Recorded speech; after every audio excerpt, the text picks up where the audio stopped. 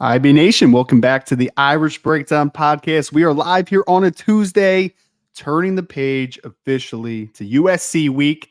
I know it's been an interesting last couple days. I know from the hangover from obviously Notre Dame losing 33-20 against Louisville this past Saturday, but anytime you get into a rivalry week, which is still what USC is to Notre Dame, the juices get flowing. I know, Brian, you especially were very excited to finally turn the page on this one. You know, no need for a further review for one of the ugliest football games that we saw in the last couple of years. We literally covered everything in a 5-hour Q&A yesterday.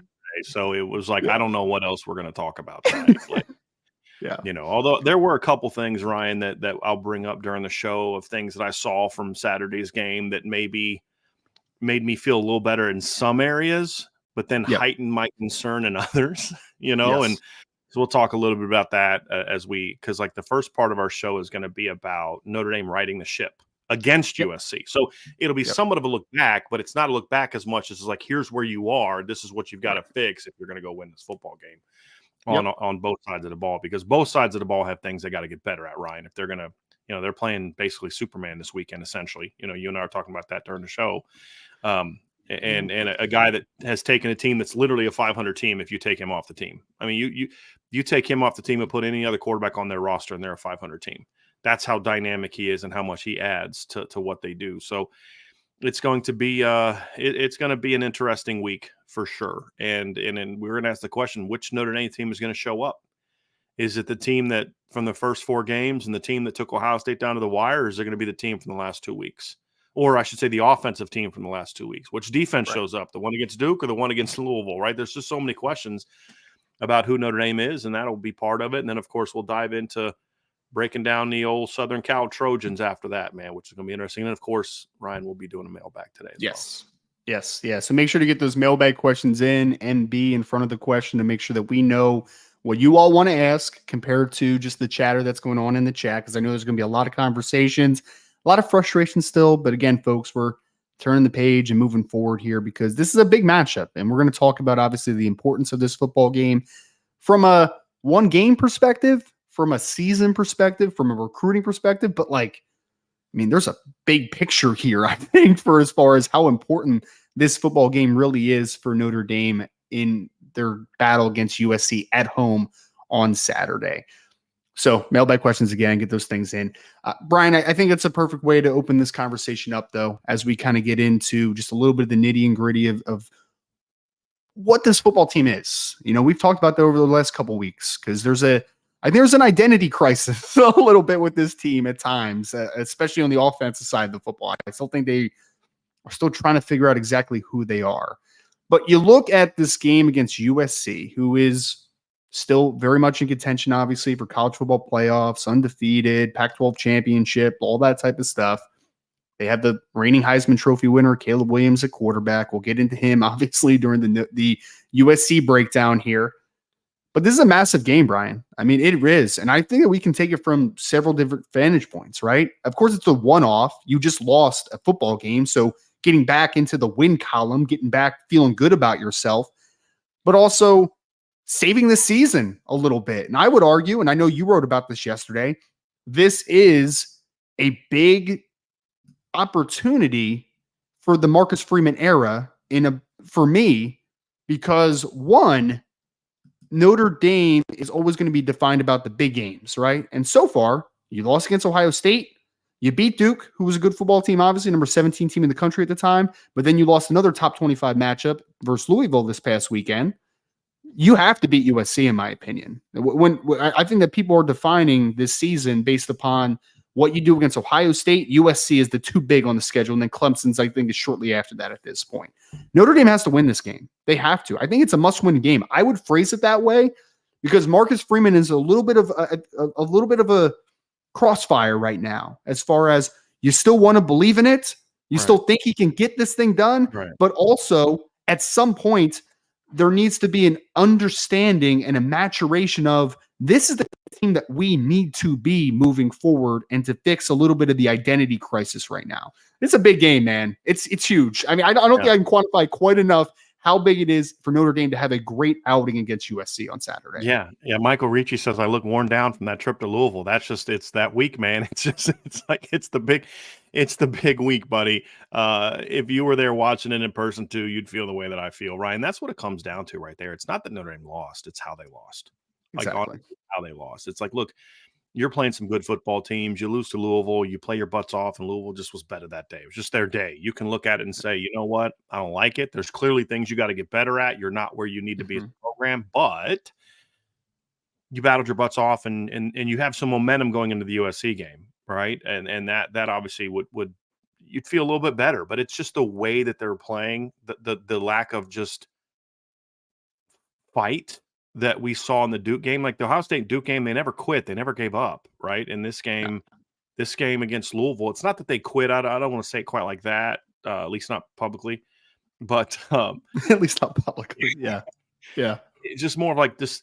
There wasn't that fight to just say, hey, guys, we don't like what's happening, and so we'll dive into some of that stuff. But it's the way that they lost. And if you don't win this game, let's be honest, Ryan. I mean, look, I wrote the article yesterday. It's a crossroads moment. And people saying, how can you say that in year two? And I'm like, because that's the history of Notre Dame. We've seen all these coaches in years 1 and 2 kind of have some ups and downs. Like no coach just came out like one, Newt Rockne, like in year 2, they were undefeated, right? Like, okay, let's go back to the OG. But like all these other coaches, and this is the point, it's like when you look at Frank Leahy and you look at his second season, as I broke down the other day, they were 7-2-2. There were some stumbling blocks, right? I mean, but then what they did, whatever it is, and I'm talking the first stint at Notre Dame, not the second stint. You lose to Michigan at home, you lose to Georgia Tech at home, you tie Wisconsin, you tie Great Lakes Navy, who at the time was, from what I can tell, was pretty good, right? You may be like, who the heck is Great Lakes Navy? It was, but they finished the year like number 1 in one of the polls, right? So, nice. Yeah, it was a little different era back then.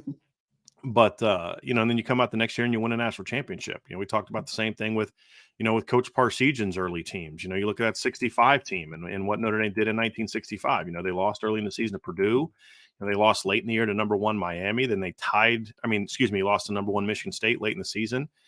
Then they tied at the end of the year a Miami team that went 5-4-1 that season. And then what do? They come out the next year and go undefeated, 9-1, win a national title, and literally gave up like 38 points the entire season, right? I mean, it just, you went from a good team, but how good are you really, to a championship team? And so you talked about Lou Holtz and starting his second year, 8-1, and they've got some big wins, and they had just beat number 10 Alabama like 37-10 or something, like 37-6, I think is actually what it was in 1987. And then you come down the stretch and your team fades down the stretch, right? But then he made changes to turn it around. So everybody's kind of crossroads moment came at a different time. Some guys that came during the season, other guys that came in the off season. But the reality is what Coach Freeman does from here on out is going to determine his future. And I don't want to say that the USC game is like, if they lose, he's done at Notre Dame. Right. But it's one of those things where it's just another data point that's going to tell us who he is and his ability to kind of get a team on track. And then, of course, we'll go into the offseason and have all the necessary offseason conversations. But if you can win this football game, you can say, hey, listen, as down as that team was last week, he was able to push the right buttons, get this team back on track. They played well. They beat USC. You go into the bye week and you recover. And I said this in yesterday's show, Ryan, and I believe it. I want to say it to you as well in case you want to kind of push back on it or comment on it further. But I've always felt like what you do against USC is what they're going to do against Clemson, the way that they're playing right now. Because if you can't beat USC, it means that you didn't necessarily make the necessary leaps. I have no faith you're going to go on the road and beat Clemson, though not the way you played against Duke and Louisville, right? So you kind of go into some of those different areas, and you say to yourself, like, look, they are going to have to figure some things out, right? And somebody just asked, did Coach Holtz have the same coordinators in year 2 and year 3? No, he didn't. He had a new defensive coordinator in his 3rd year, hired a guy named Barry Alvarez, hired a new offensive coordinator in his year 3. So again, changes were made. They didn't just do play a little harder, play a little better. But with Coach Freeman, it's like, look, what can you do right now with this team? You have a veteran team. You have an experienced team. You've got to show me that you can push the right buttons to get this team going. Because with Lou Holtz, you kind of knew he was going to do what he needed to do to win because he'd done it everywhere else. Right. We don't have that track record with Coach Freeman. And so this is a game where it's not going to define his career, but it's going to be very telling about where he is. But at the same time, Ryan, the flip side, we're talking doom and gloom. But if they win this football game, and they go on the bye week with a W, and you've got some momentum. And so right now we're looking at they've lost 2 of their last 3 games. You beat USC. You've won 2 of your last 3 games, both over-ranked opponents. Now you're 6-2. Yeah, and then you got Pitt coming out of the bye week, who stinks. Yeah, it's bad. Right? Bad team. And so for all the doom and gloom about what Notre Dame has done so far, both of the teams they've lost to are combined 12-0. They're both ranked in the top 15. It's not like they're out there getting beat by Stanford and Marshall this year. Right. Sure. So that's what is this game is going to completely change the view of how people view this Notre Dame football team right now. Like, because right now it's not good. I mean, I'm giving my tickets away to Notre Dame USC. I'm not supporting this team anymore. And just some of the emotional, like, dude, how old are you? That you see. But at the same time, Ryan, I also understand it because, like, I'm emotionally invested in you as a football program. That's what being a fan is. I'm emotionally invested. And that's what you give me. Yeah. And I think that's the thing that gets people right. It's not that they lost to Louisville. It's how they lost to Louisville. And you've got to get that taste out of your mouth as a team, but then also you've got to get it out of your fan base because if they can win this game, Notre Dame goes in the bye week with some much needed momentum. I would think that Marcus Freeman is going to give them a couple extra days off. I don't really give a rip about practicing the first few days. Get these guys back on track, get them healthy, get them fresh, and then get back at it. Because if you can come out of the bye and beat Pitt, now all of a sudden you go into the Clemson game back in the top 15, feeling good about yourselves again. And even though the season won't end the way that we had hoped and thought that it could, you run out, you go 10-2, you're in a New Year's 6 game, you're borderline top 10, you get yourself a big name opponent in the New Year's 6 game, and all of a sudden Notre Dame's got the momentum back, right? That's what this game does.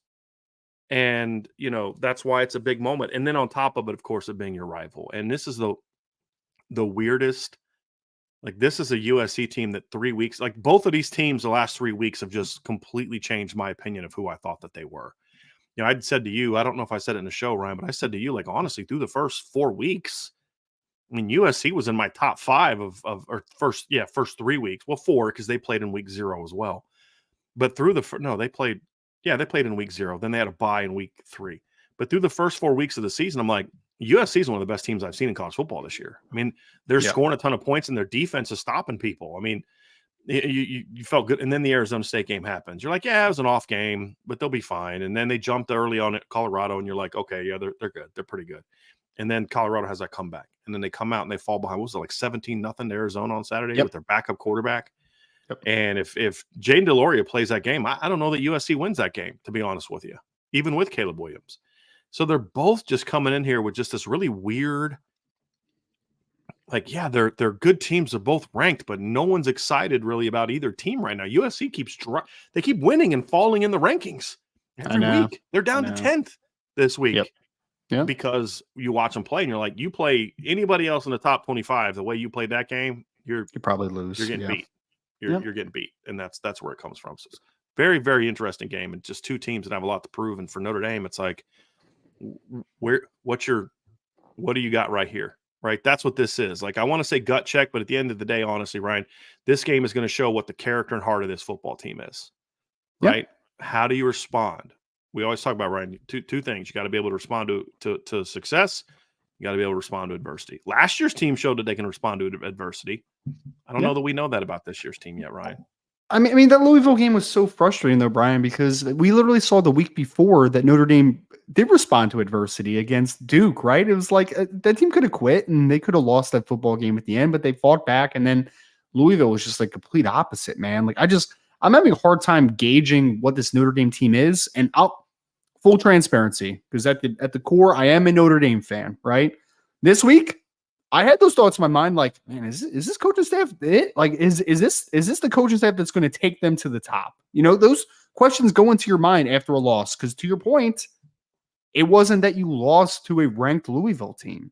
It was that in the second half, they gutted you, man. They gutted you. Offensively, you couldn't stop them. Defensively, they took your lunch money for Right. I mean, I wouldn't even say 3/4 of the game, for 90% of that game. Like, they took your lunch money. It was an ugly, ugly contest by Notre Dame. So yeah, you need that bounce back, of course. But I think that this game is going to be magnified tremendously in Notre Dame lore. Like, 5-3 losing to USC as a Notre Dame fan that's like the lowest of the lows, just about, right? Yeah. 6-2 coming off a victory over a top 10 team in USC, a team that you hate as a Notre Dame fan. That can make you feel a little bit better about the future, because full transparency, I understand. I'm on the message board the last couple days, right? And no one's being disrespectful, so I'm not like deleting stuff and changing the conversation points. People are just really frustrated. Right. We had to delete some stuff during the game, but for the most part, it's like, hey, let people vent, man. As long as they're your guys aren't attacking each other, like, I get it. I get they're not calling people names or anything like that. They're frustrated. Yeah, and I get that frustration. Right. It adds to the fact that we all kind of thought that it was going to be different now with Coach Freeman, because of how they finished last season. Right. And so no matter how much they finish this season, there are going to be questions about next season. There will be, for a million reasons. But you want to have momentum. Momentum's a big thing in sports, because momentum also impacts perception. Yep. Right. And that's what we're talking about. Like we said earlier, and I want to make sure people understand this. Notre Dame finished this season 10-2. I will consider it a disappointment relative to my expectations of what this team should have been. But 10-2 a year after going 8-4 is still growth. It's not as much growth as I wanted, because there's two ways to evaluate the standard. One is there's a success or failure from the standpoint of, did you win a championship? At Notre Dame, the standard is the championship. Did you win or lose a championship? The answer is no. In that regard, it's a failure. That's more of a big picture type of thing. But practically speaking, you also have to be able to look at, is your program trending in the right direction? Yep. 10-2 is trending in the right direction. It may not have been the growth we had hoped that they would make, but it's still growth. And we can talk about the mistakes that got you to 10-2 where you should have been better, and how do you correct them next season. But if you're 8-4 or 9-3 again, I don't know that that's really much growth.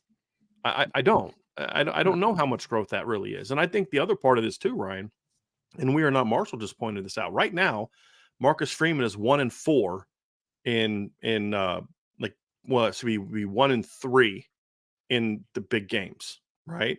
So we went 1-2 last year. He's 0-1 this year. And when we consider the big games, it's a combination of high-ranked team plus prestigious program, right? So even though Duke's a very good football team, that's not a big game win like you are evaluated as the head coach of Notre Dame. It's Ohio State, as you said, it's Ohio State, USC, Clemson. Yep. Right. And so but now Clemson's not quite that team. So like USC might be your last chance to really get that program defining win this season early in your program. If Notre Dame limps into the Clemson game and somehow beats the Clemson game, that's not going to change the perception of the program this year. It's not going to. But if Notre Dame beats USC this week, it's very weird too, because I know we're going to get into USC talk in a little bit, but Notre Dame's also favored in this football game substantially, which is like the weirdest thing in the world. I have a buddy that's a big gambling guy, and he was like, what do you think the spread on that game is going to be? I was like, okay, USC's undefeated. Notre Dame's coming off of a disgusting loss against Louisville. USC by 5.5, maybe 5.5 point favorites. Yeah, I mean, with the way Notre Dame can't score, right? Say, well, everybody scores on them. Yeah, but those teams that scored on them are teams that score. Yes. And Colorado scores. I mean, my prediction for the game was like 50, was it like 56-30 something, right? I expected Colorado to score in that game. Notre Dame's not playing that way right now. They've scored 20 points, 21 points, and 14 points the last 3 games. Now, again, those teams had much better defenses than USC, but we'll get into that matchup. But and then my buddy Brian is like, at first he's like, oh, you're pretty close, but then he was like, oh wait, no, flip that. Notre Dame's favored by like 6.5. Again, I know they're at home, but I don't know how you got to that number. I think it's down to like two and a half. Last I saw is what it was down to. Yeah, I think so. You dumped that low? Wow, that's weird. That's it was like yesterday. Well, maybe it's gone back up. But like yesterday when I first looked at it, it was like 2.5. That's weird. The line's weird. It's 3 right now. It's 3. 3? So we started at like 5 or 6, and now it's down to 3. That's I just don't understand why it opened that way. Like, it's just weird. It's very, very strange. But we'll see. We'll see how the game plays out, Ryan. But as we dive into this, the fact of the matter is this is a big moment for Notre Dame. Big moment. Yes. That's very clear. Next, we'll kind of get into what are some of the things that they need to do to get back on track. Because one thing that we do not want to be at Irish Breakdown, there are vent sessions. The post-game show was a vent session. And that's what the post-game show is meant to be. That's why we do the upon further reviews and the follow-up shows. We also want to be people that offer solutions. And I can't stand people that just complain and complain and complain. And I'm talking about people on our end. I'm not talking about fans. You guys can talk and vent all you want. I get it. But I'm talking about people that have the platforms that we have. You just don't want to be venters, Ryan. It's you got to offer solutions because, if you can't put your finger on it, how can you really be that critical of the staff? Otherwise, you're just yelling, just to yell. You got to be able to say, hey, look, this isn't good enough. All right, well, what do we do about it? Okay, well, we'll figure that out. But end of the day, you don't want to be venters. You want to be inventors. You want to invent solutions. There you go, man. There you go. There you go. But at the end of the day, Ryan, whatever gets done, this is the game, as we said. We'll wrap up this section by repeating again. This game is going to have a huge impact on how the season is defined. And that's the article I said. No, Marcus Freeman's career will not be defined by what happened against Louisville. Marcus Freeman's career will ultimately be defined by what happens moving forward. It's not just this game, but this game is the beginning of that process. And this is why I pointed out what I pointed out in the article. Frank Leahy had some year 2 struggles. Lou Holtz had some year 2 struggles.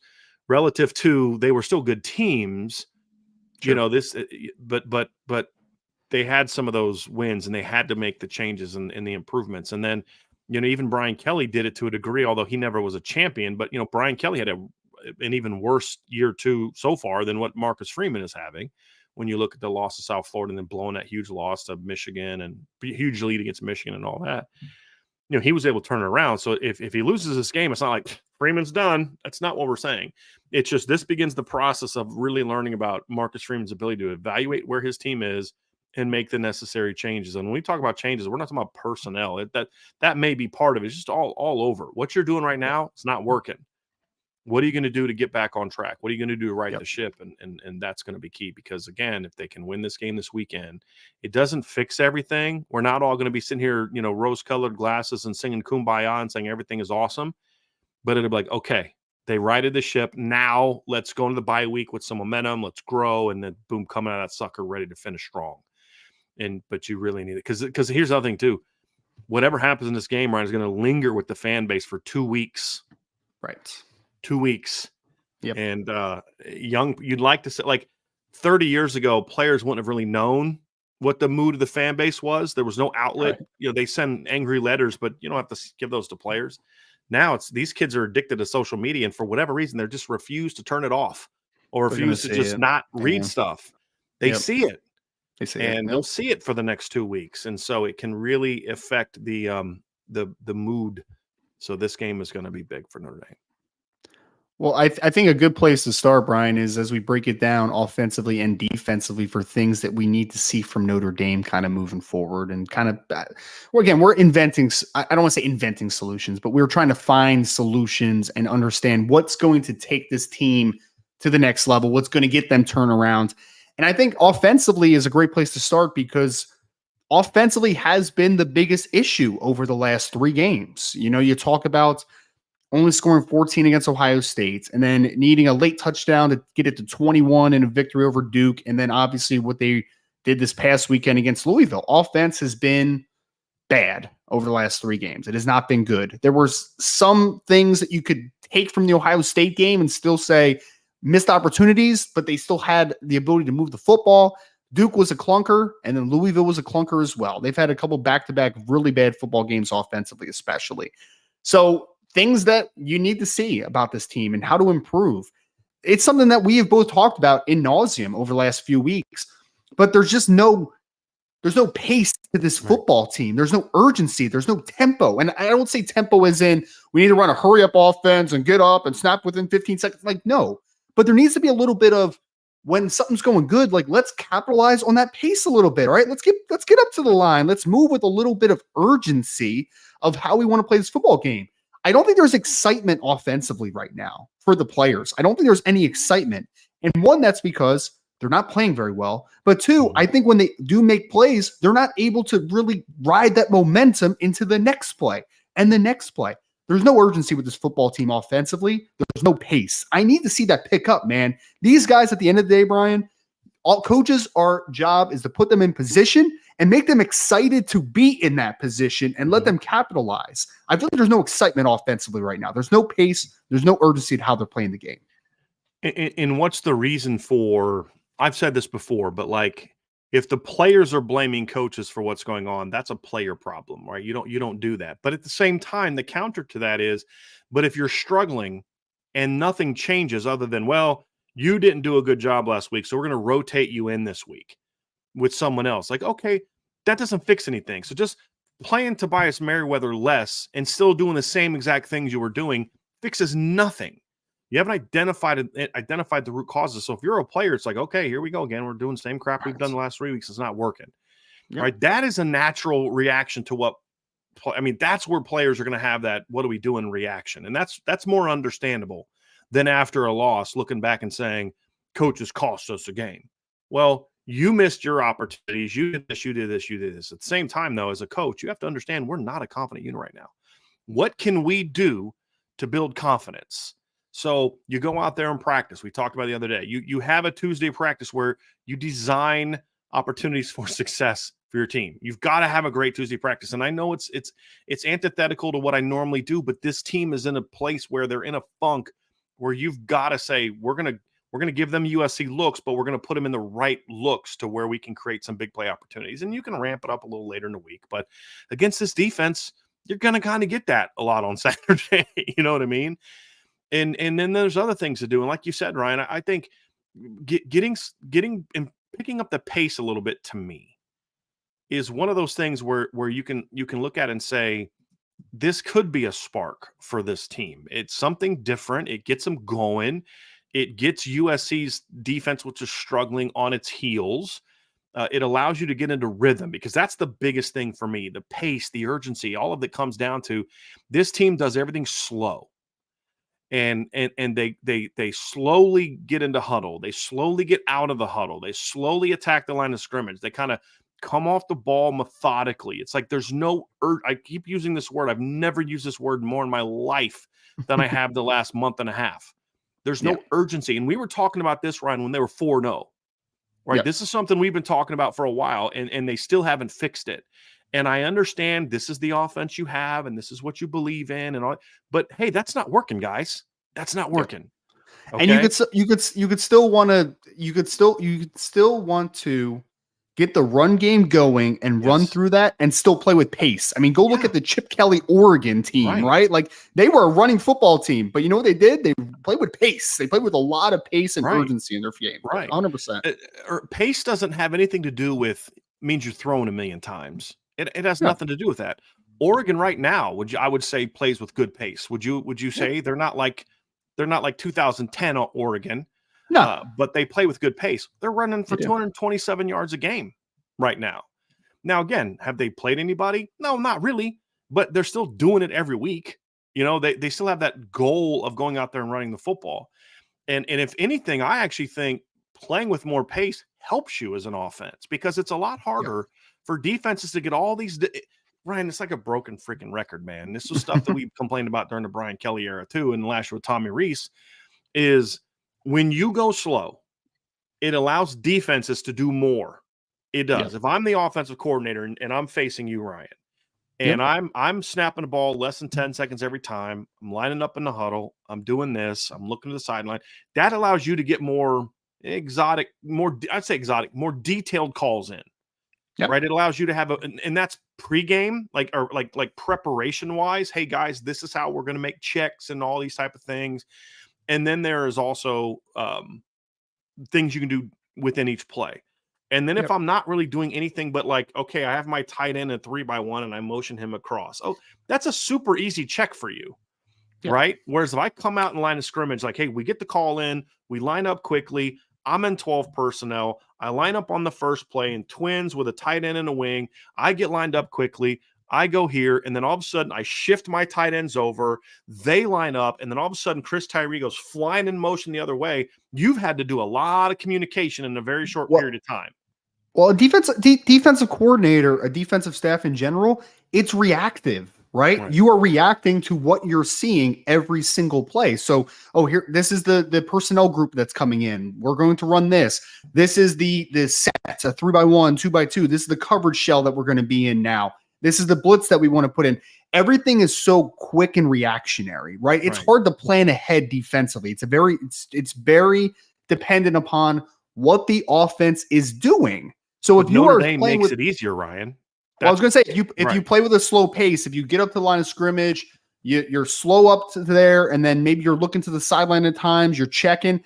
As a defensive coach, I'm like, cool, man. I got a few extra seconds to actually think here, right? To get a little bit of a better idea of what I want to do. So I think pace, I think confidence on offense, I think pace could help with that. I think 2, it could hurt a defensive coordinator to the point that you're making. And then 3, also, Brian, I am a big believer that there is momentum in a football game, especially. So when something good happens, let's pick up the pace now, right? So let's get up to the line of scrimmage because now we're capitalizing off the momentum. If you make a play, let's say Audric Estime bursts up the middle and gets a 21-yard gain, right? Getting up to the line of scrimmage super slow does nothing for your offense to capitalize off of that big play that you just created. It does nothing. It does absolutely nothing. You're hurting yourself in that momentum base. You're hurting yourself. I just think that playing with pace is, and again, I'm not talking about no huddle, within 10 seconds, snap the football, Chip Kelly stuff. Like, I'm not talking about that. I'm talking about, though, is that when you make a play, let's get up and let's hold on to that momentum, baby, and let's keep working a little bit. And then you know what? Because it's the easiest thing in the world that, okay, we're up by 3 scores now. Maybe let's slow the pace down because either way, you're dictating that pace. And as an offensive coordinator, as a defensive coordinator, anything in between, you want to control the pace of a football game all the time, the flow of a football game. It's the very word. It's the very definition of the word offensive, defensive, right? Yes. You're setting the pace. And right now, Notre Dame is allowing defenses to dictate to them much more so. And when you do the constant rotating from series to from play to play, by nature, the rule is you have to wait till the defense gets its personnel matchup. Now, you come out first series and you go with a personnel group, and all of a sudden they don't know how to respond personnel wise. So here's a perfect example. Was it second play? So second play of the game, they lined up in was the second play of the game, I believe. Notre Dame lined up in third play of the game. Notre Dame came out in 14 personnel. 14 personnel. And you know what they did? They went empty.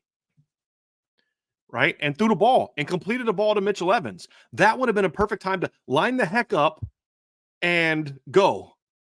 You know what I mean? And then see what they can do and get them on their heels. But next, they rotate again. Next play, throw the ball down the field, gets picked off.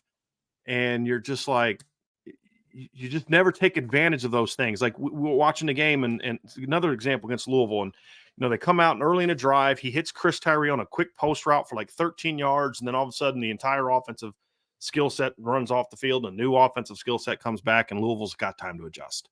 Yep. And it's like, guys, you're making us wait. Sacrifice the script for momentum at times. Right. But if you're going to do your script, do it to where you're able to maybe mix it up. Hey, this is what we've been doing. This week, let's come out in 13 personnel series 1 and just go at them, or 11 personnel in series 1 and go at them and throw some different looks, 21 personnel. And let's show them the 4 different looks that we want to use, but let's do it out of this personnel group and see how they're going to respond. And so again, I understand why they're doing it, but they've taken it way too far where it's every play, not every third or fourth play. Like, because to your point, Ryan, like, hey, here's what we're going to do. We're going to go 11 personnel and we're going to run these plays. We throw an incomplete pass. They stop us on whatever. We'll then maybe rotate in to something that we like more. Right. That isn't working anymore. Let's fix it. Right. Correct. I mean, that's basic. Yeah. Correct. And there's just, but that's the whole point. There's just no rhyme or reason to what they're doing offensively. And so we're going to talk about other things that have to happen, but that's the biggest thing, Ryan, because offense, you did a great job of explaining what defense is. Offense is about finding, it's so much about rhythm. And it's so much about, like you said, the best offenses dictate to the defense how this game is going to be played. Yep. From a tempo standpoint, are you going to have to defend this much of the field or this much of the field or this much of the field, right? Like I'm going to determine how much of the field you defend by what I do. Yep. And Notre Dame's offense is not that kind of dictative offense. And this is why I go back to this has a lot to do with Coach Freeman. And again, let me be clear. I'm still very high on Coach Freeman in a lot of ways, right? Yeah. But you have to be able to point this out. If you're going to be objective and honest, you have to point out, guys, the same stuff that we're complaining about now with Jared Parker. You guys see all you want. Oh, he sucks. He's a bum. He's whatever. Okay, but here's what I know. All these things are exactly what we complained about last year with last year's offense when it started getting into funks. It was there's no rhythm, there's no pace, there's no rhyme or reason to what they're doing. They're just calling plays. Yeah. Yeah. Right. And eventually you have to understand is this what the head coach wants so his offense can complement the defense and keep them on the sideline so they can make all their crazy adjustments to all the different things that they do. I understand all that, but right now you need your defense to complement your offense right now. Yeah. And I understand when you're playing USC this weekend that there's times that you've got to be a little bit more methodical. Okay, cool. But on those series, the same principle applies. We're going to come out in 12 personnel. Ryan, I can right now off the top of my head give you 9 different looks I can give you in one series with 12 personnel with the talent that Notre Dame has at tight end. Yeah. Right. I mean, I can, and it's going to be something that's going to keep you on your heels. Like I just mentioned motions and shifts. The next play, I come out and empty. I line up in a bunch set and then boom, it right before the snap. And then boom, you guys are adjusting. You guys are getting your coverage checks. We're snapping the ball. Right. Where like Notre Dame will do their boom and then they'll just kind of wait and then get the call in. And it's like, no, you have a call.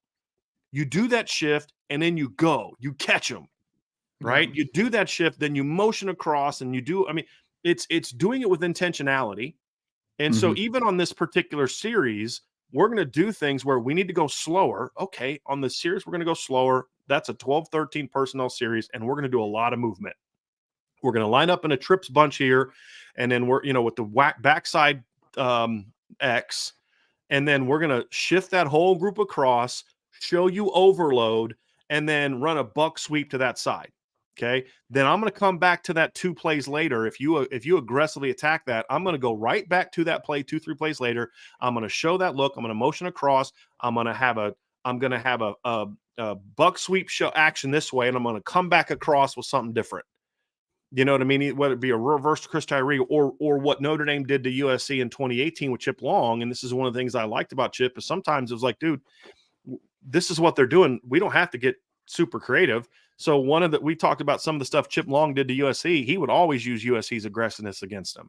And Mike Denbrock did that in 2015 with Kevin Stefferson, if you remember. One of the things that sparked Notre Dame early was a reverse to Kevin Stefferson for like 15, 20 yards. With 2018 or 2017, we talked about some of the different things Notre Dame did in that game to really get off to a good start. Some of the throwback stuff, some of the down the field stuff. And then you look at 2017 is when they did the thing with Stefferson. Excuse me. I said 2015. It was 2017 with the big thing they did in 2015 was the motion across, running a post route on play 1 to get that touchdown. But they did some things in that game as well. 17 is when they did the reverse to Kevin Stefferson.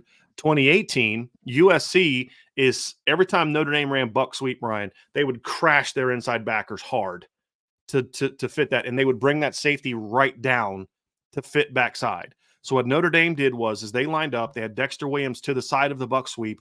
The guards took off and immediately linebackers flew and they just ran a sweep backside. And it was Cole Kmet against the safety, and that was it. If Cole Kmet blocks a safety, it's a touchdown. Well, guess what? Cole Kmet blocked the safety, and Dexter Williams ran for a touchdown. Yeah. Right? Like it's not super creative. It's like, guys, it's just this is what they're doing, and so we're going to make you do something that's going to screw with you. And that's the moment when Notre Dame really started to take control of that game, because USC, what had worked for USC so far to build a 10-0 lead was done. because your aggressiveness is not going to hurt you.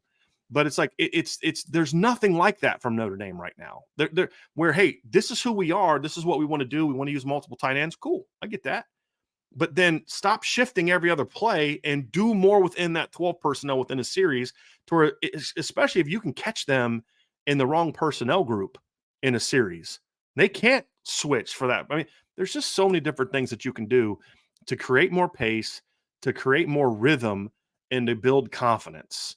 And as you said, I think the players would have a lot more fun with it. And now it's like, okay, if you're going to go 12 personnel and your 12 personnel group is Tobias and someone else, and your 11 personnel group is Tyree, Greathouse, and Rico, whatever, I don't care. But now you have a little bit more within each package that you can throw at people, as opposed to you're going to do 12 personnel this play and then substitute out and do a completely different 12 personnel the next play, or go to 11 or whatever case. And it's just, there's no way to build momentum. When a receiver group spends more time during a series running on and off the field than they do running routes, that's a problem. That's going to kill their momentum. And those are all things that they can do. And those are all coaching things. The next two things to me are going to be more player-related things. The next few things are going to be more player-related things. But this is the one thing from a coaching standpoint that they can do and they must do. This isn't about personal preference anymore, Ryan. This is about what you're doing isn't working. And you can't be like, what was the biggest complaint about?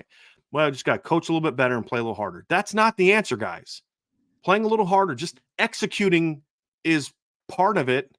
But the execution problems are coming from a lack of confidence, a lack of pace, lack of tempo. Were there execution problems on Saturday? Yeah, there were. Sure. There definitely were. But if you still would have won that game by executing a couple of those plays, all you did was mask the problems that were still there, because your players are better than their players. That's all it would have shown. That's it. It didn't actually fix the problem. Yep. And that's this. Sometimes losing can be a great thing for you, because now you have no excuse to keep doing what you're doing. Right. And it's like the Duke game kind of masked it a little bit. Sure. And they just kind of came out and kind of regurgitated the same philosophy against Louisville, and it bit them in the butt. Well, can't do that again. Got to do something different. We're going to find out if they're willing to do it. Well, speaking of getting momentum back, Brian, no matter what Notre Dame's pace or tempo that they play with offensively, we know that this is always going to be a team that's going to be built off the offensive line and how the offensive line plays up front.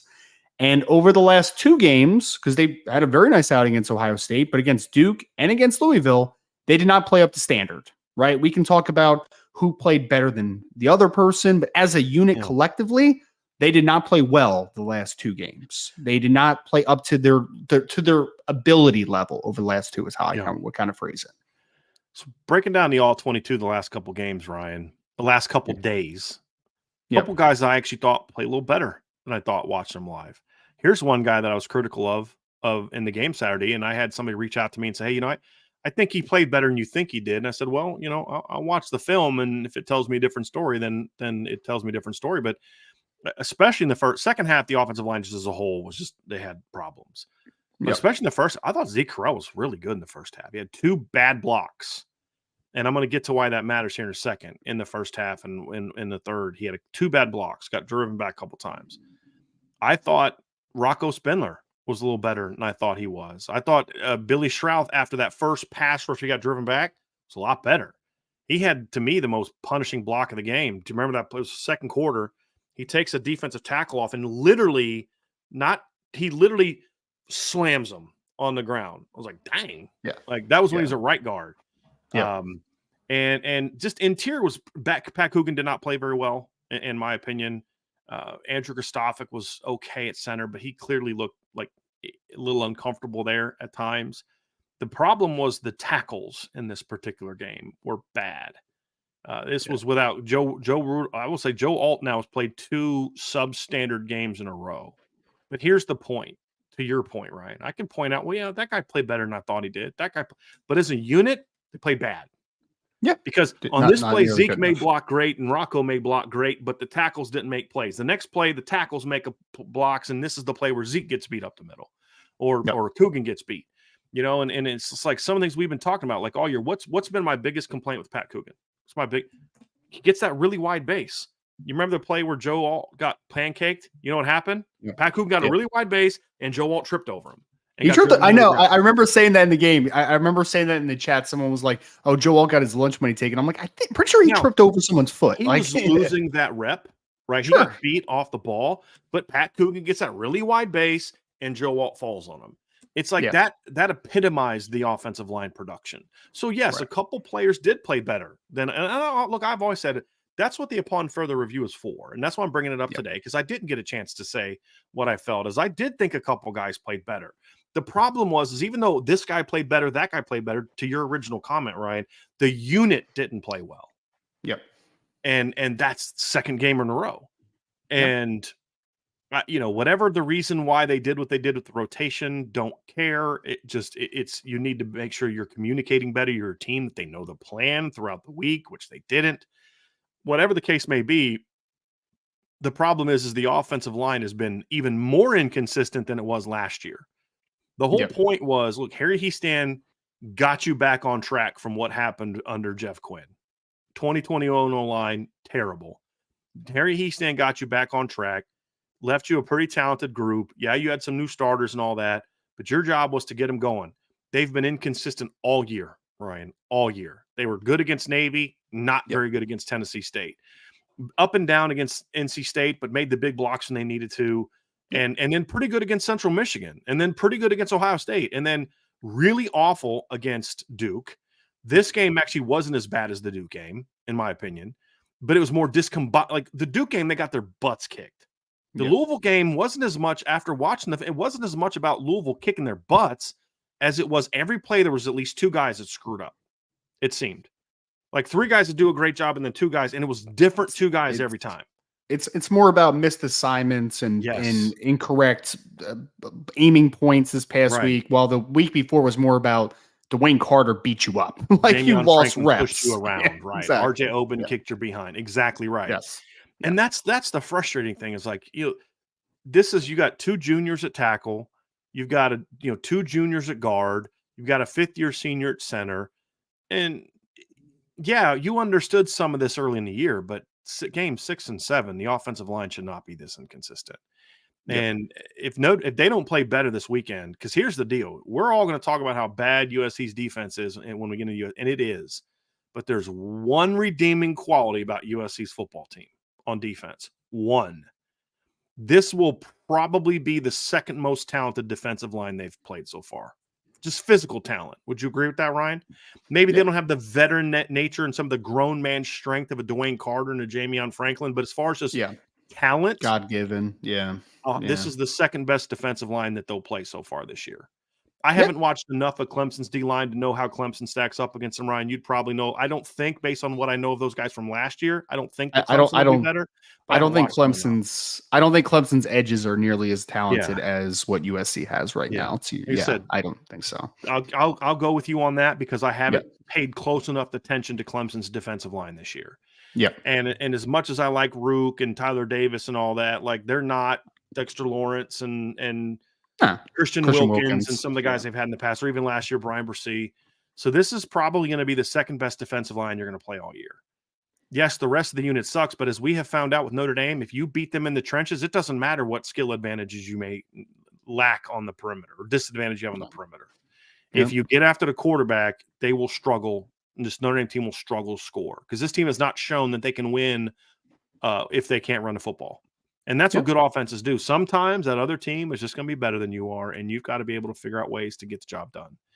And this offense has not been able to do that. So that's the big matchup concern. And I'll talk more about this tomorrow, Ryan. But that's the big matchup concern having this game is, yes, their defense is bad, but they could potentially have the one great equalizer of this game. On the flip side, Ryan, if you win the battle in the trenches, you will score at will against this USC defense. So we're not just presenting oh my gosh, here's what's got me concerned. It's also, but here's what could also happen. Because the other thing too is I think there's this notion that if you play with urgency, if you play with pace, that you can't go on long drives. Bullcrap. Yeah, you can. Notre Dame is more than capable of taking 4 or 5 minutes off the clock while still playing with a little bit of pace if they are able to win at the line of scrimmage. They can. Right. And or at least 3-4 minutes off the clock, especially with the new rules that they have. I think people confuse pace with no huddle a little Right. bit, and we're not talking about like no Or huddle, tempo, just get it like out just quick. fast Yeah, tempo. yeah, We're not talking air raid stuff. We're not talking yeah, about that. We're yep, talking about playing with some rhythm, some tempo, some yep. pace, mixing up the tempos. And hey, you go 2 drives in a row and you're just going up and down the field on them. And then USC's made some adjustments. And you know what you do that third series? You come out 13 personnel, you go in the huddle. Yep. And then you motion and shift your butts off before the snap. You know what I mean? Like there's all those things, right? And that's the thing is like it's okay to line up and it's okay to huddle. But you Yep. can't huddle and then line up and just then take your time, let them get their looks, let them get set, and then you do your little zipper motion and you're expecting that's just going to jack USC up or the opponent up, or you do your little half motion or your jet across with your slowest receivers, and then you're expecting that to like be something like, hey guys, you're not really impacting us, right? Like do some legitimate motions and shifts and some different things to try to create mistakes from the other team. Because if you do that against USC, Ryan, you will number one, you'll slow down this defense. You'll get them on their heels, which protects your offensive line, right? So now we're talking about the first two things, and it'll create some big play opportunities because they will make mistakes.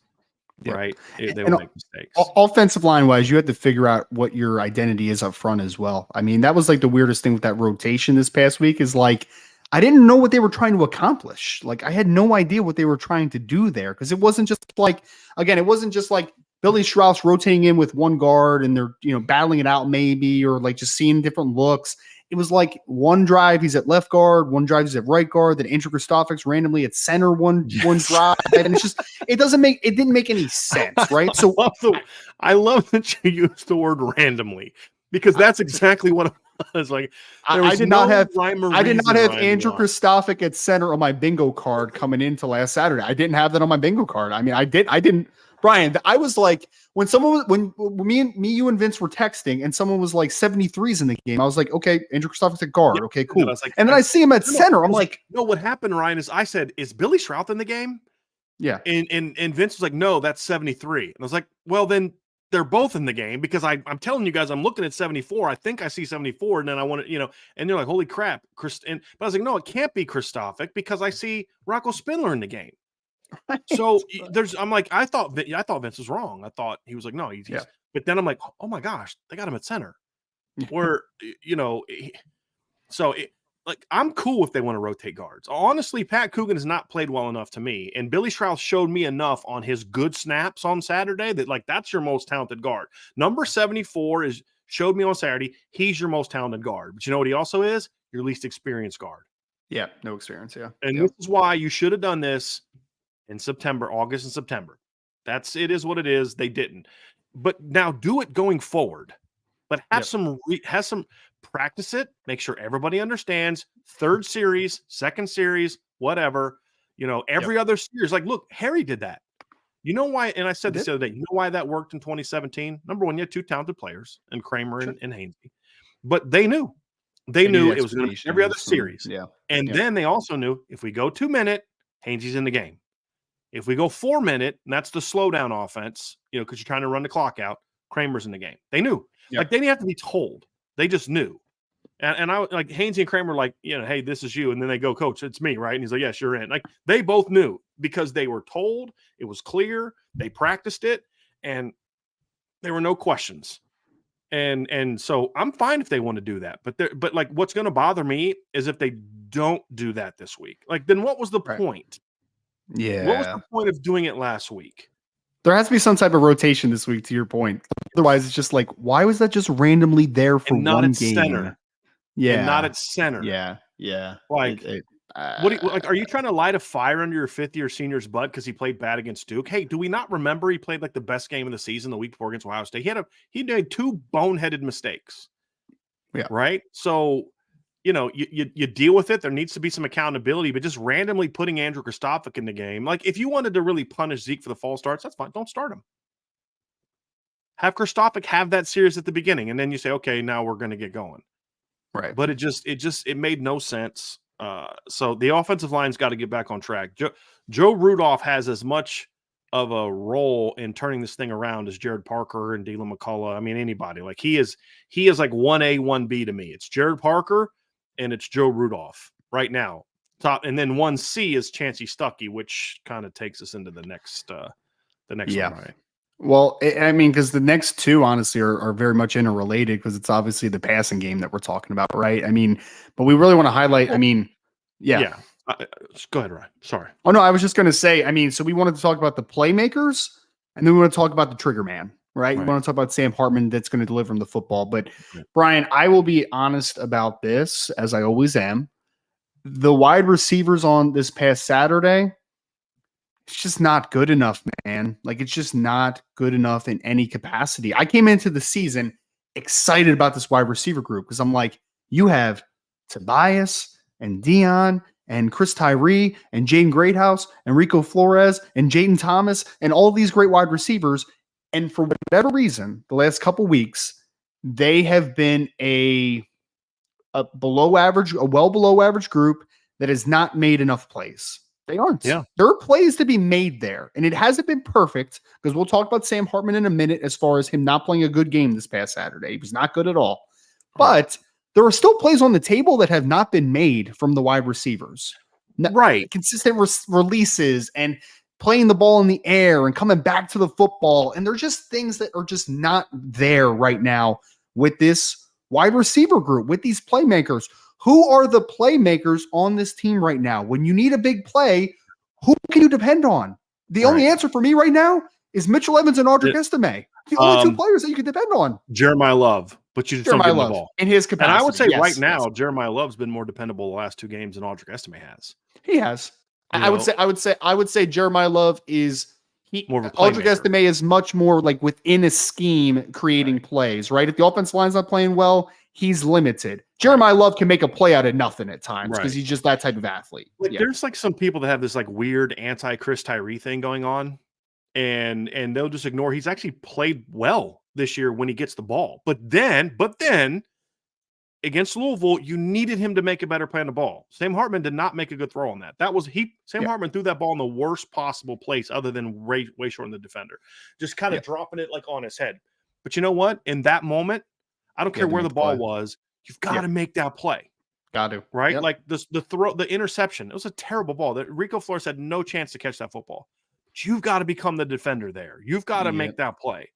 You know, like, look, hey, Tobias, I know you're not happy about getting the ball, but you get a crossing route against Duke and a chance where your offense is trying to get rolling. You've got to catch that ball, man, right? So we're going to have plenty to say about the quarterback, but you've got to start making those plays. And like you said, in the pass game especially, because the whole point here is playmakers got to step up and be playmakers, right? And I don't care what you've done up to this point in time, good or bad, it's, okay, step up time. You got to do it now. And because if you're going to win this game, you're not going to win this game grinding the clock out against USC. Because I'll say it for a millionth time, playing keep away, all that it does is ensure that you're going to lose by a lower score than you would if you didn't. And Ohio State game was a perfect example, Ryan. The last 2 years you've played keep away from Ohio State. And guess what? You did a great job keeping their points down in both games. You've held Ohio State last 2 years to what?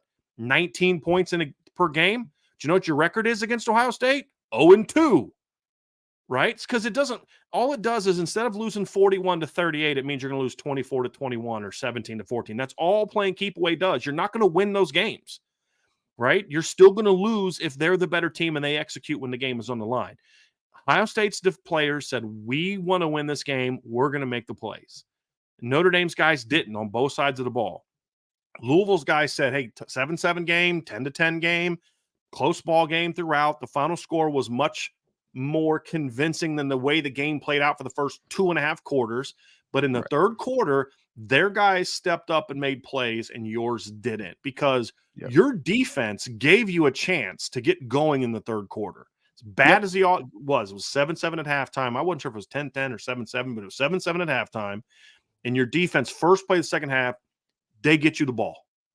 Yes, they did. And you did nothing with it because now it's bad play calls, but then again, nobody stepped up. Block a guy, right? Because sometimes playmakers are your offensive linemen, right? I mean, Josh Adams runs for an 80-yard touchdown against USC in 2017, but you know who made that play?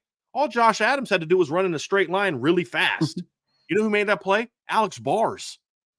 Takes the guard, just throws him into literally, do you remember that play I'm talking about? They ran inside zone, and Alex Bars takes the guard because he was trying to get him into the A-gap. He takes the guard, and it was almost like a boxing, like a Rocky IV. Rocky tried to get out of the ropes, and then Drago would just throw him back into the ropes. That's what Alex Bars did. He kind of took him with his inside arm, and he throws him into the A gap, and Josh Adams cuts right behind him for an 80-yard run. All Josh Adams had to do was run real fast for 80 yards. That's it. That's it. Brandon Wimbush helped on that play too, but, getting outside and drawing the defense with him. But, that play was made because Alex Bars said, I'm going to dominate this guy in front of me. And boom, there you go. It wasn't Quentin Nelson. It wasn't Mike McGlinchey. It was Alex Bars, right? Because he stepped up and made plays. And then, of course, Q had his plays. But the point is that line stepped up in that USC game in 2017 against the USC team that reminds me a lot of this team, right? Not as dynamic offensively, little better defensively, but just a team that was they're talented, but they're not necessarily really good. And you got to take your soul from them. And what Notre Dame did in that game offensively and defensively is they were super aggressive. Right, you're talking about Chip Long's coming out running reverses, throwing bombs. I mean, just early in the game, just going at USC.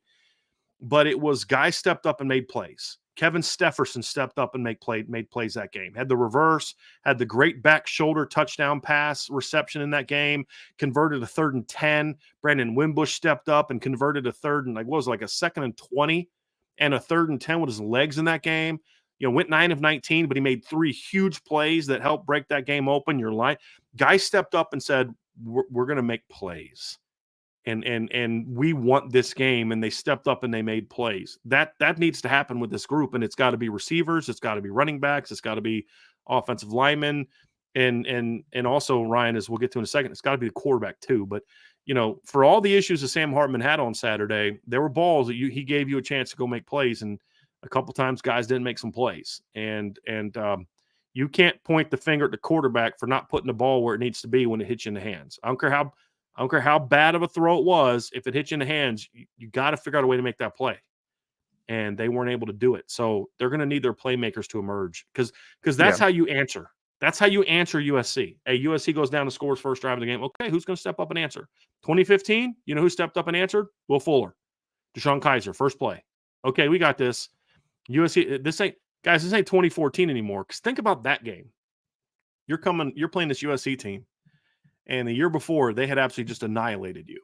I mean, just absolutely annihilated you at the end of the year, 49-14, and it was not that close. They could have scored 70 if they wanted to in that game. And you come into that game, and Notre Dame's a good football team. They're finally getting some roll, but they're still reeling a little bit from that Clemson loss. If you remember, they didn't play great against Navy the next week. They were still reeling a little bit from that Clemson loss, but they came out. USC goes right down the field, and I swear to you, Ryan, I had this here we go again mentality because it was just like Cody Kessler just picking you apart. Boom, boom, boom, boom, boom, boom, boom. Touchdown. You're like, oh, crap, here we go. And then first play. Motion across, post route, Will Fuller smokes Adoree Jackson. Deshaun Kaiser throws a perfect bomb. Place goes nuts, and Notre Dame answered. And when Notre Dame answered, USC knew it's no over. Matter what you thought was going to happen in this game, it's not. Yeah. And they overwhelmed them. It was a 10-point game, but it was a game that Notre Dame was the better team. USC came back and tied it late, but it was just because that was more some Notre Dame was. But then Corey Robinson steps up and makes a play. Right, yep. Tavon Coney steps up and makes some plays. Right, that was it wasn't Tavon. It was Jalen Smith. Sheldon Day steps up and makes some plays. Kavari Russell makes a huge pass breakup late in the game. So you pick it off? But you remember it's up the seam. I think he picked it off. He jumps in front of a seam route, picks it off against Cody Kessler. So guys got to step up and make plays, Ryan. And the problem is right now, in 2015, you're like, okay, I think Will Fuller can do that. I think CJ can do that. They got some guys who can do that. Deshaun can do that with his legs. 2017, you're like, okay, Brandon can step up and make plays. You got a great O-line, Josh Adams. Stefferson's finally back in the rhythm. That was kind of his breakout game, getting back into a good place. You felt like, I know who the guys that may step up might be. 2019, it's a little bit different. Okay, who's going to step up? Well, who stepped up that game? Braden Lindsey. Hadn't done a whole lot that year. Braden Lindsey steps up and makes a couple big plays. Because it wasn't, he caught a really nice third down catch in that game as well, I believe, and on a shorter play. But you just always need that guy to step up. And the difference is you kind of had an idea most years who that was going to be. This year, I have no idea. Because you know what USC is going to say? It ain't going to be 88. That's going to be USC's game plan. And as awesome as it's been to see Mitchell Evans become that guy for Notre Dame, I maintain this, and I said this on the post-game show. Mitchell Evans is a really good secondary option to have in a passing game and primary at times, but he's not, and again, all due respect, because he has been one of the better tight ends in college football this year up to now, but he is not Michael Mayer. He is not Brock Bowers. He is not Kyle Pitts. He should not be the number one option in the passing game every single week. Right. He should be complimentary off of this wide receiver's playing well. There's Mitchell Evans in one-on-one coverage over the middle of the field, and he can make a big play.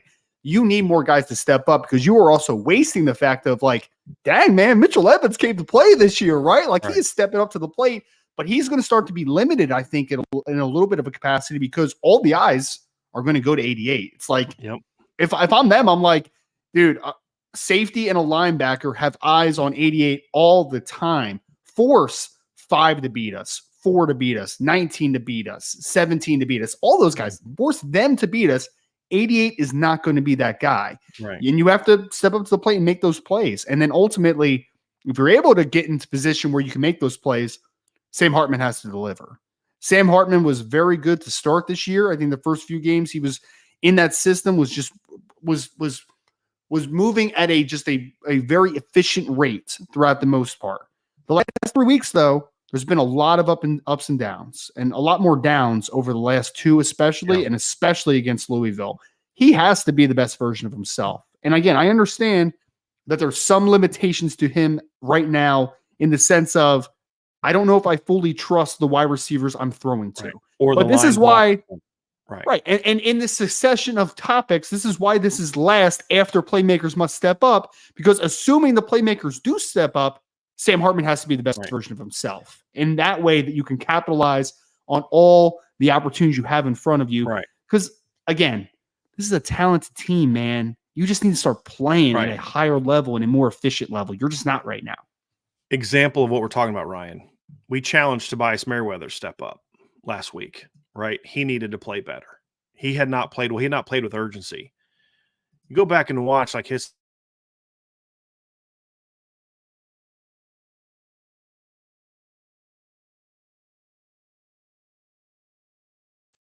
he comes out and runs a post route. Let's see, was that me, Ryan? Did I freeze up on that? I couldn't tell if that was me or if that was you, but I hear you now, so I think you're fine. Okay. So. I think it was StreamYard because it looks like it happened to both of us. Gotcha. Okay, cool. He comes out, and I can't remember if it was Ryan. Correct me if you remember which one. It was first or second series. It might have been his second series. They ran a flood concept basically. And the safety is kind of slow pedaling, and Tobias comes screaming off the line like I've been begging him to do all year and eats up the safety cushion like that. If Sam Hartman reads that play and reads the leverage of the safety and the way he's playing, he launches that ball down the field and gives Tobias a chance. Now, do we know that Tobias would have caught it? I don't know. But he was doing what I asked him to do. And instead, he throws the out cut because he was staring it down. He stared down the out cut. And it's like, you're a 6-year senior. You can't do that. You've got to throw that ball down. And if Tobias drops it, then now we know you got to get him out. He can't catch the football. You got to get him out. But your receiver did what he needed to do. He took the top off the defense. He was open. You got to make that throw. You've got the ball to Chris. Yes, Chris Tyree needs to catch it. But two things can be true at once. You can say the receiver's got to catch that ball and also say, dude, you've got to give him a better ball. He's wide open. There was another play in the game, Ryan, and he threw a go route to Jaden Thomas in the second quarter. And Jaden Thomas just got ate up off the line. And you could just tell, it was like, that's not the look. They had a safety one-on-one with Chris Tyree, and he just flew by him on a seam route. That's the matchup that you need to go to. And it came open later, but he's got to throw that seam route to Chris Tyree because, I mean, he did what we asked him to do. Come screaming off the line, show some urgency. And the times that the receivers did that, the ball never came to him. And then the time that it did to Tyree, he dropped it. Right? So it was a two-way street on Saturday. And so to me, that's where I'm hoping that what happened late in the game maybe gets both sides in a little bit more, okay, I got you, you got me. You know, Tobias went out and made some plays. Jaden Thomas made a play. Hopefully that'll be the thing. And look, if you're going to give up on Chris Tyree, that's the first time he's dropped the ball all year, dude. He's made some other catches for you. He's done what he needed to do. Made a tough catch on a quick post route earlier in the game. What wasn't he at one point this year, like 9 for 9 on targets or something like he's that? Only like had 9. one. He's only had because like 9 for 9 on targets, like not even an incompletion on the ball they didn't throw to him. Exactly. Right? Exactly. Yeah. I think he's got a couple targets now where the ball was incomplete. But yes, you're correct, Ryan. He was like 9 for 9 at one point in time. You throw him the ball, it's going to get caught. Now again, but that was a big moment, and he didn't make the play. So we can criticize Sam Hartman all we want, but Chris Tyree's got to make that play. We can criticize Chris Tyree all we want, but Sam Hartman's got to give him a better ball. So you need to be able to do both. And sometimes as fans, we get into this, well, him in the hands, it shouldn't matter. Well, yeah, as the receivers coach, I'm all over Chris Tyree. But if I'm the quarterback's coach, I'm all over Sam Hartman. You got to throw a better ball. Yeah. And so those are the different things that you look at. It's just, you're just constantly missing those opportunities. And so for Sam, if he's not playing with confidence, the offense can't be with. Look, I don't care what's going on. If the quarterback's not playing with confidence, your offense can't be play with confidence. It's as simple as that. So Sam's got to kind of let it all hang out. All the pressure of a national championship is gone. Now it's just about go out there, have some fun, and play the best you can. He's got to step up, because in this game, Ryan, you know this. I think, was it you said it yesterday, or was it Sean said it yesterday, or you said it in the post game show? I can't remember, but somebody said it. There are going to be guys coming wide open against USC. Mm-hmm. There will. I think you said it in the post game show, didn't you? I believe so. Yeah, I think so. Yeah, and you got to make those plays, right? That means make the catches. It means the quarterback's got to get the ball there. That's why we did quarterback last, because it's kind of like the other group's got to do their jobs, and if they do their job, now it's up to Sam to settle down, go through the progressions, get back to being that gunslinger you are, and play ball. Now, that's also partly on Notre Dame. I believe they've put him into too much structure. It's like, why did you recruit him to come here? Like, why did you go out and get a sixth-year senior who you know what he is and try to turn him into something that like, you're trying to make him play a game that goes against why you even wanted him in the first place. And to me, they're going to have to figure out a way to fix that, because, guys, you got nothing to lose right now. No. Like, this USC game, to me, it's your Super Bowl now, because if you don't win this one, nothing else really matters about this season. Because no one's going to care that you beat USC or Clemson, to your point earlier, Ryan, because right now Clemson's 4-2. They're coming off of a really ugly win over Wake Forest. They beat Wake Forest 17-12, right? I mean, they beat Wake Forest far less convincingly than Georgia Tech beat Wake Forest at Wake the week before. It's not a very good football team, right? It's just not a very good football team. And you beat them 17-12. Clemson beat them 17-12. And if you're Sam Hartman, you're thinking, why couldn't I played at Wake Forest in a game where they held Clemson to 17 points? But seriously. But here's the deal. And then now they got to play they're off this week. Then they got to play at Miami and at NC State before they play Notre Dame. They're 4-2 right now. There's no guarantee they're going to be 6-2 when Notre Dame goes to Clemson in a month. There's no guarantee that that's going to be the case. So again, this is the money game. And this is what you brought. You brought Sam Hartman in to win these type of games. He didn't get it done against Ohio State. He's not the only one. Nobody got it done against Ohio State. But this is your chance. Because if you can finish things off strong, right? Like, when people think of Jack Cohn, they think of the Jack Cohn from the second half of the year. They forget the fact that at one point in time in 2021, Jack Cohn got benched, right? I mean, but he finished strong. Led him to a bunch of wins down the stretch, including a win over USC, North Carolina. That's what people remember. And so that's what Sam's got to do. They can't win this game if Sam Hartman doesn't play well, Ryan. They can't. Yep.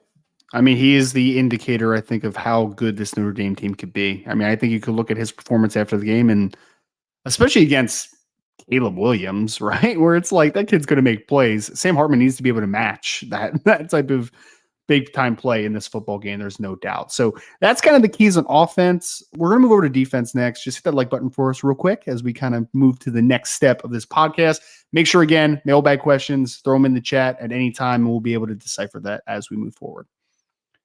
Brian, defensively, I know we want to spend a lot more time on offense because that's been the main issue over the last few weeks for Notre Dame. Ryan, you know what I mean? You say that even with the issues on defense, the defense for most of that game did what they needed to do to give you a chance to win?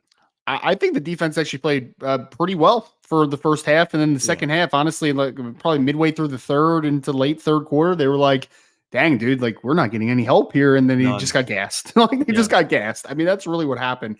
I don't think the defense played poorly against Louisville for the most part. I think it played pretty well. But unfortunately, we always hear about complementary football. The offense did not complement the defense during that football game at all. And we're not able to, because for the while, defense kept you in that football game. They kept you in the football game for a long time. The defense ran out of gas. That's where it came down to. So, I would say that the defense has played very well for the most part this year. And I definitely don't have much blame for them in that Louisville game at all for like not the loss at hand. So, but there are, as always, things that need to still improve, right? It's not a perfect defense by any stretch. And there's things that we've been harping on for the entirety of the year. And I think that a few of those things have just kind of continued to kind of rear their ugly head at times. And especially obviously against Louisville.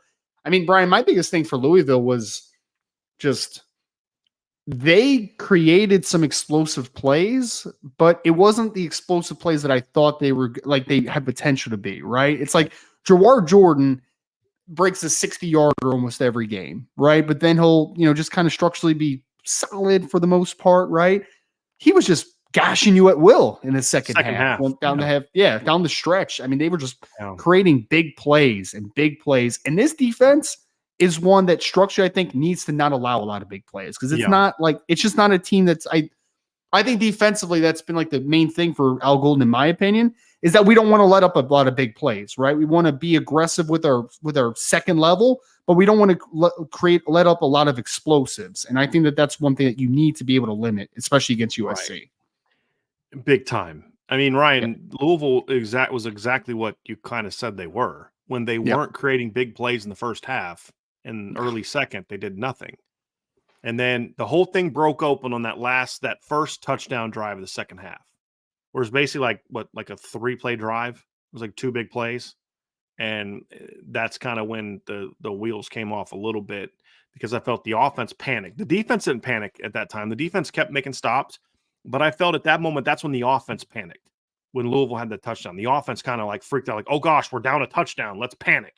You know what I mean? And it's just like, no, just go do what you do. And then they get the stupid penalty and all that other kind of stuff. But, they just eventually wore down in the second half. But just the last few weeks, it's when teams get going offensively, it's big plays. And USC is a very dynamic big play offense when you look at what we consider big plays as far as when I do my sort of my stacking up evaluations, Ryan, it's plays of 30 yards or more in the pass game and run game. But really when you get more technical, it's runs of 20 and passes of 30 or more. And when you look at USC, nobody in the country has more plays of 10 yards or more than USC. They're second in college football in plays of 20 yards or more. This is just total scrimmage plays. They're down a little bit more. They're actually tied with Notre Dame when it comes to plays of 30 yards or more. And they're tied for fifth in plays of 40 yards or more. And they've had 6 plays on the season of 60 yards or more, 50 yards or more, 4 plays of 70 yards or more. Right. So they're tied for number 2 in that regard. So like there's this really weird like 30 to 39 thing, which USC just doesn't do a lot of 30 to 39s. They're screw 35. We're going for 40, or we're going for 70. But to your point, they're a big play offense. And here's the thing. You can shut them down 40. Shut them down 70. And that's the thing that makes them very dangerous is you can dominate 3 out of 4 plays. And then that 5th play or that 4th play that you don't, it's a 50-yard gain. It's a 60-yard gain. Yep. And it's 5 or 6 different guys that can do it. Yes. And that's also what adds to some of the danger is like, man, we were shutting their pass game down and all of a sudden Austin Jones gashes us for 40 like last year. Or Marshawn Lloyd goes for like 30 for, you know what I mean? It's just like, it's just Marshawn Lynch is probably as slow as Marshawn Lloyd is right now. Yes, right now, retired as long as he has. Yes. Something that the chat said that this is the best running back Notre Dame's going to face this year, and strongly disagree. Did someone say that? Someone said that in the chat. Somebody said that this is the best running back Notre Dame will face this year. Didn't they play Travion Henderson? They played Travion Henderson earlier this year. Did they not? I would actually probably take the kid from Louisville over Marshawn Lloyd, but that's just my opinion. I don't know. I don't disagree. I don't disagree. Yeah. his numbers are good, but he's kind of basically doing what Audric Estime did. It's just early in the year. It's just a bunch of big plays. I mean, he's averaging 7.8 yards per play. He's got one game of over 90 yards rushing, and that was against Arizona State, who is pretty terrible, to be honest with you. So, but we'll see. I mean, but again, if you don't, it's like last year. If you don't respect the run game, they're going to burn you with it. That's the thing, right? Like Notre Dame did not respect USC's run game last year. And what was the best thing USC had going against Notre Dame last year? It was two things. It was Caleb Williams doing some Superman stuff. But the one thing they did from start to finish, they ran the ball well on Notre Dame. Austin Jones ran the ball well on Notre Dame last year. And it was like from jump, like, Notre Dame's completely playing the pass. Like, this is the need to do defensively. Hey, if we're doing something this game that we did last year, scrap it. Because last year's game plan was terrible. And like you said, though, the big play problem, and it's not just last week. Because, like, what you can do, Ryan, as analysts and as fans, is when something happens once or twice, you can kind of overreact to it, right? Like if last week was the first week that Notre Dame gave up some big plays, you're like, dude, that's one of the best big play offenses in college football. We talked about it all week. They got some big plays, and it is what it is. But it happened against Duke. It happened against Ohio State. I mean, if you just limit the one big run from Travion Henderson, that's Notre Dame wins, right? You can't you can't give up a 3rd 19 conversion. I mean, they didn't have a lot of big plays in that game, but they had money big plays, and that's the stuff that Notre Dame's got to limit. And you're playing for the second straight game an offense that feasts on big plays, and you got to have a way to stop it. Yeah, you got to, man. You really do. I mean, that it is, because that's the perfect one to kind of get us ready for the USC preview. Is that team is? I know Caleb Williams coming into the game was averaging like 15 yards per completion or something like that, or per attempt. Like it was some ridiculous number like that, man. Like it was something so high that I was just kind of watching. I'm just like, that doesn't even make any logical sense. The offense as a whole, Ryan, is averaging 14.9 yards per completion. And that's or 14.8, but that's obviously with the including the backup quarterbacks. Yes. So if you look at Caleb Williams' number, he's got 1,808 yards in the season on 119 completions. That's 15.2 yards per completion. 10.9 per attempt, 22 touchdowns, 1 interception. It's pretty good. His numbers are better this year than it was this time last year when he won the Heisman. Yeah. So Yep. Because he only had one pick through it this time last year, but I'm looking at it like he had 8, 9, 12, 14 passing touchdowns, 8, 9, 12, 14 through 6 games. He had 14 touchdown passes. He's got 22 now. He had 3 rushing touchdowns last year. He's got 6 now. We're talking about through 6 games, right? Last year, this year, his lowest yardage total is 205, actually, from last week was his lowest.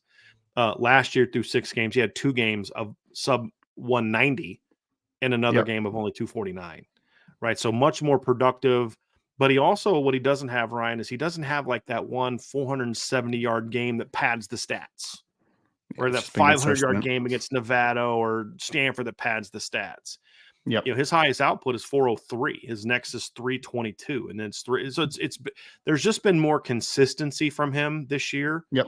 And didn't even play. And last week was by far his worst game of the year. And he did what he needed to do to win. He only threw 1 touchdown pass, but he ran for 3. Excuse me, last week. The challenge of Caleb Williams is that even when he's not playing his best game, there's still magic to him. And we saw that as Notre Dame fans. We saw that last year, right? I mean, how many times did Caleb Williams break out of the pocket, break a tackle, and throw on the run for a first down on a big 3rd down conversion?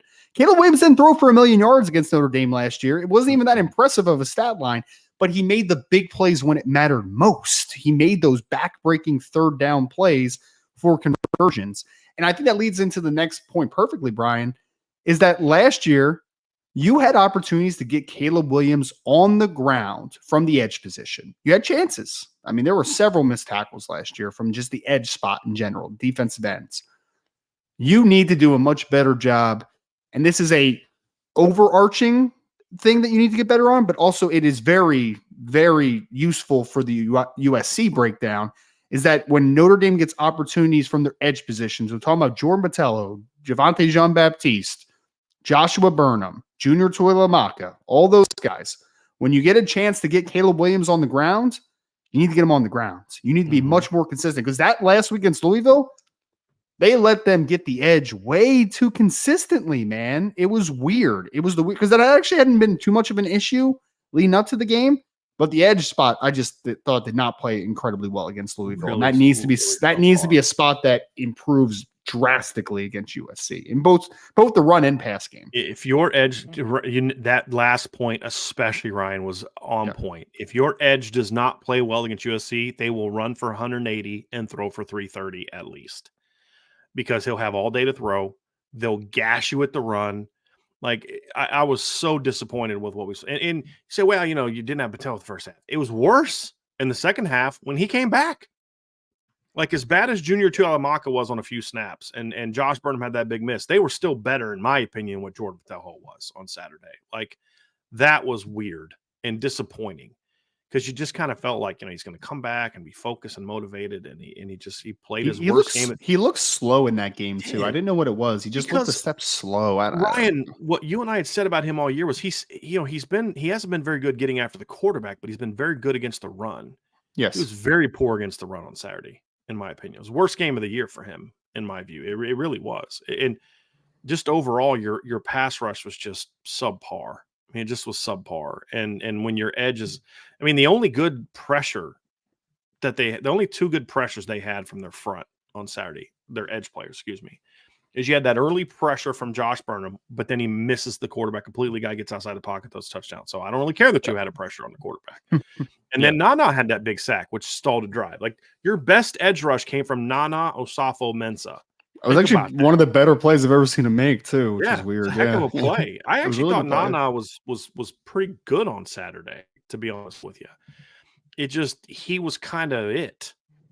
And he can't be your guy. That's your best edge player. Like, he can't be that guy.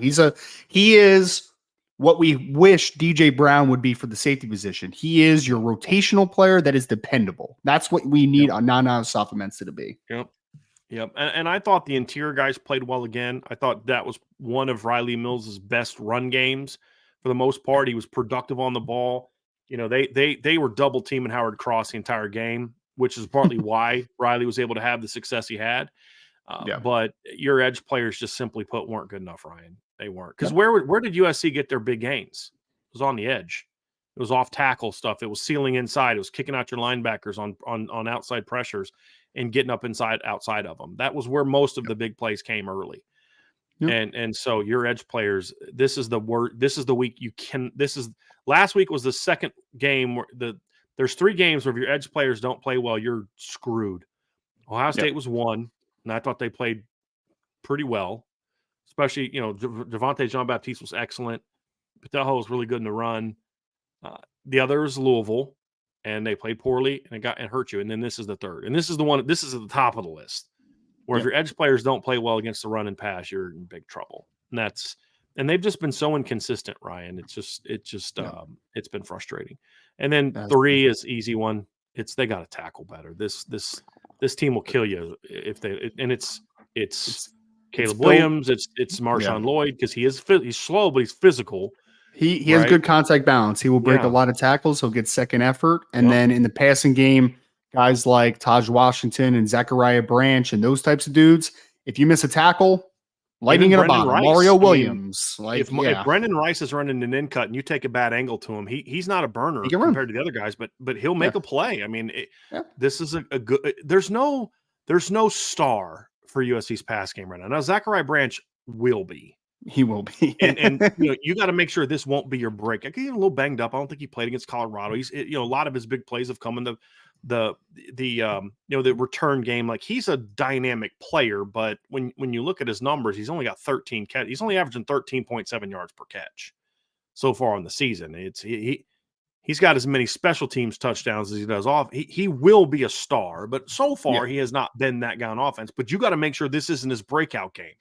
Right. That's the key. Because it can be if you allow it to be. Exactly. Yeah. And that's what makes this unit so dangerous, Ryan, to be honest with you. It's just that if you completely shut down, and the other kid from Arizona, has he done anything? Dorian Singer. Nah, he's just been a role player for them. Yeah, He's not that I'm guy. looking at it now. Yeah. He's number 6 on their team in receiving yards, and he's 5th on their team in receiving in receptions. Yep. Like, he's closer in receptions to Lake McRae than he is Mario Williams or Brendan Rice or Taj Washington, right? Yep. So, and the 2 freshmen so far have not been like, they haven't had like that breakout, okay, but they've just been good players so far. I haven't seen much of Deuce lately. He did most of his stuff early. I haven't seen much of Deuce Robinson in recent games. I don't know if he's hurt or not. Yep. But there's just a lot of different weapons, Ryan. Like, I could see you. The point I was making is I could see them shutting down Taj Washington and shutting down Brendan Rice, and then all of a sudden Mario Williams makes 2 huge plays, or Zachariah Branch, or this is the breakout game for Dorian Hudson or Dorian Singer, and that's the key, and that's why you've got to be assignment correct, but you've got to tackle. I don't have a lot of optimism that they're going to get way better at it all of a sudden, but you just got to make the plays that are there, man. And this kind of leads into my last point, Ryan. Against in the 2 of the last 3 games, my question for you is, it's the same thing on offense. The playmakers got to step up and make plays, but on defense, who are the stoppers? When you need a stop, when the game is on the line and your offense is, finally get some momentum and you got a chance to create some distance from USC, or you've got to make a stop to make sure USC doesn't create distance from you, so your offense can get on track. You get into the late in the game. If it's a 2-score or less game in the 4th quarter, I'm nervous because of who they have at quarterback. Like, the only way I go into the 4th quarter feeling any way at all safe is if it's like a 20-point game or more, and you've got the ball to start the 4th quarter, right? That's because of who you have a quarterback.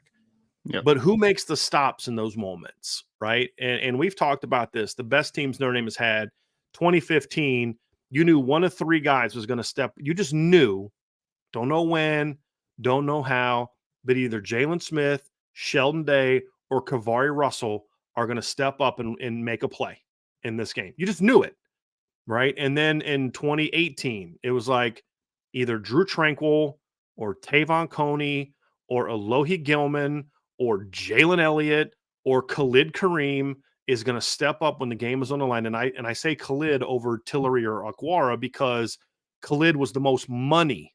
He was the guy that made the big sack in the 4th quarter against Pitt. He was the guy that made the big sack in the second half against Michigan, and that helped you lock that game away. He was a money player. You had those guys. Jeremiah Wusu-Koramoah and Dalen Hayes were that guy in 2020 during the regular season. They were the ones that made the big plays. It was Wusu-Koramoah that got beat on it. You remember that play where he got beat on a slant route by the slot that they had, Amani Rogers. And so what does Jeremiah do? Catches him from behind, knocks the ball out. Notre Dame gets the football, right? Yep. And then 4th overtime, Dalen steps up and makes the big sack. Yep. Adetokunbo Ogundeji steps up and makes the big sack. You had stoppers. When you needed a play, they stepped up. Howard Cross was that guy against Duke. Him and Riley were those guys against Duke. But for the most of the season, who was it against Ohio State? DJ had a chance. Right? Yeah. Ramon Henderson had a chance. Benjamin Morrison had a chance to get an interception at one point, and nobody stepped up and made that play. Yep. Nobody stepped up and made that play. Cam Hart tried, but you needed it again in the second half, and they just couldn't make those stops, and they needed to make those stops. I don't want to put that too much on the defense because after a while, it's like, how many times are you going to give them the ball in our territory?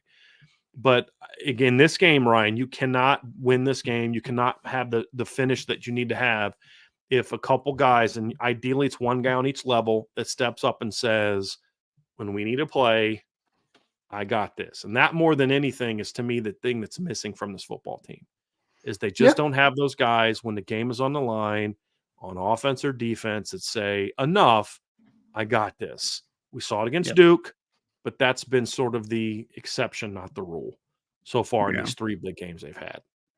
I mean, I think there's potential for a couple of those guys to be that guy, but I mean, yes, up until this point, can't really know who that is. I mean, Howard Cross, I feel like could be that guy, but outside of the Duke game, I mean, has he been that playmaker? Like, he's just more been a really good football player, which nothing wrong with that. You need really good football players, obviously. Benjamin Morrison, could be that guy, especially in coverage. But I mean, the run game counts as making a play too, right? And he's been pretty awful the last 2 weeks tackling the football. Cam Hart could be that guy, but he made one great play, and obviously in Louisville with the forced fumble and the fumble recovery.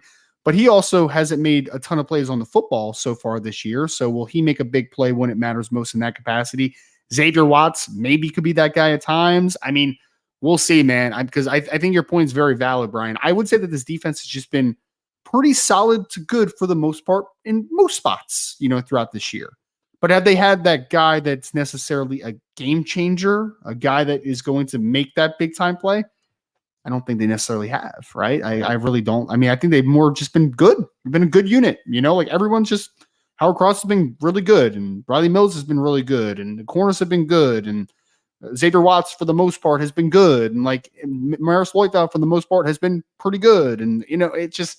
But no, I wouldn't say there's a playmaker necessarily in the absolute of that word. There's a guy at times that could be that guy, but is there a guy week to week?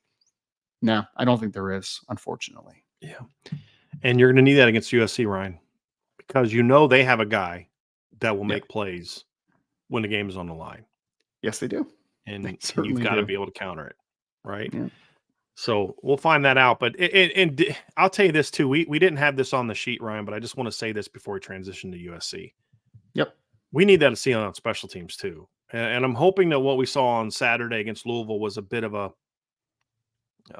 beginning of Spencer Schrader calming down and just being more consistent. Guy nailed 250+ yard field goals, right? It's like the best game of the year by far. Yeah.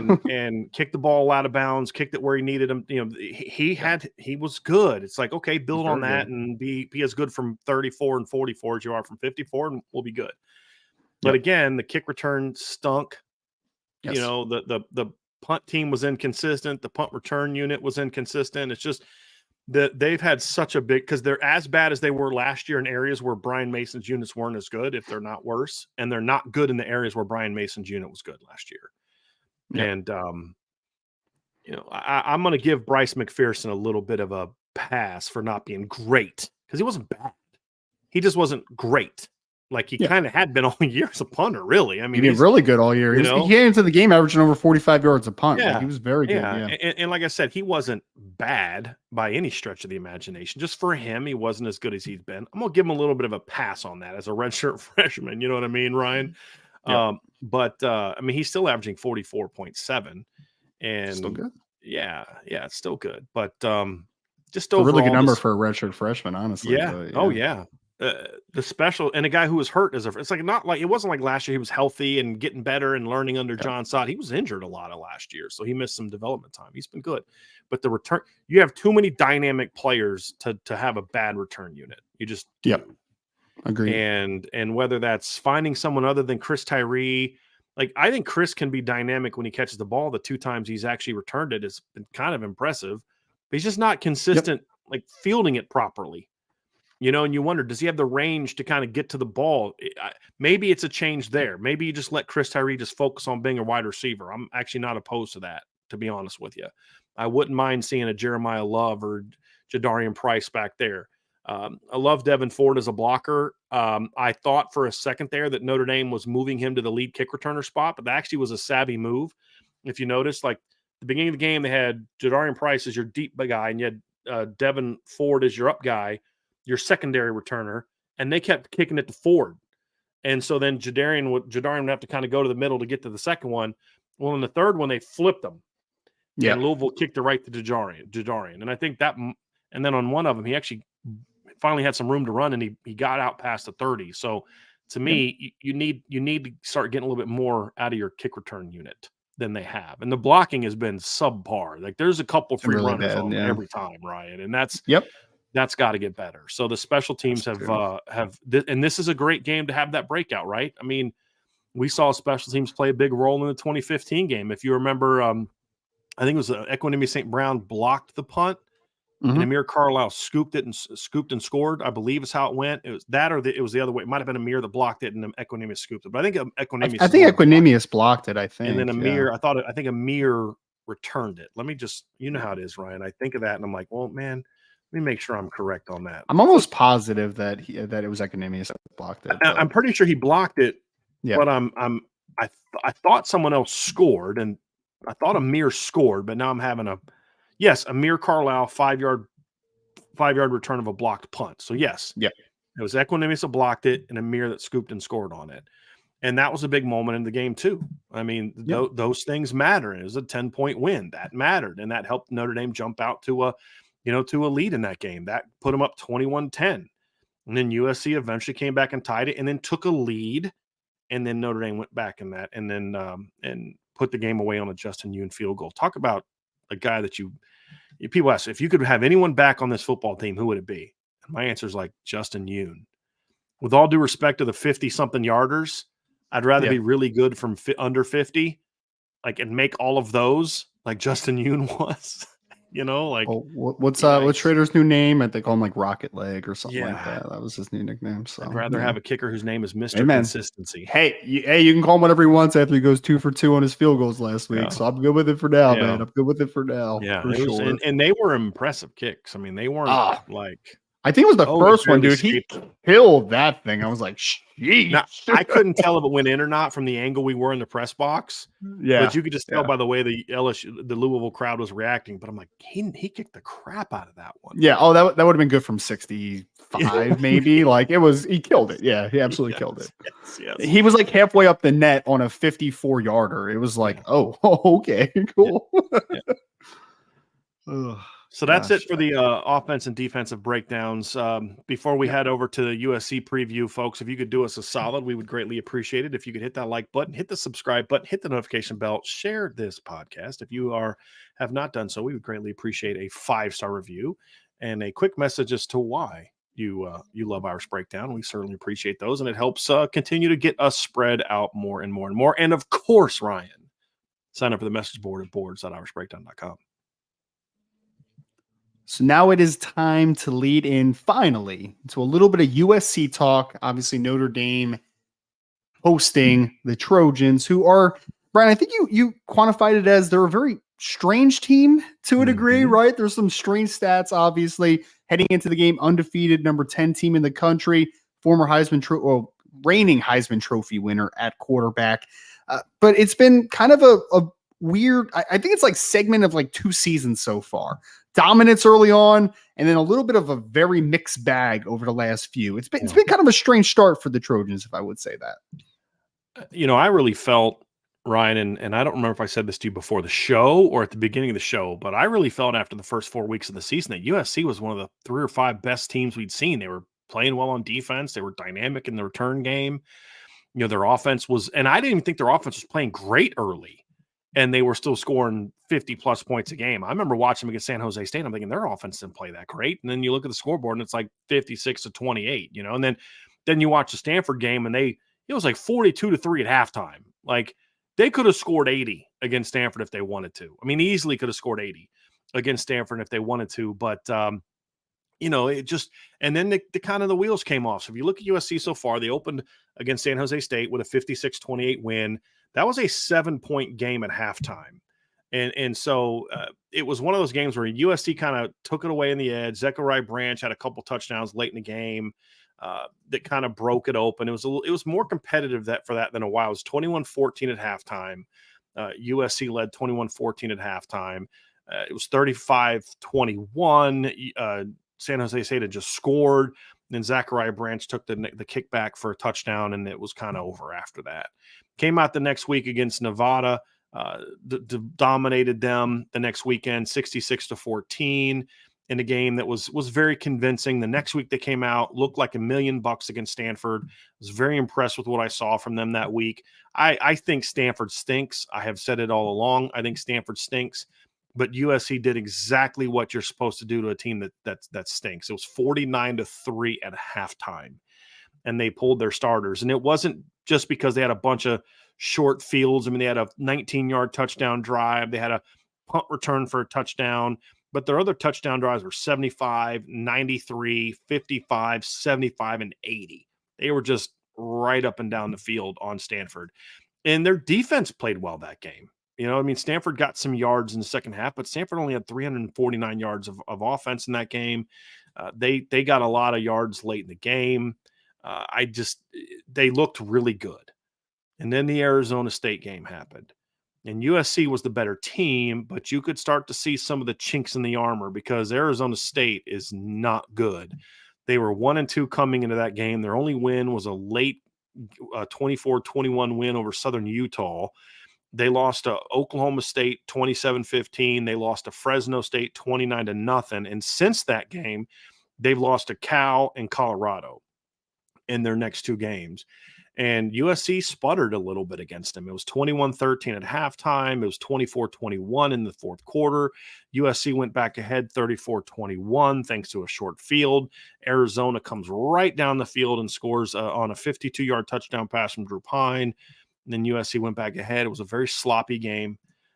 They weren't super sharp against an Arizona State team that's not good. I thought they had kind of figured some stuff out the next week against Colorado. They come out early. They're up 34-7. Colorado puts a late drive together, makes it 34-14 at halftime. USC goes up 41-14 midway through the third quarter. And then Colorado finally got hot. And they scored, I think it was like 28 of the final 35 points and went from 41 to 44. Colorado scored with 1:43 left to make it 48-41 on a drive that they took 4 minutes off the clock. I still don't understand that drive. They were running up the middle. It was just a very weird drive. I understand. I just don't like it. You know, I mean, you're basically saying we're going to game plan, Ryan, to get a score and then where we have to get the onside kick, as opposed to let's see if we can score early, save our timeouts maybe, and then if they get the ball back with 1:43, we still have 2 or 3 timeouts left, which means we can kick off, or even if we do decide the onside kick, we have a chance to stop them, perhaps.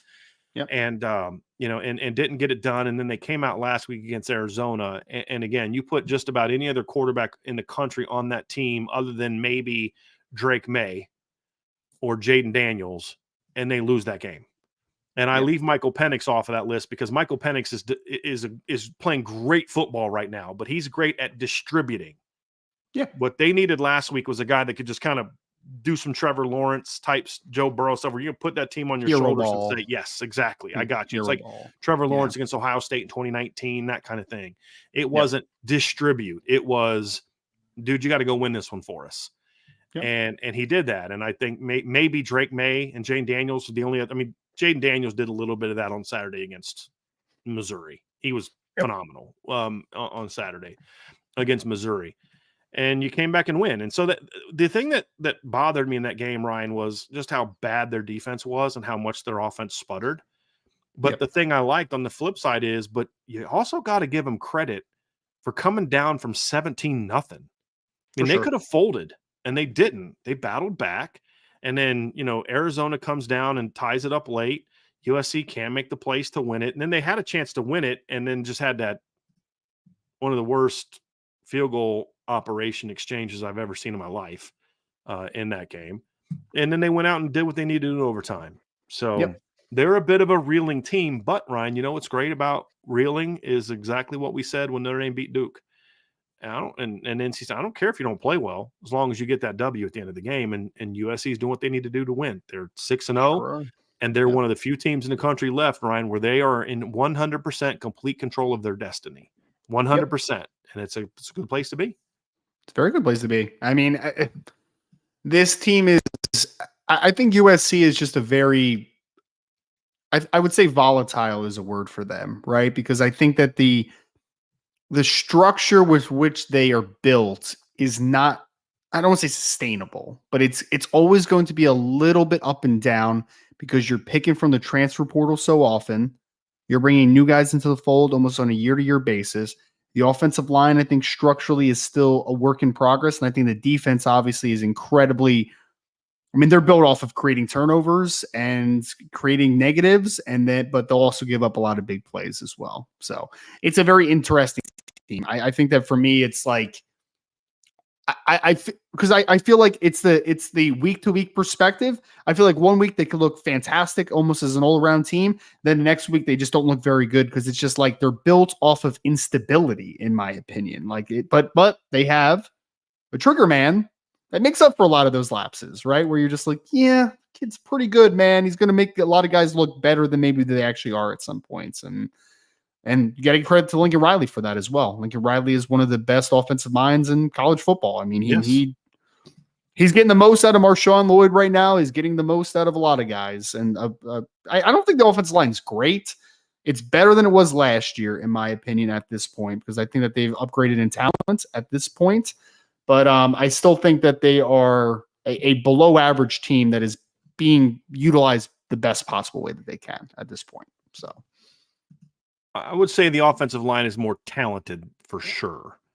Yeah, I think it's settling in, though. I think they're starting right now. They haven't run the ball well the last 2 games, but the pass pro's getting better. He hasn't been as harassed as much. I thought they played better as a unit last year, but to your point, they had a bunch of 6th-year guys last year that were just they just didn't play well. Those guys, right? Yeah. They could play in, and the center was a 6-year guy. Nealon he was their center. No, Nealon, Brett Nealon. Yeah, he was their center last year. I mean, he was a veteran guy. They just played well together. They just weren't dominant. This unit has a chance to be a group that can move some people eventually. They've got to figure out ways to run the football. If we're just looking at this from a USC standpoint, they ran the ball well the first 4 games against bad teams. The last 2 weeks they ran for 95 yards against Colorado and only went for 3.8 per carry. And a chunk of that came on that Marshawn Lloyd was about a 20-yard touchdown run. And then they went for 146 against Arizona. And again, 40 of that was Caleb Williams.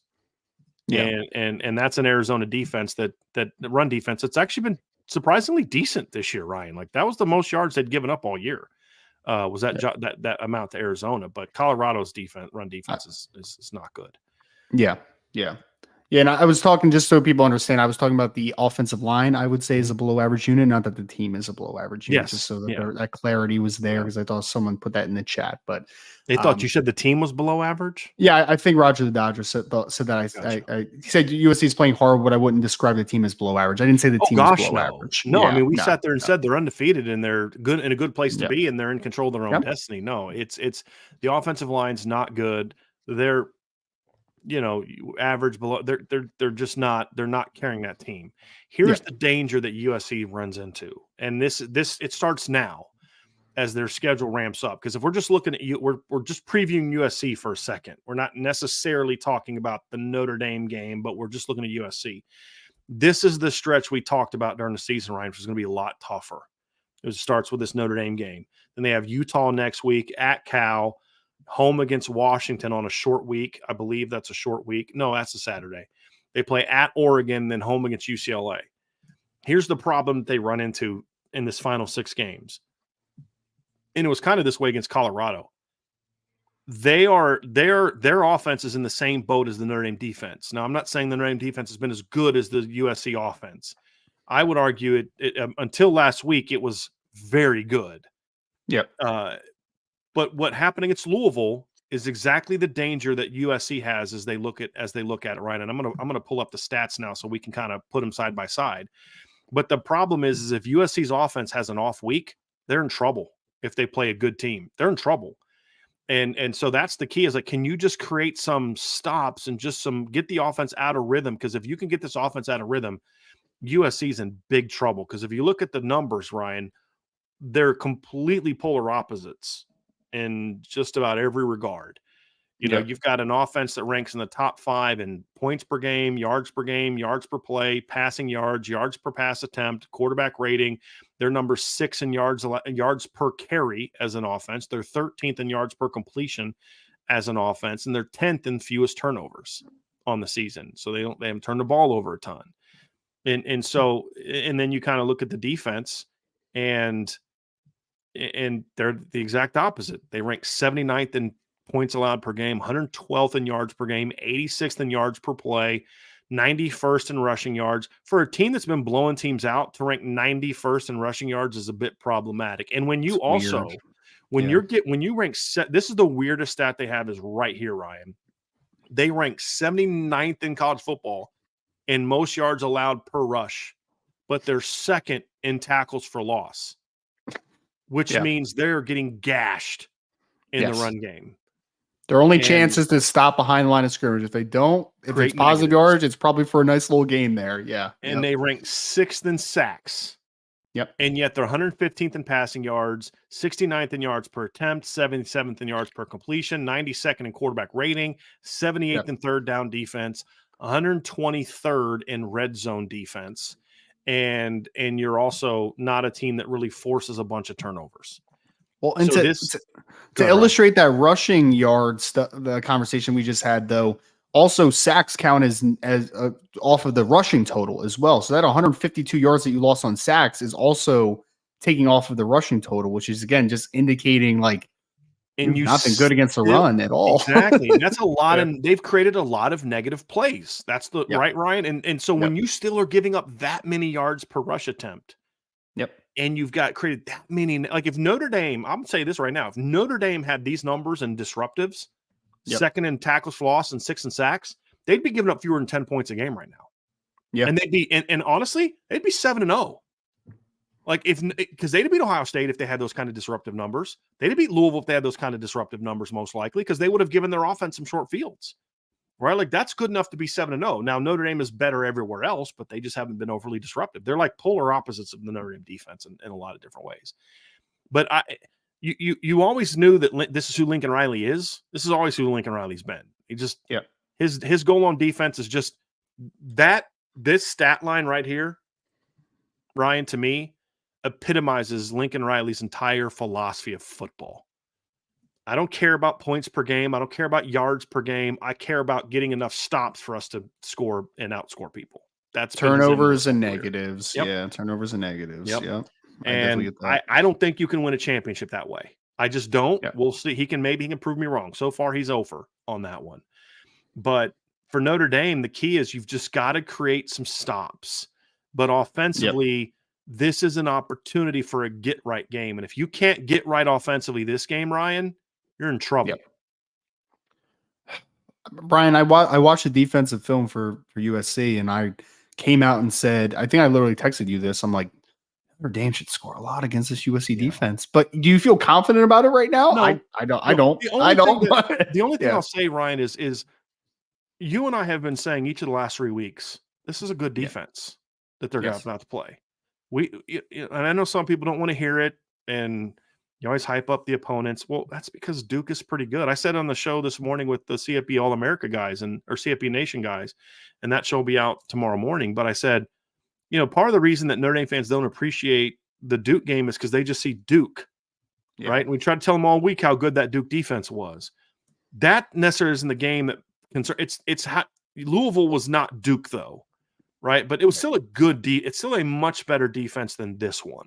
For example, much more disruptive secondary players. However, you played really bad against that defense, and they're just lacking confidence right now. So that's why I say it's so important. I mean, what key number one is going to be on our Thursday show, Ryan. Like, if you are watching this show, unless this is the first time you've ever watched the show, you already know what our number one key to success on offense is going to be on Thursday show. Because you've got to get some confidence against this defense. You've got to put doubt in their minds and confidence in yours.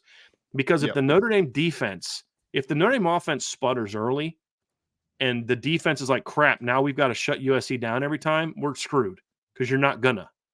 Yeah. I mean, you're going to need to probably score in the 30s and 40s to win this football game. I don't care how good your defense plays. It's so funny watching this USC team as well, because the coordinators, even though I agree that Lincoln Riley wants this type of defensive coordinator, like he wants Alex Grinch, right? Structurally, they're so different in their philosophies as far as Lincoln Riley is a masterclass of finding advantages and creating big plays and being kind of finding a rhythm, right? Offensively. He is one of the best offensive minds in college football. And then you got Alex Grinch that is just like kitchen sink, no worries, like balls to the wall. Like it doesn't make any sense. It is literally the most unsound structure of defensive football that I've ever seen. That's why it's literally only really worked 1 year out of the entire time he's been a defensive coordinator from a actual good defensive perspective. Like the 1 year at Washington State, they had a really good defense all around. Like that was a really good defense that year. Otherwise, yes, they've had seasons where they've ranked high in turnovers forced and, and some of those negatives, obviously. But have they really been technically a good defense under Alex Grinch in any year? Like, no, I would say they haven't. Oklahoma, USC, it's never really been good. But they have the opportunity. It's the volatility again. This defense is very volatile. But when it's good, it's creating turnovers and it's creating negatives, and you're having a bad time. But you can't let that be this week, man. Like, you just can't let it be this week. Like, and unfortunately, I don't feel confident enough about Notre Dame offensively to say, like, yeah, no, they're going to blow them out. They have no chance to stop their offense. It's just, it's a weird mode, game, Ryan. man. It's weird. Mode. I mean, it's prove it mode, dude. It's like, yeah, okay, you can score on them. You should score on them. But and with your offensive hangover the last few games as well, is there a better remedy to get back on track than going against this Alex Grinch defense? Is there a better remedy potentially? I mean, because they're worse now than they were last year, Ryan, on defense through the first 6 games. Yep. I mean, they only gave up over 20 points last year twice in the first 6 games. The highest point total was 28 against Stanford, and they gave up 25 to Arizona State. They gave up 14 to Rice, 17 to Fresno, 14 to Oregon. I mean, look, here's the deal. Last year, if you remember, the defense won them that Oregon State game. They forced like 3 red zone turnovers in that game. And because the offense did nothing. The defense kept them in that game early on when the offense was struggling against Washington State. This defense is not capable of that. They're worse on defense now than they were last year, which is so odd. And yeah. I think that really kind of speaks to how below average of a defensive coordinator Alex Grinch is, because he actually has more talent this year that we'll talk about defensively. There's a whole lot more talent, and yet they haven't taken a step forward really in that capacity. I mean, guys, if you saw the outing that they had against Arizona, like we'll talk about like what Noah Fafita did to that defense at quarterback, throwing 5 touchdowns over 300 yards. They also got ran on tremendously against Arizona. I don't know who Jonah Coleman is, but like my dude was like muscle hamster against them. Like it was nuts, man. It was Arizona really good. Outgained USC by 141 yards in that game, Ryan. They had 303 passing yards, and they had 203 rushing. To your point, they lost the game because they had a bad turnover, and they had 12 penalties for 99 yards. They controlled. Here's the thing: say Notre Dame. If you think you can extend this game and shorten this game, Arizona had the ball for over 10 minutes more than USC did. For over 10 minutes more, and lost because you just. Now, if you get up on them and let's say you're set up 17-3 and you've got the ball and you say, hey, look, maybe this is one of those, let's go on a nice long drive and get a touchdown and go up 24-3. Fine. That's fine. But you better freaking score. Don't just take time off the clock, right? Like just running time off the clock is not going to win you this football game because it just means you'll lose 31-24 instead of 51-44, basically, right? I think that'll be a great key to victory on Thursday as well. Notre Dame cannot miss opportunities in this game offensively either. Like settling for field goals or stupid turnovers in plus territory. Like you cannot have any of those negatives in this football game. Like that would be demoralizing for this team. I mean, but I mean, I would literally say like USC is.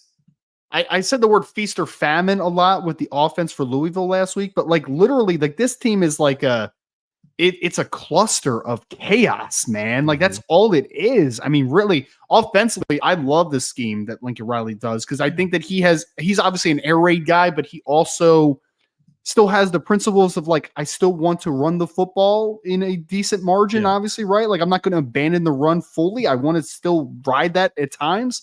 Defensively, though, man, it's just a cluster. It's just like we're just going to throw everything out there, blitz from multiple spots, blitz the same gap at times. Like it doesn't make any sense. It just structurally doesn't make any sense. And I would say that I think their talent is questionable as well. They have a talented defensive line, very talented. Yeah, they have a couple of talented defensive backs, but they don't play to their talent level, in my opinion. The issue is, I think. There are some weak spots in the secondary of guys that just aren't that good. Yeah, they're not super fast on the back end. I would say the Bullet kid's can run.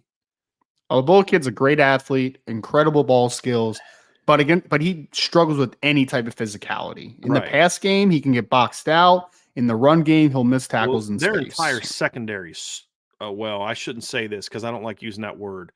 Let's just say they're not physical. Yeah, they're not physical. Let's be tech. They struggle with physicality.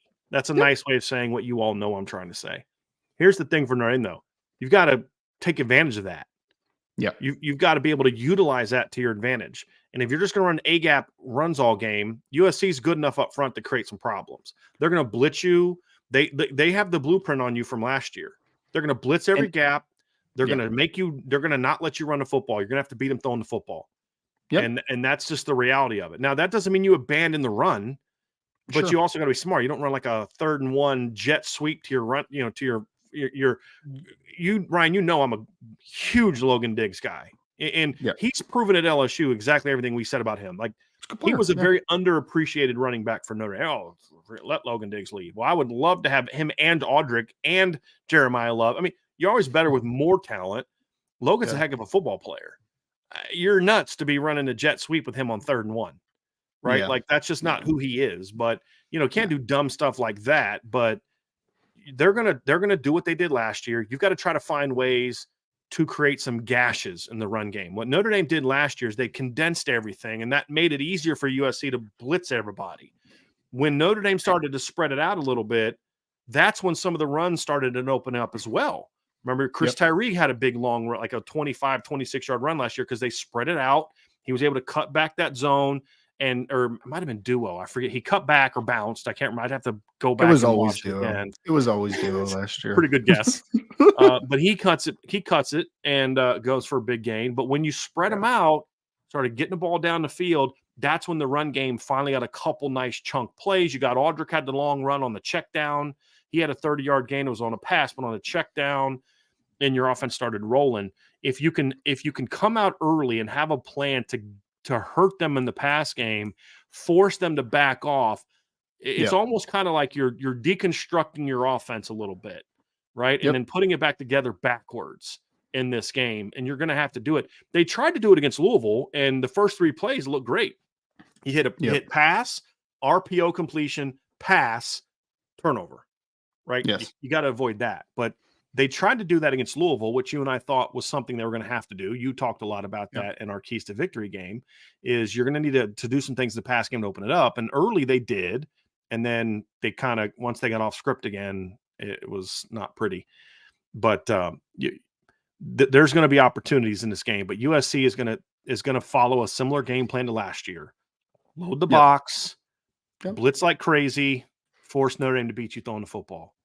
They're going to have to, but I do think this is a team that's vulnerable to also, even with some of those run, because like you said, they'll make mistakes. They'll blitz 2 guys from the same gap, like you said. They'll turn a run game a hole loose, and you've got to be able to when those things happen, you got to crease them. And I'll just say this is a week, in my opinion, and I love Audric Estime. He is your number 1 back, but this to me is a Jeremiah Love, Jadarian Price game in a lot of ways. You're going to need to find ways to have them be a part of your run game, because they're the kind of guys that when that hole opens up for that split second can gash that filter. And that's why I say the entire game plans have to be deconstructed and built in reverse.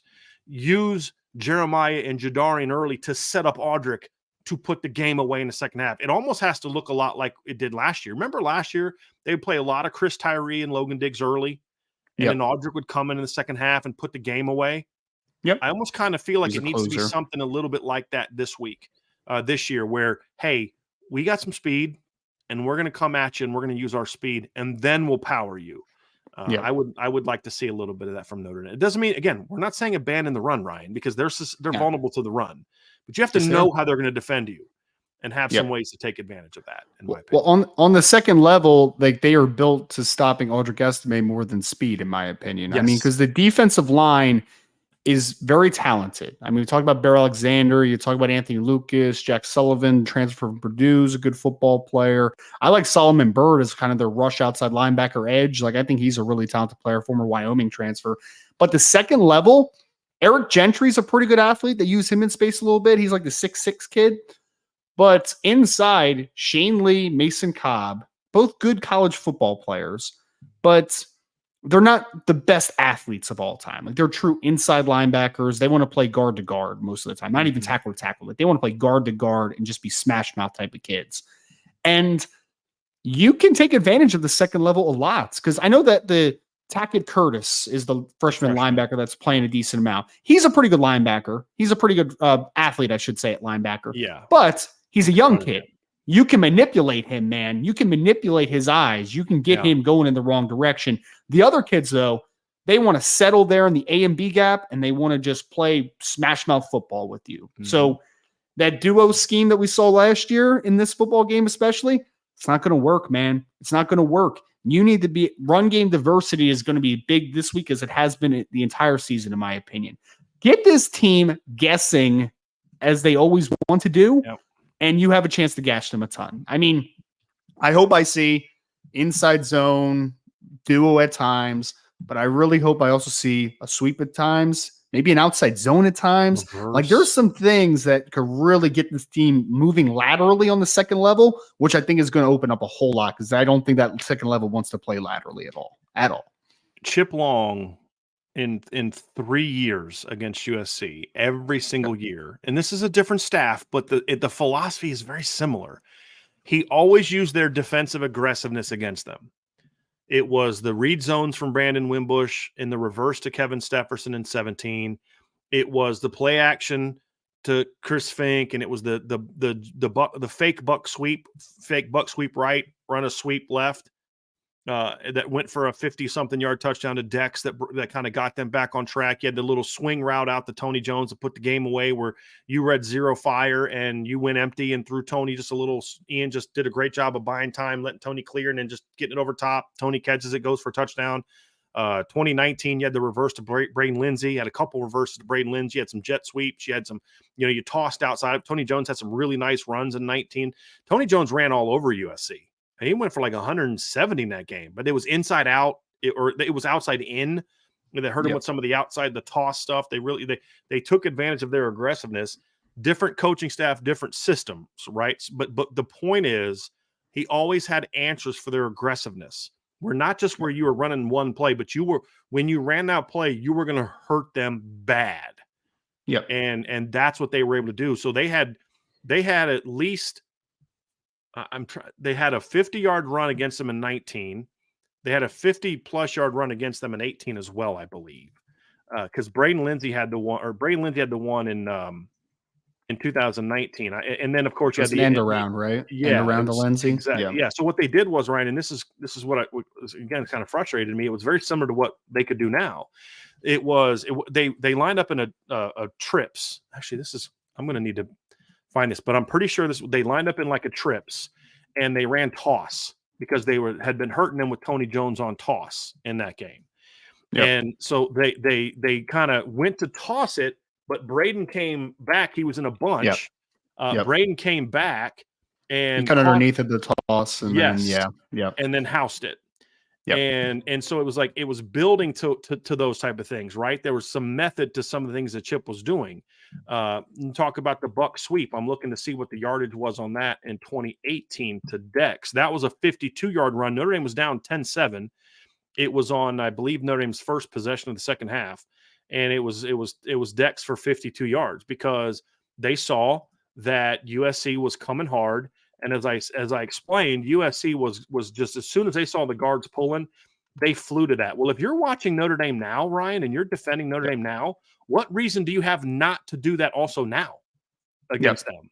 Right? You have no reason not to do that now against them. And so it's very similar to now, right? I mean, how to defend them or how to go at their offense now is when the guards start to go, there's no reason for you to go anywhere else. The guards are going to tell you where to go. I'm right, Ryan. I'm looking at that highlight now. They had already gashed them on it. It was actually a 2x2. It wasn't trip. So it was in a 2x2 bunch. And so they were in 12. It looks like they were in 12 personnel. No, that's just Chase in the slot. So they were in 11 personnel, but they had Chase in the slot in double bunch. So Braden was on a wing with Cole Kmet. They had Chase, and I think, was that Fink backside? I can't see who that was backside. It looks like Chris Fink. But they had him backside. It looks like Fink, and they just ran that toss play. And they had already heard him with toss earlier. They ran a couple toss plays. One, Tony Jones just ran over a linebacker and went for like 30 yards on a toss play. So every year he'd set him up with that stuff and something, and they would gash him with something, right? And that, I mean, again, different defense, but the same principle applies, Ryan. Like there are some things that you can do if you have them scouted correctly and you have yourself scouted correctly. If we line up in a trips out of 12 personnel with the receivers, whether it's 21 personnel or 22 personnel with Jeremiah Love or Jadarian Price, it might actually to me be a little bit too obvious with Jeremiah Love. I know that's one that everyone wants to see, but to me that, like, if I see him there, I'm actually thinking, hey, 12, you know what I mean? Like, he's the guy right now, if I'm USC, I'm most concerned about from a speed play standpoint in the run game, trick plays like that. 100%. Whether it's Chris Tyree, I don't care if it's Jordan Faison. I mean, somebody fast that can take Jadarian Price, somebody that can take that ball and just get out the back on a buck sweep or some kind of action like that, because you're going to have some chances to steal some yards. I think of Notre Dame against Florida State all the way back in 1993. Right? Florida State had a really aggressive, fast defense, way more discipline than this one. What was Notre Dame's, I think their first score of the game was what? It was a reverse to Adrian Jarrell. You took advantage of their aggressiveness and beat them out the gate. It's okay to do those things. It's not like, oh, we got to go to our bag of trips. Like every good offense should have something like that, right? And Notre Dame won all 3 of those games against USC, and they were the better team. But it's like, we know how you're going to defend our run game, and we're going to make you pay for it. That's good coaching. That's not, gee, we got to go to our trick, because once they start running trick plays, they know they can't beat you. I've always thought that was dumb. Like not early anyway. Maybe if you're getting your butt kicked and you try to pull something out of your hat, that might be something. But I just feel like that stuff needs to be part of who you are, especially if you're a team that wants to run the ball like Notre Dame runs the ball. You got to do something to make teams say, if you just fly to the ball, we're going to make you pay for it. Because right now, teams are watching the back, and as soon as the line and the back's going to tell you right where it's going, and they just fly to the football. And Notre Dame does nothing to make them pay for it. Nothing. Double reverse to Jaden Thomas. Draw it up, baby. Draw it up. Knowing Notre Dame, though, they'll run the play that I'm talking about, and Jaden Thomas will be the one to get the ball. And that's not a knock on Jaden Thomas, but it's like, that's not the guy you want to be doing that. It's just, you don't want him or like Rico or someone like that's not their game. You know what I mean? Like, even Tobias, who's a long strider, like once he gets going, he's pretty. But somebody can really run. Don't give it to Jaden Thomas or Rico or something like that. That'll frustrate me. But that's just kind of the way it's been. So because this is a team that's vulnerable to we're already kind of getting into the keys of the game, Ryan. You can tell how fired up we are about Notre Dame needing to win this game. But but that's who USC is. I mean, they're just not a great football team right now. They're not. And defensively, definitely not. That's what I'm saying. They're not a great team. They have a great offense. They're just not. They're a vulnerable team. But at the end of the day, they keep winning because they have the best player in college football on their team. Yes. Oh yeah, no doubt. That. And I know USC fans don't want to hear this, but if you take that kid off their football team, they're at best 4-2 right now, at best. And that's with the tough part of their schedule coming up. And you kind of wonder though, if they didn't have him, maybe Lincoln Riley would actually then do things to make sure he has a defense. Like who knows? Imagine Lincoln Riley with a good defensive coordinator and a good defensive system. I know, right? They would probably win a national championship. It'd probably be pretty scary. Yeah. It'd be pretty scary. It is weird that he doesn't. Well, part of it too is I don't know a lot of great defensive coordinators that will want to coach with him. Not because he's not a bad guy, but it's like his whole game plan is built around everything is catered to the offense. Yeah. And that's partly why some guys don't want to be part of an offense like that. But like, I thought the best, like Clemson made it work really effectively for a few years with the Jeff Scott, Tony Elliott combo with Brent Venables, where they were an explosive offense, but also a great defense during that 3-year stretch. Yep. But they also had elite players that can't be dismissed. That helps on defense. They had elite players.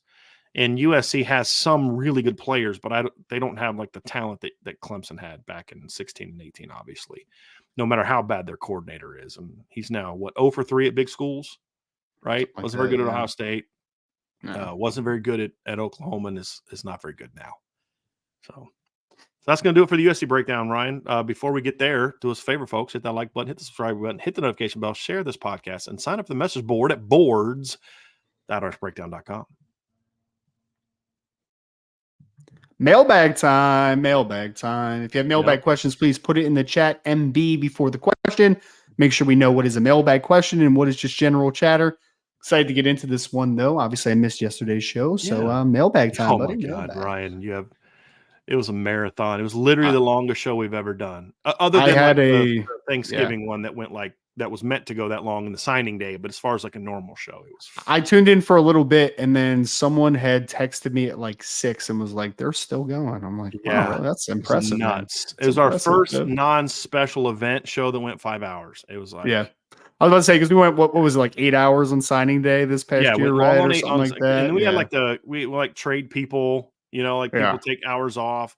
And then we went pretty long on that. This is before I think you joined us, but we had the Thanksgiving fundraiser that we did, which we'll see. I'm thinking about doing something like that again this year. But we had like a bunch of special guests on. Tim Priester came on, Reggie Brooks came on, Oscar McBride came on. We had Malik Zaire came on. We had a bunch of cool people, and it was all to raise money. Ended up raising $11,000 to give to local charities, and I'm thinking about doing something like that again. I just gotta figure out how we're gonna make it work. But that was a long show, but that was meant to be a long show. This was the longest, just normal scheduled show we've ever had. So I was pretty much tapped out last night. But we're going to start off with some good news, Ryan. Sure. This happy birthday for Charlie Weiss's last belt loop. Charlie, thank you so much for the super chat, man. Gents, I'm 32 years old today. Beat USC, please. Charlie, I'm going to be 32 at the end of the month, man. So we're both October babies, apparently, and about to turn 32. So that's cool. Happy birthday, buddy. Happy birthday. Yeah, absolutely, man. Hopefully it's You should be saving your money, though, man. We should be paying you. Well, he went a little smaller on the super chat. He's got to save his money. He was at the Duke game 2 weeks ago. Yeah, man.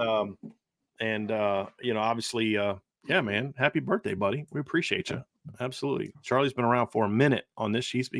I don't remember if he's necessarily an OG, but he was on very early. He was on very early. Yeah. Yep. I hope you have a good one, man. Notre Dame Estimate Trucking LLC with a question. Which have been a bigger problem thus far, losing Matt Bayless or Brian Mason? And why did Bayless leave? I'm not going to get into the stuff with Matt Bayless. That's between him and his family and Marcus Freeman and all those other kind of things. But I think Brian Mason was a tremendous part of last year's team. But I've always felt, Ryan, to me, the strength and conditioning coach is arguably the most important hire that a head coach can make. Yeah. And for a team like Notre Dame, the second most important is offensive line. I really do believe those are the two most important hires, individual hires that a coach can make. And you could argue D coordinators in that conversation as well. But like just a good offensive coordinator with an elite O-line coach like a Harry Hiestand is going to be pretty good. Sure. But strength coaches is at the top. And so to me, it's losing Matt Bayless. The other part of reason why I would say Matt Bayless is because you had all offseason to prepare for not having Brian Mason. You lost Matt Bayless right before the season started. Yeah. And I look, is not having Matt Bayless the reason they're struggling? Look, there's no one reason this team has struggled in the last 3 weeks. It's not, well, if Matt Bayless is here, Notre Dame's 7-0. Maybe. I don't think so. I mean, I think there's deeper problems here. But I think it's a big part of it because a lot of this team's swagger and confidence came from their faith of what they were doing in the weight room with Matt Bayless. I mean, I've told this story. I've been at NFL combines, and you'd start asking about Notre Dame when they just start talking about Matt Bayless. Well, why are you guys so good at home? Oh, Matt Bayless. Why are you guys so good in November? Matt Bayless. I mean, that's would be like their answer for every question. It's like, it's like if Matt Bayless was giving them hundos every time they'd say his name in an interview, that it'd be like that, which he didn't. But there was a great faith in Matt Bayless, and even some of the kids who questioned some stuff. Like I knew some kids that would question, but they do it anyway because they had faith in him. Now I don't know but they would still do it. And no disrespect to Marcus Freeman and those other guys, but they haven't earned that same cachet with the players. And I do think that that's impacted this team. Again, is it the only reason they're struggling? That'd be a cop-out. That'd be an easy excuse. There are several reasons, but that is to me, key reason why this team looked worn out in the last two games. Because it's still – I know they haven't had a bye, But it's week games 6 and 7 are too early for me for you to look that worn out. I don't care about any of that other stuff. After USC, maybe if they, but game 6 and 7 against Duke and Louisville should not be those physical juggernauts that just wore you out and you're just not ready to play. It shouldn't be that way. And I would say it like this too, is that we're always talking about foundation, right? And building off of it. I mean, is there anybody more foundational than the guy that's working with your players every single day to make them the best physical shape of their lives and the best mental shape of their lives? I mean, because it's not just a physical gain, it's a mental gain too. I mean, if you are, let's say Audric Estime, for instance, I'm just going to use Audric Estime, but he's feeling good about his physique and his strength and durability and all that type of stuff. That helps you in a football game, right? When you're wearing down on a defense and you're like, I'm good, man. Conditioning wise, I'm good to go here. I feel great down the stretch of a football game. So I think that mental side, physical side, I would agree that I think that Matt Balis obviously has a big foundation in building what Notre Dame has built over the last few years. And I would also say this is that I heard some recruits when Mason left of oh, that stinks. He's a really good coach. I heard from a lot of recruits that oh man, we weren't expecting that when Matt Balis left. That was a big thing, he has a hand not only in just the building of the program each and every day, but also big hand in recruits as well, as far as sizing them up, making sure that their body composition is good and they can develop them properly. I mean, it matters so much. It really does. Absolutely. We had a question from Rob Osgood who said, in my opinion, this week can be summed up in two things. One, pressure Caleb Williams and tackle him. Two, get back to basics on offense and build momentum from there.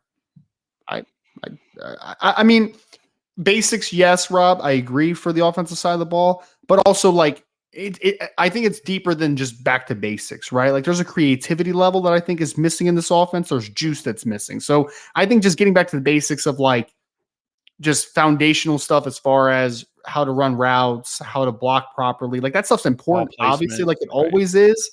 But there's also a little bit of juice that's missing from this offense as well. So I think it just goes a little bit deeper, but I agree with foundationally what you're saying for sure. Here's what I would say, Ryan, is if Notre Dame got back to basics, if Notre Dame was still playing sound fundamental football the last 3 games, I think they probably beat Louisville, probably, but not a guarantee. But here's the point.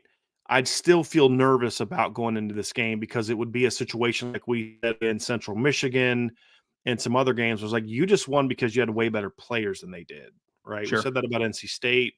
We talked about how much the receivers were struggling getting off the line against NC State, how they had some busted plays, they had to rely on the big plays, and so you might have been able to out-talent Louisville, but I'd still be a little nervous. You do not beat Ohio State simply because you played sound, because I think they did play sound football against Ohio State. They didn't make the calls and they didn't execute certain things to win the football game. I don't think it had to do with basics per se, at least not on offense, right? And so, but yeah, defensively, pressure Williams and tackle him. Those are keys. But if you pressure Williams and tackle him, but then you don't tackle in space either, you're still going to get beat. Yep. Right. So he's not a one-man show. He is by far the number one man, but he's got some good players and he's getting the ball. He's not getting the ball out to a bunch of stiffs. Oh no, there's NFL players at wide receiver and even running back. I mean, I think that Marshawn Lloyd's slightly overrated, but him and Austin Jones will still get shots in the NFL. You know what I mean? We'll see. And as a duo, they're a good duo because they're very different players. Yep. Would agree. We had IL_Irish82 says calling for rain most of Friday and Saturday. How much is this going to impact the game plan? I don't think rain is going to impact the game plan at all for either team. What's going to impact the game plan for both teams, it's going to be cold rain, and it's supposed to be 15 to 20 mile an hour winds. That's what could impact the game. And I actually think that could impact Notre Dame more than USC because Caleb Williams has kind of the arm strength, Ryan, to kind of cut the wind, right? Cut through the wind a little bit. It's pretty good, man. It's pretty good. Yeah. Where Notre Dame might have to be more a little bit conscious of, are we throwing in both? I don't care how strong your arm is. There's certain, hey, we're not throwing that route into a 20 mile an hour wind. Because because the other thing too about wind in a stadium like Notre Dame's is the higher the ball gets, the more it impacts it. Right. So you may not throw a post route, even though but you may still throw some 25-yard in cuts, some corner routes with some zip that are 30, 35 yards down the field into the wind because he can cut through it. You may not want to throw that over the top go route that gets caught up there and hangs and then, right. So you got to be smart a little bit about it. But, Notre Dame to me is going to have to be more impacted by, okay, we've got the wind to our back. Now we can do this. But if it's like it was against Clemson, where it's just like the wind is just, because DJ Uiagalelei had a pretty strong arm too, and some of his balls would get up there and hang up. If it's like that, then that's advantage Notre Dame, because now it becomes a trench game, much more so, and that should be advantage Notre Dame anyway. And then you got to hope that, a couple of the times, if it's really wet and cold, maybe Caleb gets away from the defense a couple times, but slips and falls 7 yards behind. I was gonna say, if it's really wet, footing for some of their playmakers would be a big thing for me. Yeah. But you also worry about Notre Dame's players plant to cut and they fall down. You can just run duo all day, so you don't have to cut as much. There you go. You can bring back last year's offensive line. Maybe that might work. But right. We had Derek Hart, who says Notre Dame is a wounded animal right now. I just want to see them fight back. They have weapons everywhere. No excuses. That's a great point, Ryan. That's what we say is win or lose. There's a scenario in which Notre Dame can win this game, and I still have some concerns. Just because USC has such huge flaws, I'll probably be pretty happy if they win. That's going to take something. But if they just win because, let's say, USC just comes in and lays an egg. It's cold, it's wet and raining. USC just doesn't want to be here. Notre Dame wins, and Notre Dame wins a sloppy game. Am I going to feel like, oh, they fixed it all? They're fine? No, I'm not. But the objective is still to win at the end of the day. And we need a win. We need a win over a top 10 team. We need that win, man. But if the win is ugly, Ryan, but they fight, they battle, they scrap, they claw, they then I can claw with our fingernails for that inch. Such a weird pregame speech. It's like, dude, you'd never listen to a single football coach ever. And that little weird thing you kept hitting us, the little, it wasn't like a play sheet. It was almost like it was like a stat sheet. It's like, what do you keep hitting in your hand? Is that whatever? Weird movie. But anyway, but to your point, Ryan, if it is that and they win sloppy, then I'm okay, because as long as this Notre Dame team is willing to fight, then there's hope to fix the other stuff, right? Mm-hmm. If it's just windy and you can't get your pass game going like we hope so, but you're just playing your butts off, you're physical, you're playing sound, you're taking the fight to USC, I can live with that, because then you can get things right in a couple weeks and all that. But that's the big thing, Derek. I think you nailed it, man. I want to see this team play with a lot of heart on Saturday, win or lose. Even if they lose, Ryan, but they just play their butts off, and USC Caleb Williams is just too good. You take it's like if you lose the way that Notre Dame lost USC in 2005, where you played your butts off, but just on this particular day, USC was better than you. I'm not going to be happy about it, but I'm like, you know what? This team's got a little something to it. Get things right. Run the table 9-3, minor improvement over last year, but okay, at least you were, your kids fight hard. You got a lot of things you got to fix, but at least your kids played hard, and you feel better about it. But I just want to see them fight, man. That's a great point by I agree. My favorite part of that Al Pacino speech was when he was talking about how he was broke and stuff, and I'm just like, what does this relevance have to this speech? But all right, you're rambling, Al. Land the plane, coach. I made every mistake of middle-aged. Okay, I don't care. I don't care about that. Thank you, though. I want to be like, bro, you're not middle-aged anymore, cuz you're old. Okay, he's old. I like when LL Cool J raised hand. Why are you, Julian? Why are you raising your hand? I don't want you to be the only guy with your hand up. So stupid. Such a dumb movie. Got a super chat here from Tyler Evans. Thank you, Tyler. Tyler says, if Notre Dame wins this weekend, what would that say about this program and Marcus Freeman? They got some fight left. Yeah. I would say that it hasn't been perfect, but there is still hope, right? Which is the biggest thing. Notre Dame fans want hope right now. You just lost 2 out of 3. You lost to a Louisville team that, frankly, you're much more talented than. You just are. You lost a bad game where you played very poorly. Notre Dame has a chance, if they're able to beat a very good USC team, a top 10 team in the country, to show that you have hope and that there's potential there. We keep hearing about Marcus Freeman and the potential he has and what he could be, and we talk about the heights that he could get to. But where's the tangible proof that could be a thing, right? Beating USC, even at home, would be proof that, like, hey, maybe there's something here. Maybe there's substance here. So hope is the biggest thing for me. Hope. We have such short memories as fans. Derek Galloway says, then the most explosive player to date is a walk-on lacrosse player. That speaks volumes. Gosh. It speaks volumes about a very short memory span that Notre Dame fans have. I mean, did we not watch Chris Tyree run a 76-yard touchdown reception? Do not remember him having a 20-yard gain. Do we not remember Tobias Merriweather going for 76 or Audrey? I mean, guys, come on. Yeah. Notre Dame, even with all their issues, they have the same amount of plays of 30 yards or more as USC. Okay, like let's avoid the hyperbole. Okay, Jordan Faison ran an over route and he was wide open, right? Because they were, you know why he was partly wide open? Do you guys want to know why? Go back and watch the play. They double teamed Chris Tyree. Yeah, because it was actually a really smart play because they had Tyree and Jordan Faison in the game together, and they basically ran verts, Ryan. And Tyree ran up the seam, and that safety was like eyeing Chris Tyree. And by the time he realized Jordan Faison was going over, he couldn't catch him. So, and we are big Jordan Faison fans on this show. I mean, literally, I love this high school film on our signing quarterback. I know, man. That's how much we thought of him as a player. Like, dude, we got to get this kid and him and Luke Talich on the show. But I would also remember this is that who.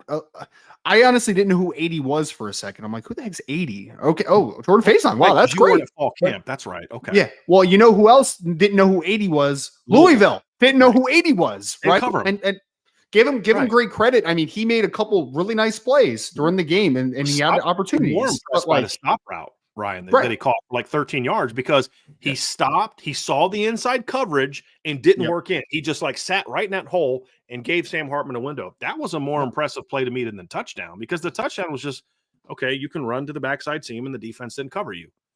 Great.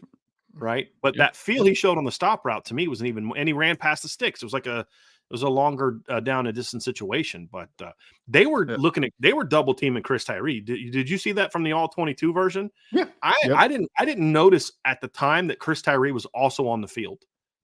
I didn't see that till I went back and watched the all 22, and I was like, dude, that was a smart play call. Because they ran Chris Tyree, and Tyree came screaming off the line, and Louisville was like, because he had run by them a couple times already, and they didn't, and they had to seen it. Like, dude, if they eventually go to 4, he's going to smoke. And then he ran free again later and dropped the ball. But Chris Tyree was open 3 times for what should have been huge plays, and then on that particular play, Sam read it perfectly. The safety was eyeing Chris Tyree. They had frozen the backside guy with the tight end and Faison. And the thing he did good on that play, Ryan, is he found that perfect angle to get under that safety, but also get over top of the other defense. If he levels that thing off at all or goes too high, then Louisville might have a chance to make a play on it. He did a really nice job on it. But, I mean, I want to see more stuff like that, though. Yep, right? Like, get some speed on the field, man. It's what we talked about. Get more speed on the field. You get him and Chris Tyree on the field together. Yeah. Now you got something, because you used Chris Tyree was the guy that kind of ate up the defense, and it opened up another guy. Imagine that. Who knew? And then you know how many times we saw him go back to that? Zero. Yeah. But to Tyler's point, though, Ryan, I'll feel really good about it if they beat USC. Look, USC is still a good football team, guys. I mean, are they a playoff team right now? I don't think so. I think they're going to probably lose a couple games, possibly, unless they can turn things around too. But if they keep playing like they're playing now, they're going to lose to Washington. They'll probably lose to Oregon, and they may drop another one. Right? Because Utah and UCLA have good enough defenses that maybe they can cause a couple mistakes, and I don't think they have good enough offenses. But what if Cameron Rising's back by then or something? Who knows? But USC also can get better. I mean, we're saying Notre Dame can get better. Well, so can USC. Sure.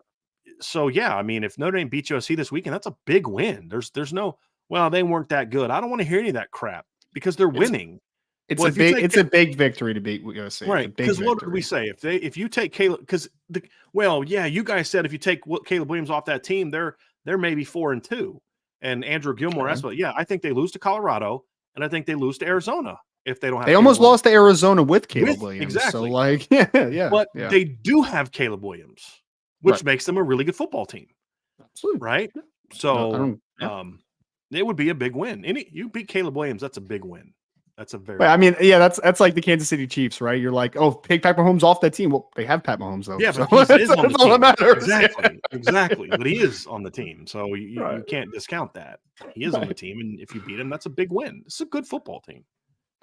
Andy Norm says this has become as a must-win game as it can be due to how the season has unfolded. The overall feeling inside the program and the fan base can be vastly flipped from how it feels now with a win. I agree 100%. I think that this one, like if Notre Dame loses and you're 5-3 and you've lost to Ohio State and USC, you are feeling bad, man. Like you are down in the dumps. But if you're 6-2 coming off of being a number 10 team in the country, USC, a team that you also hate, that is a rival, a bitter rival, you start being like, okay, there's the bumps here on their team. Right. Exactly. You start feeling like, okay, there's a hope is what I said before. Like you get hope after that. I think it's huge. Let me ask you this, Ryan. If I were to tell you before the year, Notre Dame's going to start off 6-2. They're going to lose to Ohio State, and you get a pick. Do you want them to lose to Louisville or USC? Which one would you pick? Louisville. Yeah. Right. Yeah. Louisville. Now, again, I don't like how they lost. Yes. But you get the win over your rival. It comes later. You go into the bye week with some momentum, and you finish strong. And here's we'll jump down to this question down here, Ryan, because it's kind of relevant to this conversation. And I thought it was a very fair question. There was maybe more of a comment. Let me just get down to it here real fast. It was somebody had said something. Maybe I didn't star it. Just give me 1 second. Oh, here we go. It's from John Griselli. It's kind of a comment question type thing, but I think this kind of addresses what we're talking about right now with what would it mean to beat USC. Yep. And John says, if we win out and get into a New Year's Six Bowl, would you guys consider the season a success? I say yes, but would love to see the wide receivers improve through the rest of the season. It kind of goes back to what I said earlier, Ryan. Would I consider the season a success? Yes and no. No, from the standpoint of what is the overarching goal for Notre Dame? It's to win a championship. But I think so many times as fans, we can look at it and say, well, if it's championship or bust. And I'm like, well, in a very narrow standpoint of, is that your goals as a program? Then sure, it's that. It's you say, did you achieve your ultimate goal? No, you did not. Did this team maximize its potential? No, it did not in this scenario. But is 10-2 still a success? From the standpoint of this, it is. And this is where you always have to have we lack way too much nuance in conversations about sports and politics and other things nowadays. It's just either this or this, and that it's rarely that. It's not a success from the standpoint of what is your overarching goal. You fell short of the ultimate standard, but it's a success from the standpoint of if you win out in this fashion, you beat USC, you beat Clemson, you're going to have momentum. You will have improved upon last year's team. You will have earned some big wins, and you'll be going into a situation here at the end of the season where you feel good about the direction of the program. We will all say, John, no, they have not arrived yet. They have not fully arrived yet, but they made progress. And so in that regard, I would consider it a success in that standard. So it always requires some nuance because I am a championships are the ultimate goal guy. And you can't be great at Notre Dame being 10-2, but it would also be very foolish and narrow-minded and just downright hot take-ish if I said it's championship or bust and anything other than the championship, it's a failure and whatever. Well, that means for all but what? How long was Newt Rockne the head coach at Notre Dame? Let's look this up, right? I'm going to make this point. So that would mean that Newt Rockne in his what? See here, 4, 5, 6, 7, 8, 9, 10, 11, 12, 13. In his 13 years at Notre Dame, he was a failure 10 times. Failure to go when he went 9-0 in 19 because they didn't win a championship. Failure in 2020 when they went 9-0. Failure in 21 when they went 10-1. Failure in 23 when they went 9-1. Failure in 26 when they went 9-1 because they didn't win a championship. Well, I don't think that's a really smart way of looking at things unless you're just trying to score, points or write something that's clickbaity. Winning a championship is always the objective. It's always the standard. And if you don't win it, you're falling short of the standard. But that doesn't mean that you're not making progress as a program to a championship or getting back to a championship. And so in that regard, 10-2 is a success. There's no scenario for me where I would consider a 9-3 regular season a success. None. Because that is you're underachieving too far. If they go 10-2, they're one game worse than I predict them to be. I'm disappointed by that, but that's a good season. That's a successful season. If you're 9-3, for me, that's 2 games off of what I expected them to be. And I can't count that as a success because there are not 3 teams on your schedule that have better rosters than you. You lost to one team that arguably has a better roster than you, and you lost to another team that does not have a better roster than you. And I'm sure the USC fans in this chat would disagree with us, but I don't think USC, if you go top to bottom, has a better roster than Notre Dame either. They have a way better quarterback, which is what makes them dangerous. But as far as just the quality of the roster, they don't. So my point that I was making, Ryan, is 9-3 would not be a success because you would have to lose to at least 2 games to teams that are just have a better roster than 10-2. Small, narrow, championship or bust, not a success. But if you're evaluating the program properly, a 10-2 season is a good season. It's a step forward season. You're not there yet, but you made progress, and you're only 1 game off of what my prediction was for the season. It's not as good as I wanted it to be or as it could have been. You didn't maximize your team, but you still had a good season. Yes, successful season. It's going to help recruiting. It's going to help give you momentum because you're going to end the season on strong notes. And I think it'd be foolish for me to say that that's not a successful season. It's not the ultimate success. It's you still have work to do, but that's a step forward type of season for me. It is. Yeah.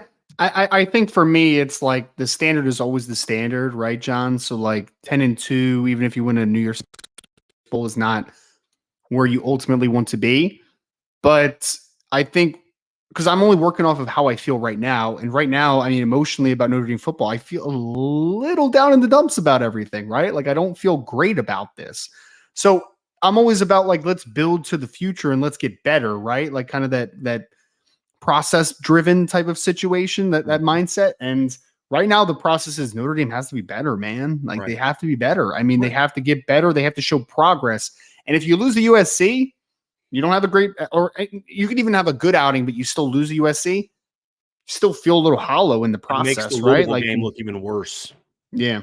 This, you know what I mean? Like it makes it even worse that you lost to that last year's team. Because to John's question, Ryan, if they go 10-2 and you fast forward to the Saturday after Thanksgiving, they smack Stanford. They finish the year 10-2. They finish the year with 5 straight wins. They're back in the top 15, creeping up on the top 10 because there's going to be a lot of teams in front of them losing. All of a sudden, you're thinking to yourself, okay, they rallied and then you say to yourself, next year, this gets you into the playoff. So if you finish hot the way they did this year in future seasons, you still have a chance to play for a championship, right? Because that's the ultimate goal moving forward is you need to be red hot coming out of November. That's where you need to be. If you drop a game early and you're 5-2 and you're disappointed, but man, you right the ship against USC and you get hot and you finish year strong, and all of a sudden, at the end of the Stanford game, this is the team we all thought they were going to be. Guess what? Next year, if it's the same situation, you got a shot to go win a championship, possibly, right? And so it would be considered a progress. It's just not the progress that they could have made, and that's another point I made, Ryan. Is they didn't achieve their potential at all, but it tells me they took a step. Because in order for them to go 10-2, Ryan, it means they have to fix all the crap that we saw from the last 3 weeks, which is a good sign in and of itself that they were able to push those right buttons. Because it's not as simple as just, and I get what Coach Freeman is saying, and technically he's right. If they just executed 5 plays differently on Saturday, they're 6-1. Sure. But it would still mask, right? What do we say, right? Process over results. That result would still mask that there's something a little broken about this team, and they're not the team that they need to be. And that's where I'm at. Everything good? Hopefully it gets turned around. Yeah, we're all good. Yep. Okay. Yep. All right. All right. It's from Deanna Jones. I like that. That's funny. With the lack of off, Indiana Jones, is that I thought Indiana, yeah, like Indiana yeah. Jones. I I don't was know. wondering if that's an interesting one. Good one. I That's like funny that. though. I like it. Yeah. With a lack of offense against good competition, are you worried about losing the elite offensive? I meant to say recruits. I was at the end. Oh, gotcha. Yeah. Gotcha. Losing recruits. I mean, so we're like talking 2024, obviously, right? Like that's Like where I'm CJ like and my Cam mind Williams, goes. Adrian Yeah. Young would be the elite guys for me. Not yet. I mean, I don't know. Not at this time. No, I'm not worried about it. If it keeps becoming worse and worse, I mean, is there more possibility that like some people have second thoughts and stuff? Sure.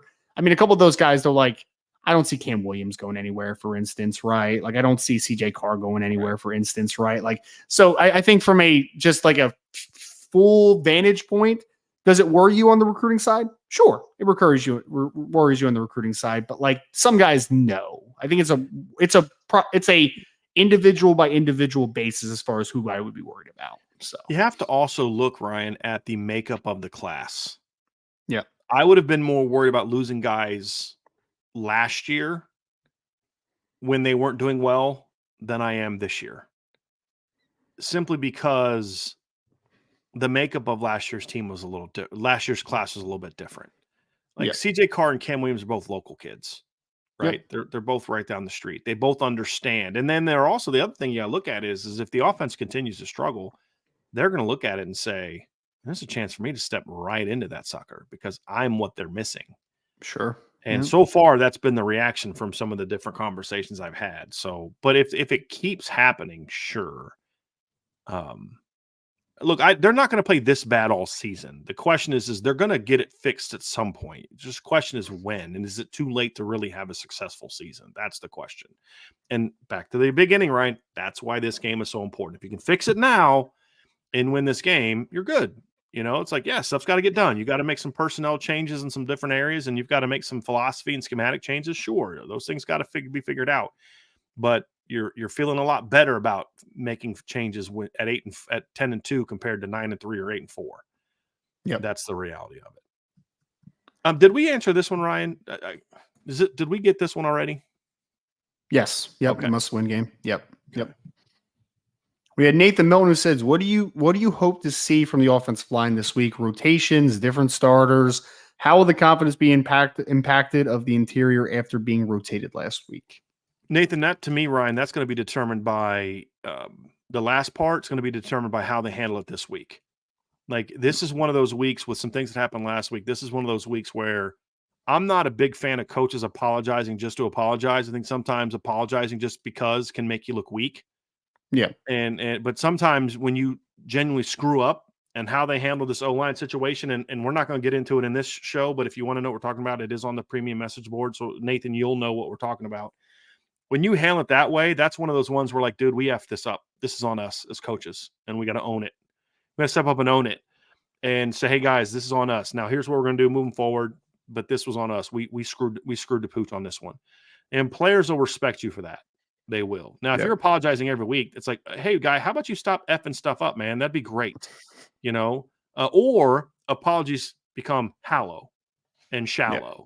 Like, did you apologize every week? Stop doing it. Like, you're just saying that just to say it because you think we want to hear it. Like, but in this case, I think it just not apologizing like, oh, we're weak and but like you got to own this is basically what I'm saying. Like it's got to, hey guys, I screwed this up. This is on me. Coaches need to be willing to say that when they really drop the ball, and then this and if you're on the message board, you'll have a great understanding what we're talking about. But they really dropped the ball and how they handled the O-line rotation, and as far as from a communication standpoint, they got to own it, fix it, make sure that the players are clear on what needs to happen. Because I don't actually dislike part of what they did. I'm actually okay if you want to get Andrew Kristoff a couple series, not at center, because I'm not a fan of rotating centers, but maybe at right guard, and I'm definitely a fan of getting Billy Strauss some snaps because he had a couple of the worst snaps of the game, but he also had about 3 or 4 of the best snaps of the game from the guards, right? And so again, more experience, he'll get better and better and better. Because the reality is, Ryan, yes, Pat Coogan is going to grade out at a higher percentage right now than Billy Strauss. But what Billy showed me on Saturday is what we always thought. When he knows what to do, he can be dominant. And he showed that on Saturday as well. and you need to get that going. And so, yes, he needs to play more. And then the better he plays, the more consistently, effectively he plays, then you play him more and more and more. That's what I would do. That's how I would handle things moving forward. I'm not going to wholesale change the offensive line, though. I don't think Rocco's done anything right now I actually thought regrading it, I actually thought Rocco and Zeke are probably the two guys that I thought were better, much better than what I thought watching live on the rewatch. Not that Rocco was necessarily great, but he was better. I thought Zeke was a lot better. I thought Shrouth was better. The tackles were worse. Joe Walt was worse than I thought watching live. Blake Fisher was as bad as I thought it was watching live. And Andrew Kristofic looked like a dude that hadn't played that position a whole lot before. That's what he looked like.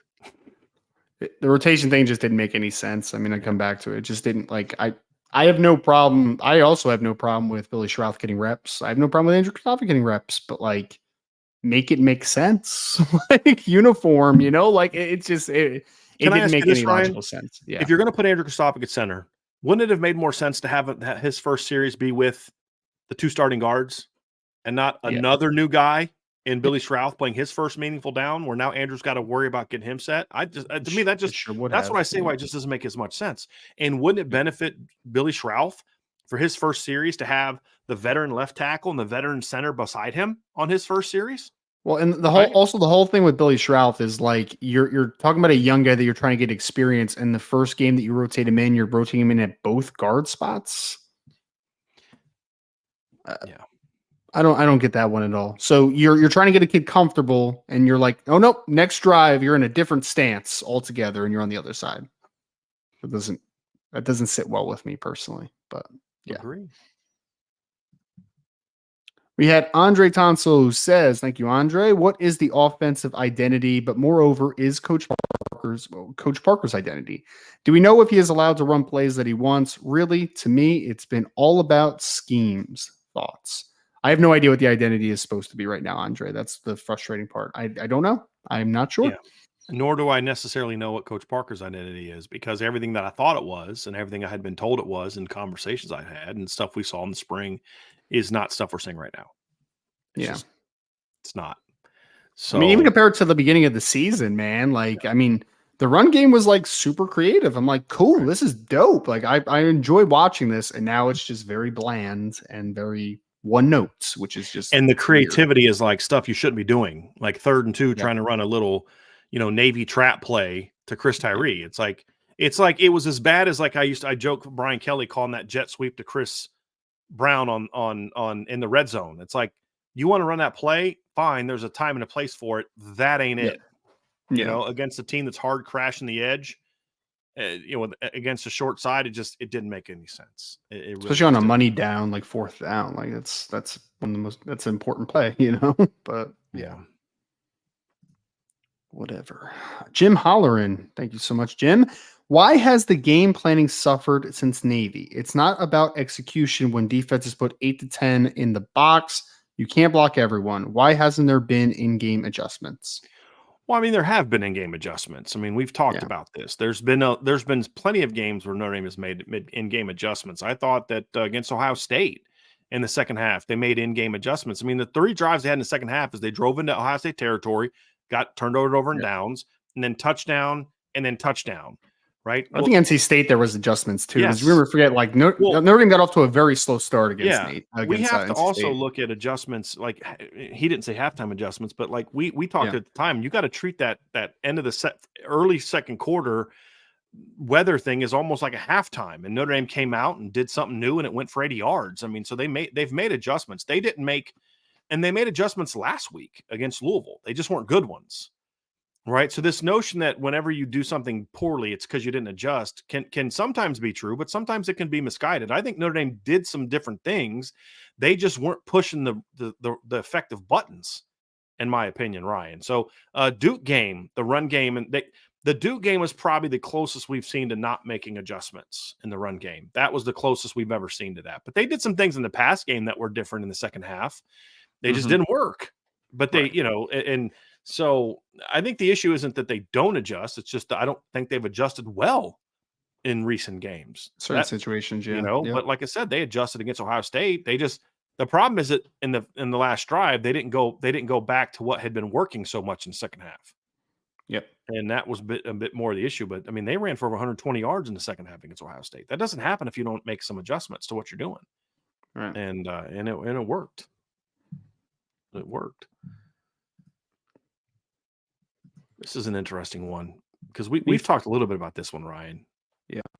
Nathan Milton says, what is the difference in skill sets needed to each wide receiver position in Notre Dame?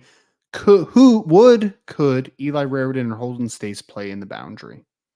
Well, Raridan could. I mean, I thought they made a mistake with Eli Raridan last week. They were asking him to do a lot of important stuff last week. And I thought that was like, we thought they'd play him like, 10 snaps, just let him get his feet wet and go from there. And it's kind of like, they kind of like threw him right into the fire, man. Like, I understand you got a game, you got to go win, but it's like, you're having this guy run like vertical routes and, he didn't play a ton, but like, 10 plays, but it's kind of like, man, he just looked rusty.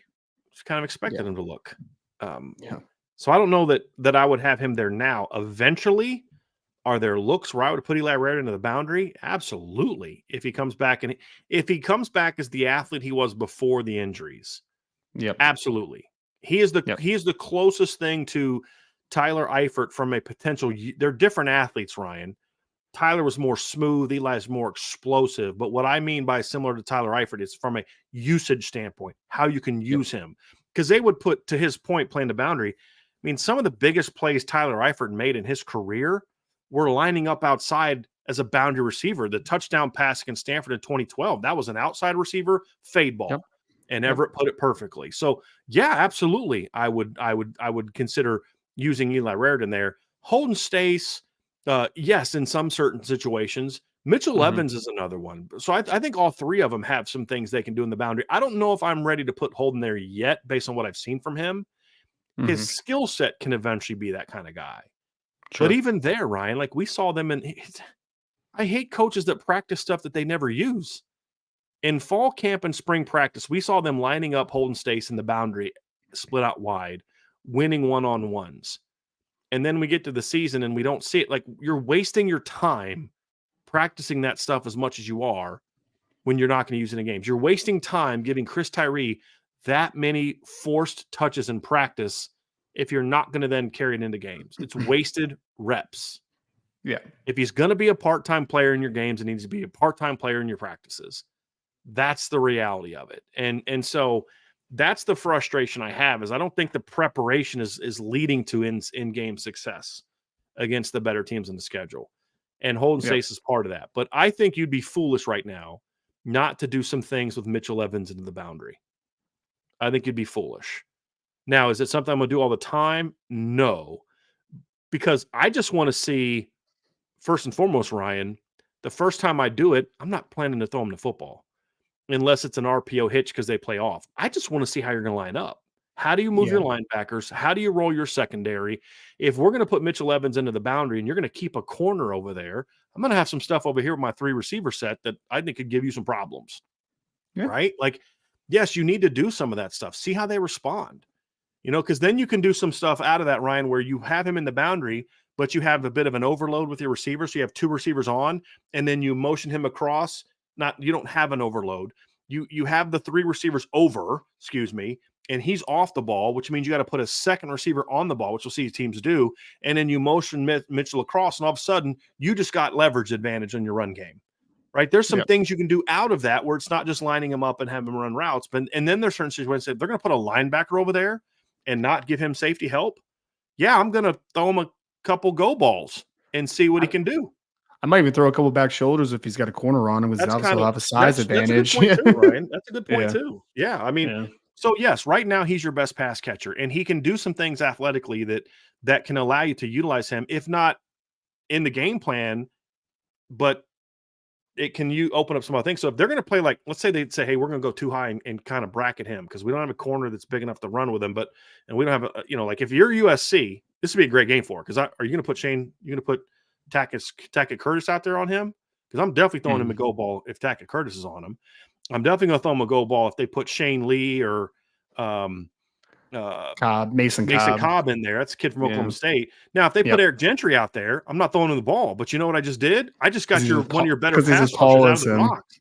But I got Eric Gentry out of the box, right? So now I got some other stuff I can do, right? So that's the thing is, Ryan, we just don't see a lot of that. That to me is there's intentionality with some of this personnel stuff. And that's the thing that's lacking to me is there's no method to why they're doing things because we never see a counter to it, right? Like you're just calling this play to call this play.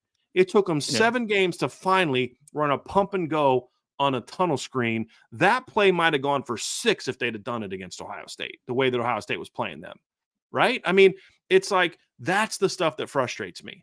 It's like they waited until, goodness gracious, we got to do something to get this offense going, as opposed to using it as a let's come out early and do something like that and steal some yards and jump on this team.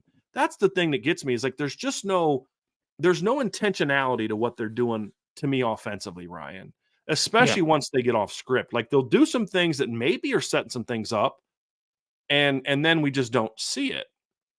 And, you know, it's like NC State was another one. It's like, man, they were flying to the tunnel screens because Notre Dame had some success with it the first 2 games. Where's your pump and go? You know, I mean, then maybe some of your tunnel screens against Ohio State have a little bit more room to work because Ohio State's worried about running that go ball off of it.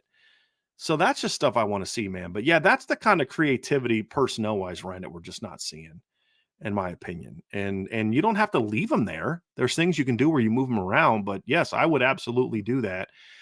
Skill set needed for each position, boundary. It needs to be a go-to guy, a guy that can win one-on-ones. He can win contested throws. He can win the back shoulders. He's got to be a decent route runner to get open on some of the in-breaking routes. He's a guy that needs to be able to have enough juice to get across the field on some of the crosses and overs. Usually length is a nice little plus in the boundary as well. Ideal. The way that Notre Dame uses the boundary, it's even more important. Other teams can get away from it because they do so much over stuff. But yeah, you've got your outside guy needs to be a bit more of a deep ball guy, the way that they play it. And it's been true for a long time with Will Fuller that way too. You need a guy that can kind of stretch the field, take the top off the coverage, get over top of the coverage if they're going to play that way. A guy that can work. Yep. Got a guy that can work the middle of the field on some deeper stuff too.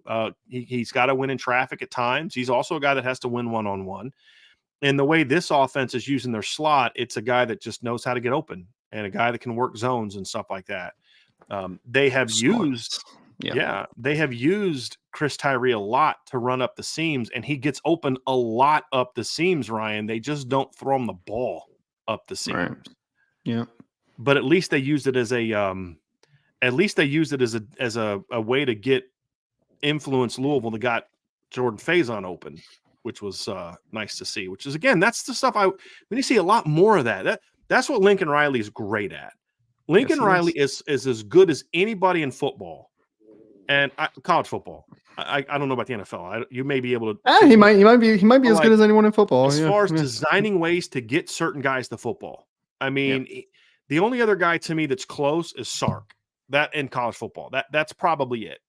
And it's because just he's such a great designer of plays, and he'll use running buck sweep and coming back to tunnel and just like he's so I like Chip creative. Kelly too. I think Chip Kelly's really creative. I would love to see Chip Kelly if he could get the talent he had at Oregon at UCLA, because the stuff he's doing now, he's not doing with the same horses he had at Oregon. But he's, as far as the pass game, he's as good as there is in the country at just utilizing his personnel, his alignments, his motions. He's even better to me than Josh Heupel at using the entire field to create different things, because Heupel will use it for vertical stuff. Lincoln will do it for other things, but Lincoln does it more than just width. Lincoln uses bunches really effectively. He's a really smart, he'll go bunch and then have him explode out at the snap and do different things. And the way he uses post-snap switches and things like that, I think he's he's to me, as far as, I wouldn't say his offense isn't my cup of tea as far as what I would do, but you can't watch what he does in the pass game and not appreciate, like, dude, that guy just knows how to design plays to get dudes open. And it helps that he's got great quarterbacks, but I think he also helps develop those quarterbacks because like with what Jalen Hurts is doing now, Did he ever look like this dude when he was at Alabama? No, I don't think he did. That year with Lincoln Riley really helped him understand spacing and timing and just reading defenses for width and depth and all those type of things. I think it was great for him. Yep. And it's helped turn him into what he's become in the NFL. So he does a great job with that. I just want to see Notre Dame be better at it because they don't hardly do any of that. A little bit of it on Saturday once, but just not enough of it, in my opinion. Not enough. I agree. It's more of a comment from Jeff here. Yep. Jeff DeMonk says, Brian, I am not sure if offense is going slow. They just look too deliberate, over-calculated. That's fair. That's actually really fair. That's kind of what we mean, Jeff. That's a great way of putting it. That's what just say when we say there's no urgency. Everything they do is slow. I think Jeff's point is. I think that's a much better way of phrasing it because I think when you use the word slow, Ryan, it implies you are slow as opposed to you are going slow. I think Jeff's expression of too deliberate is even better. Slow paced. Yeah. Yes, agree. Very methodical, deliberate. That's a great way of putting it, Jeff. Absolutely. Agree with you. Angelo Tortellini says, I got hungry all of a sudden. Want some pasta all of a sudden. I am also very hungry. Jeff Brom coached the pants off this staff. What do you think Riley is capable of on offense versus a wounded Notre Dame team, which suddenly lacks confidence in their staff? I'd love to see a turnaround. Can you guys stop saying that? We have no clue if Notre Dame's players have lost confidence in the staff. Maybe they have, maybe they haven't. We have no clue. You have lost confidence in the staff. And I'm not even saying that you're wrong to do so. But can we please stop projecting our feelings about the coaches and the players onto the players and coaches? Right? Can we not do that? So this team lacks confidence. Doesn't mean they lack confidence in the coaches. It could mean they lack confidence in themselves. It may mean they lack confidence in the coaches, but we don't know that. What we know is they don't have a lot of confidence on offense right now. And so, what's Lincoln Riley capable of Saturday? That's what he's capable of. If the offense plays like it has the last 3 weeks and the defense has no chance of shutting USC down. None. Because they could stop USC on 4 of their first 5 possessions and still give up over 40. Because if the offense plays like against Louisville, they're going to give you a lot of possessions. There was a lot of possessions on the last 2 weeks for Duke and Louisville.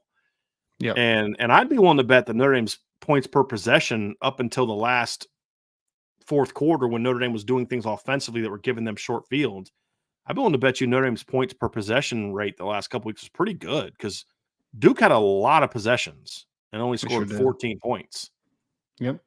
So he's capable of putting up a lot of points if they don't make changes. But I don't think we should just assume that Notre Dame is going to come out this week and just continue to do the same stuff because they're facing a much different opponent in every phase this week than they did the last 2.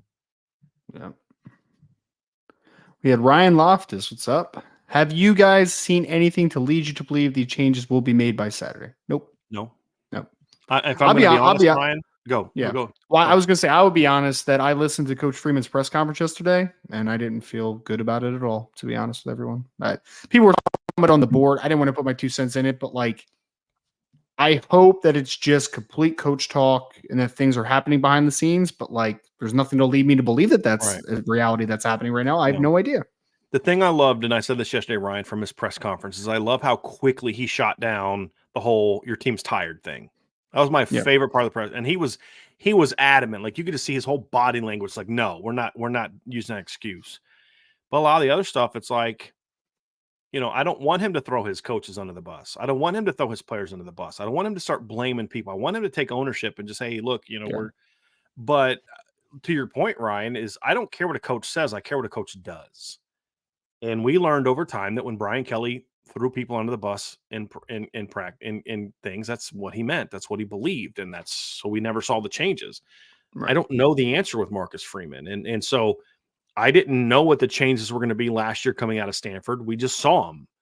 Yeah. Well, I don't know what to me, it's he says the right things about process versus results, but then we don't always see that lived out. It's like they needed the Louisville game. Is that the thing they needed to wake up where a more veteran staff would have taken the Duke game? As we got lucky, fellas. We got lucky to win this football game. and we got to make some changes. And I don't think that they did on offense. They didn't really make any in this. And some of the changes they made, Ryan, were just like, that's your answer. And that's really where my lack of faith comes from. Is will they make changes? Yes. My question is, will they make the right changes? That's where my confidence is. That's a good point. Lower for the offense. It's just like, I don't need Marcus Freeman to lay out the blueprint to media, right? Like to tell him like, this is what I'm going to do. This is what I'm not going to do. This, like, I don't need that. But he just keeps harping on a couple of the same things that make me super worried, as far as wanting to establish the run, and it's all about execution. It's like, no, dude, it wasn't all about execution. I just want to hear, we didn't get the job done on Saturday. We are working to fix it. And that's all I need to hear. That's the process. But I just think that the emphasis on what process he's trying to fix is maybe what has me a little worried. But I hope I'm wrong. Hope I'm very wrong. Well, and that's where you get into a coach, Ryan, who's still young. We don't know the answers. Like, we knew when things weren't going well in the last couple of years with Brian Kelly, you just knew it. Guys, they're not going to do anything different because that's just, we know that's just who it is. I don't know what my hope is, because right now, Ryan, we're hoping. Yes. My hope is that Marcus Freeman's going to handle the Louisville loss much like the Stanford loss last year, which is, okay, we're going to make some changes. This isn't okay. I'm taking ownership of this, and we're going to fix this. We're going to do this. We're going to be different. But I don't know that, and I don't know. And here's the biggest concern: the changes that need to be made, to me, are not really what I believe Marcus Freeman's philosophy is. The changes that need to be made are more tempo, spread the field, get the ball outside, do those type of things. And he has never shown in his tenure a willingness to allow his offensive coordinators to do that against good teams. Right. And that's my concern. Now, he's still young. Doesn't mean that he won't do that now. Sure. But we just need to see. And if he does, I feel good about it. Ryan, I actually feel if Notre Dame makes the necessary changes that we talked about, some of the ones we've talked about, and some others that they see that maybe we can't see because we're not there at practice, right? They should beat USC. I'm not saying it won't be earned and it won't be a good victory, but if Notre Dame plays their game, they have the better top to bottom roster than USC. I just don't have any faith that right now that they're necessarily going to do that, because it is a lot of changes to make in 1 week, to be honest with you. Yeah. And that's where some of my lack of optimism comes from. But we're still in hopeful mode because we just don't know. And we don't know that they're definitely not going to make changes. That's the uncertainty for me, Ryan. Maybe you feel different, but it's not that I know that they're not going to make changes. I generally don't know because we didn't see it last week. Well, I think there's more skepticism than optimism for me at the moment, just because I haven't seen anything that would lead me to be optimistic at this point as far as making changes. So I hope I'm wrong. I want to be wrong. I want to be pleasantly surprised. Yeah, so agree. I'm hopeful. I'm very hopeful. Agree. We had Cajun Irish who says, "What is your thoughts on Marcus Freeman not holding players accountable after boneheaded penalties in critical times?" As far as, what do we want them to be benched? What does he mean by this exactly? I think that's what people want. They want to see something. Look, there's a time and a place for benchings to happen. And honestly, after the penalty to Blake Fisher, part of me wanted to bench him, but part of me said, but he's still your best right tackle and you have a game to win. Yeah. Right. I think there's situations for it. I think. I mean, there's like Maris face mask. I would have took Maris out of the game. Yeah. Don't need that. Don't need that, sir. Like, you don't have to fully bench a person, but like, Ryan, exactly. Yeah. You are a teacher, a coach. There needs to be a disciplinarian side of you, right? As far as like, that's not acceptable, sir. You cannot do that. If you're going to do that, you're going to be out of the football game. If you do it again, you're not coming back in the football game. Like, that's kind of what I need to see a little bit. And there's inconsistency to it, because when Audric fumbled against Navy, we didn't see him again until the third quarter. Exactly. Yeah. You know, so you're willing to hold Audric Estime accountable for fumbles, but you're not going to do it when a guy who here's the thing about Maris's penalty. If it was something that we had never seen before, like, okay, it was an aggressive play, but this is not new for him. This is like the third time we've seen something like this. Right. I mean, Maris getting penalties is not like this. Oh my gosh, it was just so rare. It just never happens to a guy like him. No, this. I mean, it was happening to him as a redshirt freshman, and we loved it for him at the time because it's like, what an aggressive young man, and now it's like you're a fifth-year guy. You're supposed to eventually grow out of that stuff, dude. Exactly, and that's the frustrating thing, Ryan. It's like you just, you got to be better than that. But do I bench him for the rest of the game? No. But yeah, there has to be some. Accountability also doesn't always have to happen in game either. It can if it's something that's like dumb. You late hit a guy. That's dumb. Get off the field. Right. What bothers me, however, is that this staff falls victim to what you see from it can be a problem for some coaches. Brian Kelly's staff was this way. And this is kind of where I'm starting to get a little bit nervous as I'm seeing some of the same mistakes I think Brian Kelly made. Brian Kelly, if a young player made a mistake like Blake made or like Maris made, he would bench him and we wouldn't see him again. And veterans, to me, I'm actually holding the veterans to a higher standard than I am the young players. To your point, it's an aggressive young mistake. You coach it up. Like I thought like the way he talked about Josh Burnham, the mistake he made against Central Michigan, I kind of liked what he said about that. Like, hey, look, and he made the mistake and it was an aggressive mistake. And he knew, he thought the guy had the ball. It's like, okay, that's a good way of looking at it, coach. That's a good way of looking at it. But then what happened the next week? Josh Burnham only played four plays and you lost. It's kind of like, well, you're going to do that to him, but you're not going to do that when,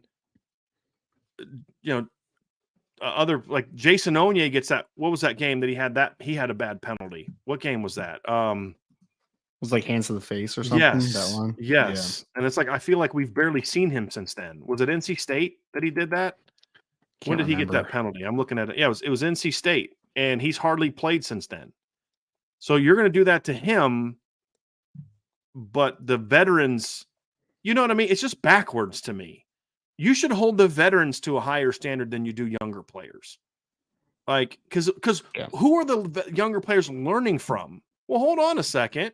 That guy did it and you didn't have a problem with it. Why are you doing this to me? Right? But it's like, dude, he benched Audric for fumbling the ball. I definitely better not fumble the ball. Right. But see, that's Deland. That's the position coach making that call. I'll be willing to bet you $1,000 that Marcus Freeman did not get on the headset and say, don't play Audric the rest of the first half. I'll bet you $1,000 that's true. I'll bet you $1,000 the person that made that decision was Dylan McCullough. Which I don't hate as long as he's consistent with it. You know what I mean? Yeah. But hey, have we seen a running back put the ball on the ground since then? No. Because you just showed in the first game, I'll put my dude on the bench if he puts the ball on the ground. Yep. So don't put the ball on the ground. And you know what we've seen since then? As soon as running backs get through the hole, they switch to the outside arm. Have you noticed that? Jadarian's done it. Jeremiah Love has done it. Audric's done it. They all do it. Yep. You wait till you get through the hole, but then you put the ball on the outside arm, right? And that's good coaching. You created accountability from jump. And there's a reason the running backs are playing better than the other position groups. You're coached well, there's accountability. And so to me, it's like, look, part of the thing with like Zeke, okay, Coach Freeman said something after the game or in the press conference about, something about, I don't know, like didn't say it directly, but it's like he was trying to say we're sending a message to Zeke Correll about the false starts. It's like, okay, then do that to start the game. Don't start him. Like, don't randomly do it in the middle of the game. Like, make him run some extra wind sprints after practice or something like that. Like there's accountability doesn't always have to be bench a guy. Accountability can get on like, hey, and you might even tell him, hey, Zeke, in the meeting today, I'm going to jump down your throat because I need to send a message to the I know that you're beating yourself up about it because you and I talk about it, but just so you know, I'm going to rip your butt in front of the team because they need to know that this isn't okay. And then he understands and he takes it. My bad, coach. It's my bad. It won't happen again. Okay, you just sent a message. This isn't tolerated. And if you feel not playing him is then don't play him the first series. Don't start him the first series or something. But like the way they handled it was just like, what are you doing? And then, are you going to rotate Emil Wagner, Tosh Baker in at right tackle this week? Because Blake had 2 horrible penalties. And again, not the first time. It's not the first time that we've seen Blake Fisher do this. And so what drives players nuts, Ryan, and what can be the worst thing that you can do as a football coach is when there's inconsistency to how certain things like that are applied. Yep. That's what players hate more than anything is, why is it okay for him but not for me? Same thing in teaching as well. Like, Right. why is that kid like not getting in trouble and I have a detention today for the same exact thing? So Exactly.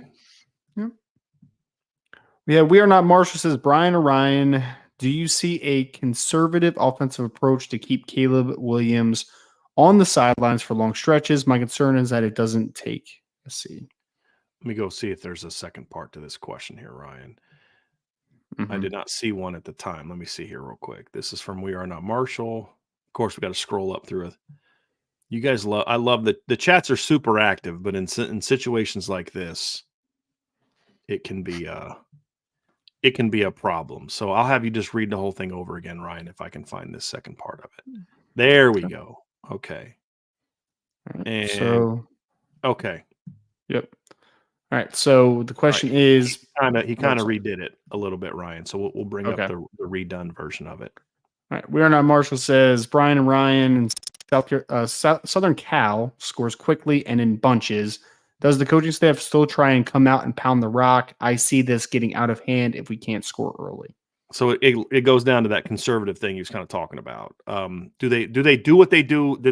Do they reinvent the game plan they had against Ohio State this year and last year? God, I hope not. I would say that my confidence level is that it's more likely that they do than they don't, and I hope that I'm wrong. That's where I'm at with it. How can you not feel that way, Ryan? Right, exactly. It's what we've seen. It's what they tried to do against USC last year. Yep. So I'm only human, man. I'm only human. I see like what actions tell me what the next outcome is going to be. Most likely, Occam's razor, right? And that's what I'm told right now. So we'll see. Brian Reitz says pass rush is going to have a huge factor in the defensive success, but do you think we play man or zone against USC? You got to mix it up. You can't just be one or the other. Like it, Brian, you have to. Caleb Williams will make mistakes at times. He will. The problem with him, though, is that he'll find out that he made a mistake and then he will do something to make a big play out of it, right? It's like, my eyes weren't in the right spot. I'm not going to throw this, though, because I know I can hold on to the ball a little bit longer and I can still make a great play because I am Superman outside of structure. Right. But you can confuse him a little bit. The thing about him, though, is that when you get chance of him in the backfield more than anything, you got to finish plays, man. You can't let him extend. That is what makes him special. He's really good inside of structure in terms of the kid is accurate.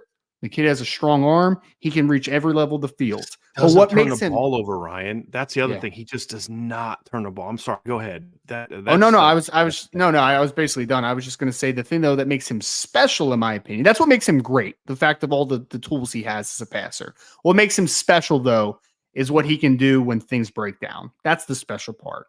So I'm working man and zone because I do want to confuse him, but ultimately I think this game is going to be. It's going to be decided by how much you can keep him from breaking out of contain, keep him in the pocket, and keep him uncomfortable and get him on the ground. That's going to be the determiner in this game, in my opinion. Agree. I think your chances of hurting Caleb Williams in the offense are greater by disrupting him and bringing him down in the backfield than they are of trying to force him into a turnover. I mean, the kid's thrown 877 passes in his career, 877, including Oklahoma. He's got 10 interceptions. That's it. He's got a couple lost fumbles, but like that's an incredible rate because the thing about Caleb Williams too is you got one shot to confuse him with a certain coverage. One shot and turn it into a mistake. Because when he sees something once, this is what I've seen from him. And this is what doesn't get talked enough about with Caleb Williams. We talk about the physical tools, but this is a really smart kid. Because when you can confuse him on something, but you better do it that one time because if he makes a mistake on it once, the next time you do it, he will know where to go with the football the next time. That's why you've got to be really creative with the different looks. You also have to still be who you are.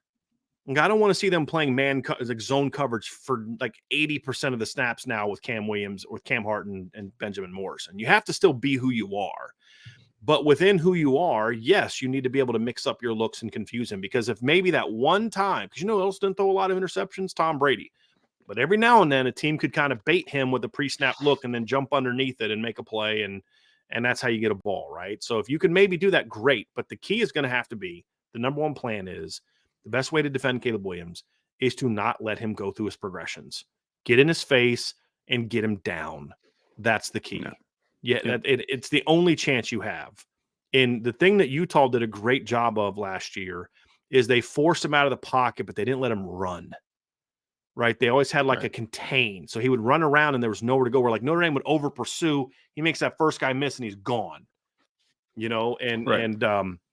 Like I don't love like, oh, you got to go back watch last year's game. But in this case, I am watching what Utah did in the SEC, AC or Pac-12 title game, and just getting some hints of like, okay, not overall game plan, but how were they able to get him such into a funk in that game? Yep. More so looking for what his kryptonite might be, more so than, and part of it's what Notre Dame did. I mean, to your point, Notre Dame did not get ripped up with Caleb Williams' arm last year. No. They had him kind of schemed well. It's just the timely plays, third downs. Yeah. Right. And then he would make the big plays when he needed to. Yep. We had Andrew Gilmore, who said, I think it's a response to Carmel, who says, I bet Evans would have hand fought better than Flores did on that interception. I like to see Evans get a jump ball. He's 6'5". Phillip Rivers made a living throwing jump balls to Antonio Gates, who was 6'4". Yeah, but Antonio Gates is a Hall of Famer. I mean, it's like Chiefs used to. Antonio Gates also didn't. You didn't throw Antonio Gates into the boundary a ton either. I mean, that's not really what his game was either. But so they would do some stuff like that with like Tony Gonzalez, who was, what was he, like 6'4", 6'5"?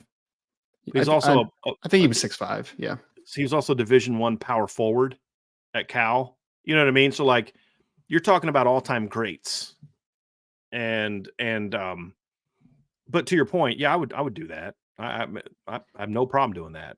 It's got to be thrown correctly. But to Andrew's point is Mitchell's older, he's stronger, he's got a much wider catch radius. That, yes, Rico needs to hand fight better for the ball, but again, you should not have put Rico Flores in that situation. That's my problem. They've asked Rico to do that a couple of times too, which is just like, why is Rico the guy that's? And even the one time he did it against Central Michigan, he was barely open. It was a gorgeous ball. It was a great ball. That's not who Rico is. No, Rico's. I mean, they're not using him on the things does the post. He's a great route runner. They don't really run him on a ton of routes where you get to utilize that, and it's a little frustrating. Yep. Got a super chat from Tyler Evans. He says, "This is a bad loss for Texas or a great win for Oklahoma?" Ryan, for me, that was a great win for Oklahoma. Oh, look, all credit in the world to Oklahoma. They won that game. Even the mistakes that Texas made, they were Oklahoma forced them. Now, yes, Texas losing the center early hurt them, but Oklahoma won that game. They made the place that was two good football teams battling, and Oklahoma won the game. I'm, as much as I dislike Oklahoma and Oklahoma fans and Brent Venables, dude, I'm tipping my cap to Oklahoma for that game. They won that game. I think I learned a lot more about Oklahoma than I learned about Texas in that football game, in my opinion. I still think Texas is a very talented and good football team. It's just Oklahoma is very improved. They're much more disciplined, and they believe in what they're structurally doing over there. So, yep, hat tip. I agree. And they can make enough stops on defense to win a game like that, right? So, yeah, absolutely. Yep. Thoughts? We had Andrew Gilmore. That was one we kind of already talked about. Gotcha. Anthony Solomon said, how many losses before reps are split with the younger players to give them some meaningful experience before they potentially take over the positions next year, particularly on the defensive side? I'm just not a. I don't even want to think about it. I'm not a fan of doing that. I mean, there comes a point in time, sure, but I just feel like to a degree, the only way you do that is if you think a guy just needs to. The guy can help us win, but if a guy's not playing well, like if a veteran's not playing well, and let's say they lose this weekend, Ryan, and a veteran's not playing well, I'm making a move, but I'm not benching Howard Cross for Donovan Hinish just because we got to get ready for next year. Now, number one, I'm hoping I can still convince Howard Cross to come back for a sixth year next year. That's number one for me. But number two, it's like you can lose your team real quick doing something like that. I also hated in the chat the other day. I think it might have been the post game. Someone was like, You should just bench Sam Hartman and just play the young quarterbacks and stuff. I'm like, that's how you're going to reward a kid for coming here as a graduate transfer. Good and luck like trying to get a transfer portal quarterback next year. You lose a couple so games. Man. Yeah, even if you're still in ranked top 25. Did Sam Hartman play well against Louisville? Heck no. I think it was his worst game at Notre Dame, in my opinion. Yeah. I know statistically he was a little bit – I think statistically he was a little bit better in this game. I could be wrong because I haven't looked at the stats like I did the previous game, but let me just give me a second, Ryan. Yeah, completed for a higher percentage than he did against Duke. He threw for more yards against Duke, but he was better against Duke than he was against Louisville because a lot of his yards came late. I thought he made bad decisions in this game. He had some huge missed opportunities in this game. This was his worst game against. Now, here's the thing too, Ryan, which we didn't talk a lot about. We're going to learn a lot about Sam Hartman this week too. Yeah. Because I didn't like his body language on Saturday. And there's people making this. They took some picture of him not standing near the team. Like, let's not start looking for stuff to bash the kid, right? I've heard from, my wife shoots the game, for example, right? She's down there taking photography. She's telling me stories about how Sam's going up to the offensive players and talking to them and talking to the coaches, and he's engaged and all that kind of stuff. But there are other times, like, here's the thing. You don't know the context. They have already gotten their play call.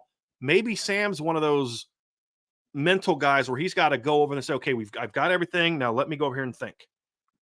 And that's why he steps away. Now, if they're winning 42-3, no one, oh, look, Sam's thinking. But then when you're losing, it's like, oh, he doesn't want to be around the team. It's like, I mean, maybe that's it. But it could also be they've already know the play. He's over there processing through what they just talked about. I don't know. But the point is, he played poorly last week. And there were times when his players did the job they needed to do, and he didn't do the job he needed to do. It happens to players. How does he bounce back? Yep. That's going to be a big key. He's got to bounce back and show leadership, but more importantly, best way to show leadership, Ryan, make plays. Yeah. We had Robert Bishop who says, is Braylon James really that far behind on his development that they can't put him on a field a little bit more? Is this route running, or is he not a good blocker? What is it? It's grasp of the offense. Yeah. And it's just,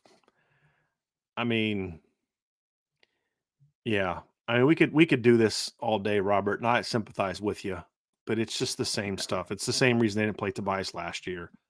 Oh, he's not strong enough. He doesn't know this. Okay, fine. Then only play him 5-10 snaps a game. But when you get him in there, get him some time.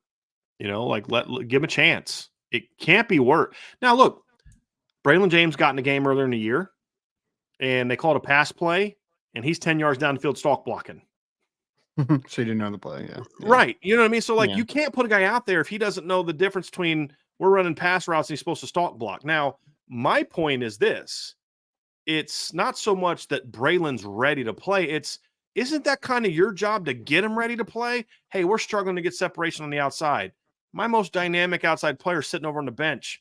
How about you take the time to go coach him up? Right? Like, isn't that what you get paid to do? Yeah. Oh, he's more of an off-season development guy. Why? Your receiving core sucks right now. Now, I don't think it's all their fault. But you're telling me you can't, hey, let's look, Braylon, here's I'm going to call you up this week. Here's what I need you to do. I need you to do this, this, and this, and this. If you want, and then leave it up to him to kind of come work with me and get, some of that too. But give him a chance. Can't be worse than what it is right now. Can it? Can he really be worse than 4 catches for 18 yards from the outside receivers? I mean, it could be worse. He could run a conversion. He could run a conversion go, and it's supposed to be running a hitch, and the cornerback steps in front. Picks it. Okay, sure. So, but you still lost, but isn't it your job as a coach making 6 figures to coach these kids up? And I'm sorry that I'm putting salary in it, but I'm using that to make a point. That's what you're paid to do. That's literally your job, is to develop your position group. And nothing disgusts me more than these coaches that get into a season and, well, we're in season now, so let me put this talented kid off to the side and I'll worry about him in the offseason because right now I'm only coaching my guys in my rotation. I hate that. There's too many coaches that do that stuff in college football. Your job is to coach those guys, but also to coach those guys. That's your job. And you only got 9 of them. 8 of them. So it's not even like if Joe Rudolph was like, dude, I can't coach 18 players during the season. Okay, I understand that. Okay, cool. You got 8 dudes that are healthy right now, 7 that are healthy right now. You don't got to worry about coaching Deion Colsey. He's just getting mental reps. Hey, I need you to stand right. Here's my coaching of Deion Colsey. Wherever I am, you're right behind me listening to what I'm saying. That's it. KK Smith, wherever I am, you're right behind me listening to me. That's your coaching of those guys because they can't do anything else. Right. But you're telling me you can't take the time. You got one guy that's healthy and on scholarship that's not in the rotation. One dude, Braylon James. You can't add him into the mix to say, hey, look, let's coach this kid up and get him ready to play. You know what I mean? Now, the answer to Notre Dame is going to say is no, he's not ready. Okay, I get he's not ready. But that's why you get paid money, a lot of money to do that. Develop the kid. And if he's not working hard, that's a different story. But I've never heard anybody say that. No one told me that Tobias didn't work hard last year. It was he's not ready. No one has told me that Braylon James doesn't work hard. It's just he's not ready. He doesn't get it right now. Okay, fine. Give him 3 things to perfect every single day. But Brown needs you to do these 3 things, buddy. You got to know who to block. You got to know the names of the calls, and you're going to run these 3 routes. Well, defense is going to figure it out. When? USC is going to figure it out by when? Pitt's going to figure it out by when? You know what I mean? Like maybe Stanford might eventually have it figured out. But you can always get through a couple games, Ryan, before people start to realize when that kid's in the game, he only does these 3 things. And that's, you know what you do in the 3rd game when he does that? Double move. He runs a hitch, a go, and a post. That's it. So what do you do the next game? You throw a hitch, they jump, hitch and go. Boom. Right? This isn't rocket science sometimes, man. Especially at Notre Dame. Right. It'd be one thing if like the receivers are playing well. Yeah. They're not. They are not. Definitely are not. Andrew Gilmore said, I wonder if this is Lincoln Riley's farewell game too. I could definitely see Jerry Jones throw a lot of money at him if the Cowboys get bounced early in the playoffs. We've been talking about Lincoln Riley go to the NFL like every single year for like the last 5 years, though. I don't know, man. Let me just say this, Ryan, and I agree with you, but here's something that I'm thinking about. Okay, here's what makes me think that this may actually be something. Number one, right now, people talking about it, it is just a rumor. It's just a rumor. But here's why I think when the season comes up that we could actually see it. So, number one, as I said, you take Caleb Williams away from this team, and they're not very good next year. Now, maybe Caleb Williams decides to come back. But if I'm the Bears or if I'm a team that, maybe the Bears are sitting there, or any team that's going to have the number 1 pick, I'm looking long and hard at Lincoln Riley as my head coach. And if I'm Lincoln Riley, here's what I'm thinking about. The potential of not having Caleb Williams next year. Here's their schedule, Ryan. This is amazing. USC starts the season off next year against LSU in Nevada, Las Vegas. Mm-hmm. They play Notre Dame at home. They play Utah State at home. They play Nebraska at home, Penn State at home, Rutgers at home, Wisconsin at home. They play at Washington, at Michigan, at UCLA, at Minnesota, at Maryland. So next year they got to play LSU, Notre Dame, Michigan, Penn State, Wisconsin, Washington next season, potentially without Caleb Williams. And as you and I talked about with Notre Dame, I don't know that there's a Caleb Williams in the portal next year.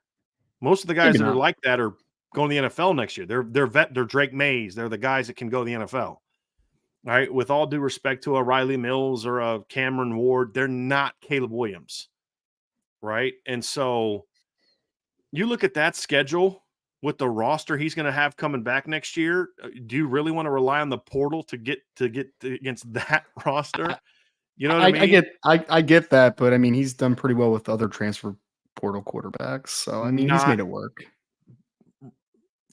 But here's the thing. He's only ever had one transfer portal quarterback like what he'll need next year.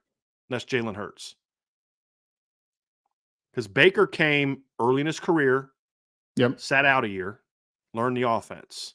Okay. Kyler Murray came early in his career, sat behind Baker, learned the offense. Sure. Caleb Williams was a high school recruit that then followed him to USC. So it's a little different animal. But again, it's not that so much, Ryan. Number one is I don't see a Kyler Murray out there. I don't see a Jalen Hurts out there that we know of, right? That we know of. Like, I mean, so who would it even be? But it's also, he had much better rosters at Oklahoma. Right? He walked into a situation where he had helped Bob Stoops build a playoff team that he took over. Right? They're not in a great situation right now overall as a roster. But it's not even just that, Ryan. The schedule he was playing in Oklahoma, like, again, LSU, Notre Dame, Michigan, Penn State, Wisconsin, Washington, UCLA, Maryland. Like, that is a brutal schedule. So the point is, if you are thinking of leaving, timing matters. Timing matters a ton. You have a chance to say, hey, you want Caleb Williams to come to the NFL?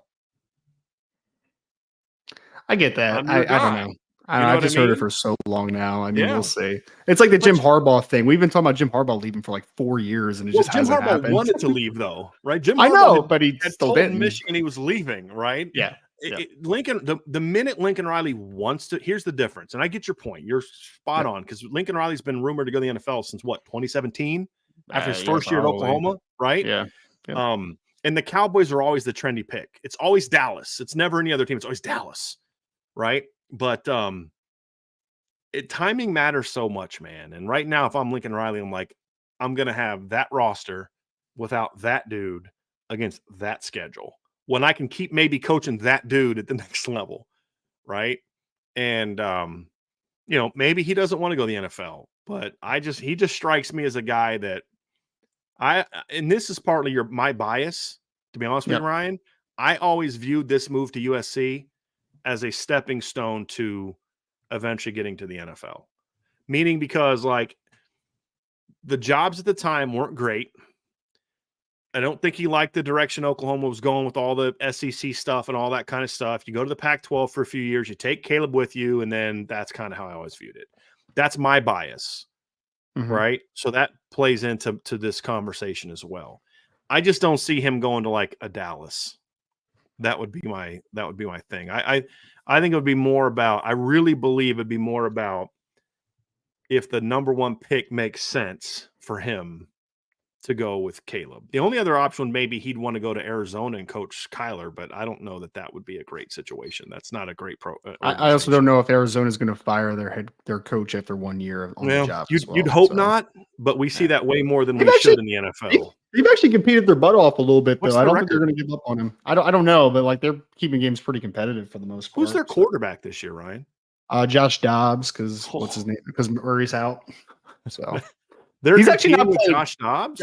Josh Dobbs has actually not played terrible ball. I mean, like, it's very basic, simplistic, like QB run stuff, and like is it not terrible for what your expectations were? Or just period, not. I thought Arizona was going to be a dumpster fire, and they're not the worst team in the NFL. Okay. So who's the worst team in the NFL besides the Broncos? Right now, the Carolina Panthers are 0-5. They are the worst team in the NFL as of today. Record-wise, do you think that they would beat the Broncos?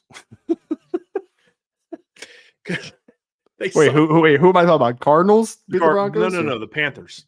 Oh no, the Panthers would lose to the Broncos right now, I think, because I mean, Russell Wilson's not playing terrible ball. Like, he's playing pretty well for the most part. He was scoring enough. Just a god awful defense, and they lost by 10 this week. And they honestly should have lost to the Bears. The Bears gave that game away. They were getting killed by the Bears. That's the only Broncos game I've watched this year. And I'm like, the Bears gave this game away much more so than Denver won it. It was bad.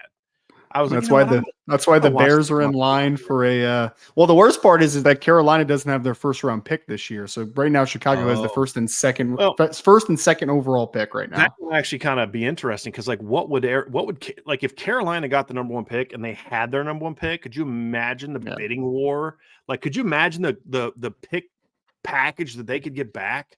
Yeah, for the number one pick. Oh my gosh. Yep. Well, right now, the Bears have the number 1 and number 2 overall picks if the season ended today, which would be wild. So, because then you would have to trade Justin Fields, right? Like, you're going to take Caleb Williams. You're not going to keep Justin Fields, but I would get whatever you can get for Justin Fields. I mean, somebody's going to give up something in the middle, don't you think? Like, middle of the draft type of thing for Justin Fields. I was talking about it with someone, like, I would have traded him this week if I could have, like after 2 really good football games. Like, hey man, he's really good. Second round pick. Come on over. First round. How did he? I know they blew Washington out. Did he play well in that game? I didn't watch Yeah. it.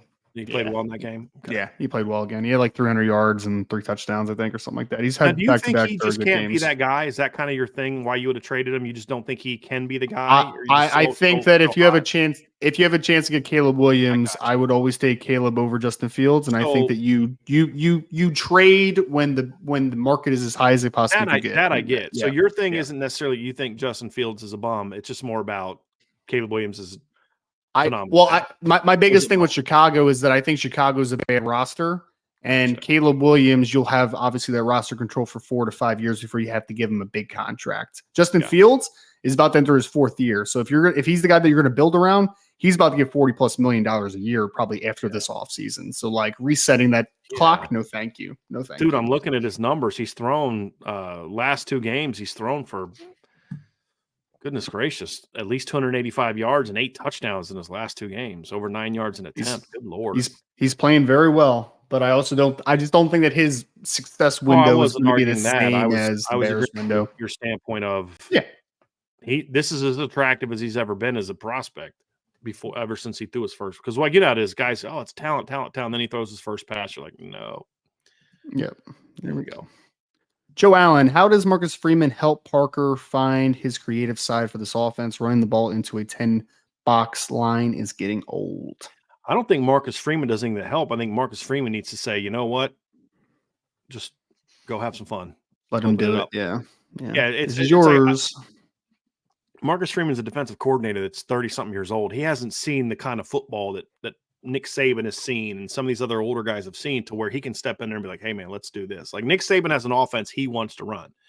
But that's something that he garnered over 30, 40 years of coaching. Like when I coached at Muhlenberg, our head coach, Mike Donnelly, he was Marcellus Wiley's defensive coordinator at Columbia. He had been a defensive coordinator for a long time. He was a veteran coach. Our playbook was basically all the stuff he had a hard time defending. And then he'd nuance it, right? But it was just like, these are concepts that as a defensive coach, I really like, but it was over a long period of time of coaching, right? Marcus Freeman doesn't have that kind of volume. He doesn't have that kind of experience. His thing needs to be, I hired you to do a job. Yep. Look, dude, everybody wants you fired. You've got nothing to lose. Go have some fun, right? Get this thing going. Let her rip, right? Can't get worse. Let her rip. That's what it needs to be like. You know? Yeah. I'm going to kick someone out of the chat, by the way. Go for it. Yeah. Goodbye, sir. All right. David Prevo with the super chat. Thank you so much, David. Yeah. Oh my God, that guy's so annoying. David Prevo with the super chat. Thank you, David. I still believe Marcus Freeman is the guy, but this loss felt different. He and the players looked lost, and the team played with very little confidence. Is this a one-off or a sign of more issues than we know?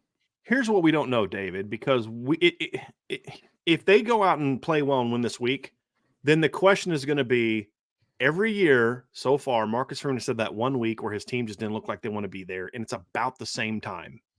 Yeah. Last year was week 6. This year is week 6. Last year was week 7 because they had a bye. This year was week 6, but it was their 7th game. And you're like, what is it about the middle of the season? Last year was, and I'm referring to the Stanford game. The biggest thing about that game, right? They just didn't look like they wanted to be there that night. Like it was the weirdest. Yeah. It was worse than Marshall because with Marshall, you looked at like, well, you had this chance, you could have made this play, could have made this play. And that's a decent Marshall team. They had no business beating you, but at least it's like, second game of his career. Ohio State's better than you. You bounce back, you beat Carolina, you beat BYU, and then that's what you do against Stanford. It was just like, where did that come from? Where did that game come from? Like what?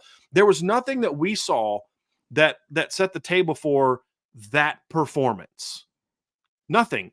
They had beat a scrappy Cal team. They dominated a good North Carolina team. They outplayed a quality BYU team, and Stanford was awful. And they just came out and was like, this team does not want to be here tonight. They just don't want to be here. They had no answers. They play with no heart. And then the next week they come out and they're up, was it like 30-3 at halftime on UNLV? Now they were sloppy in the second half, but the first half of that Notre Dame UNLV game last year, Ryan, they came out on defense and just completely overwhelmed UNLV. That was not a very close game. And the only points that it was 30-7. And the only points LSU or UNLV got that game was after that long touchdown. It wasn't a touchdown run. The guy got tackled, but he had like a 74-yard run. Yes. that set up a touchdown. That's all they did. It was 23-7 at the end of the first quarter. And Notre Dame just overwhelmed them. And then the next week they go out and they smack Syracuse and they smack Clemson.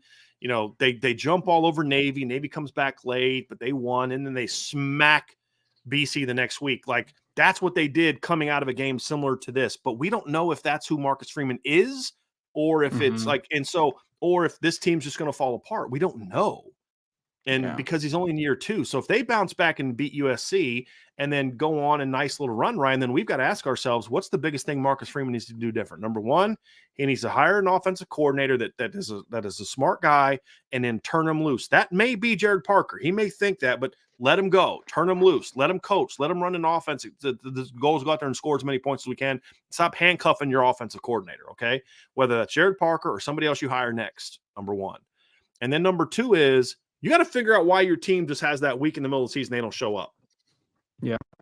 But that's what it'll be if Notre Dame bounces back, right? You agree? Like, you just got to figure out whatever that is around week 7. Your team does this, and you got to figure out what it is. But that's the thing, David, is we don't know if it's a one-off, because we're still everything is still kind of new.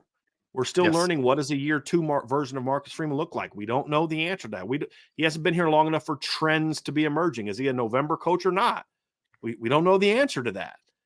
And so that's what makes this a little bit concerning, right? It's because we don't know what his buttons are. We with some guys, like, hey, he's going to fix it this way. We've seen this before. He's going to fix it this way.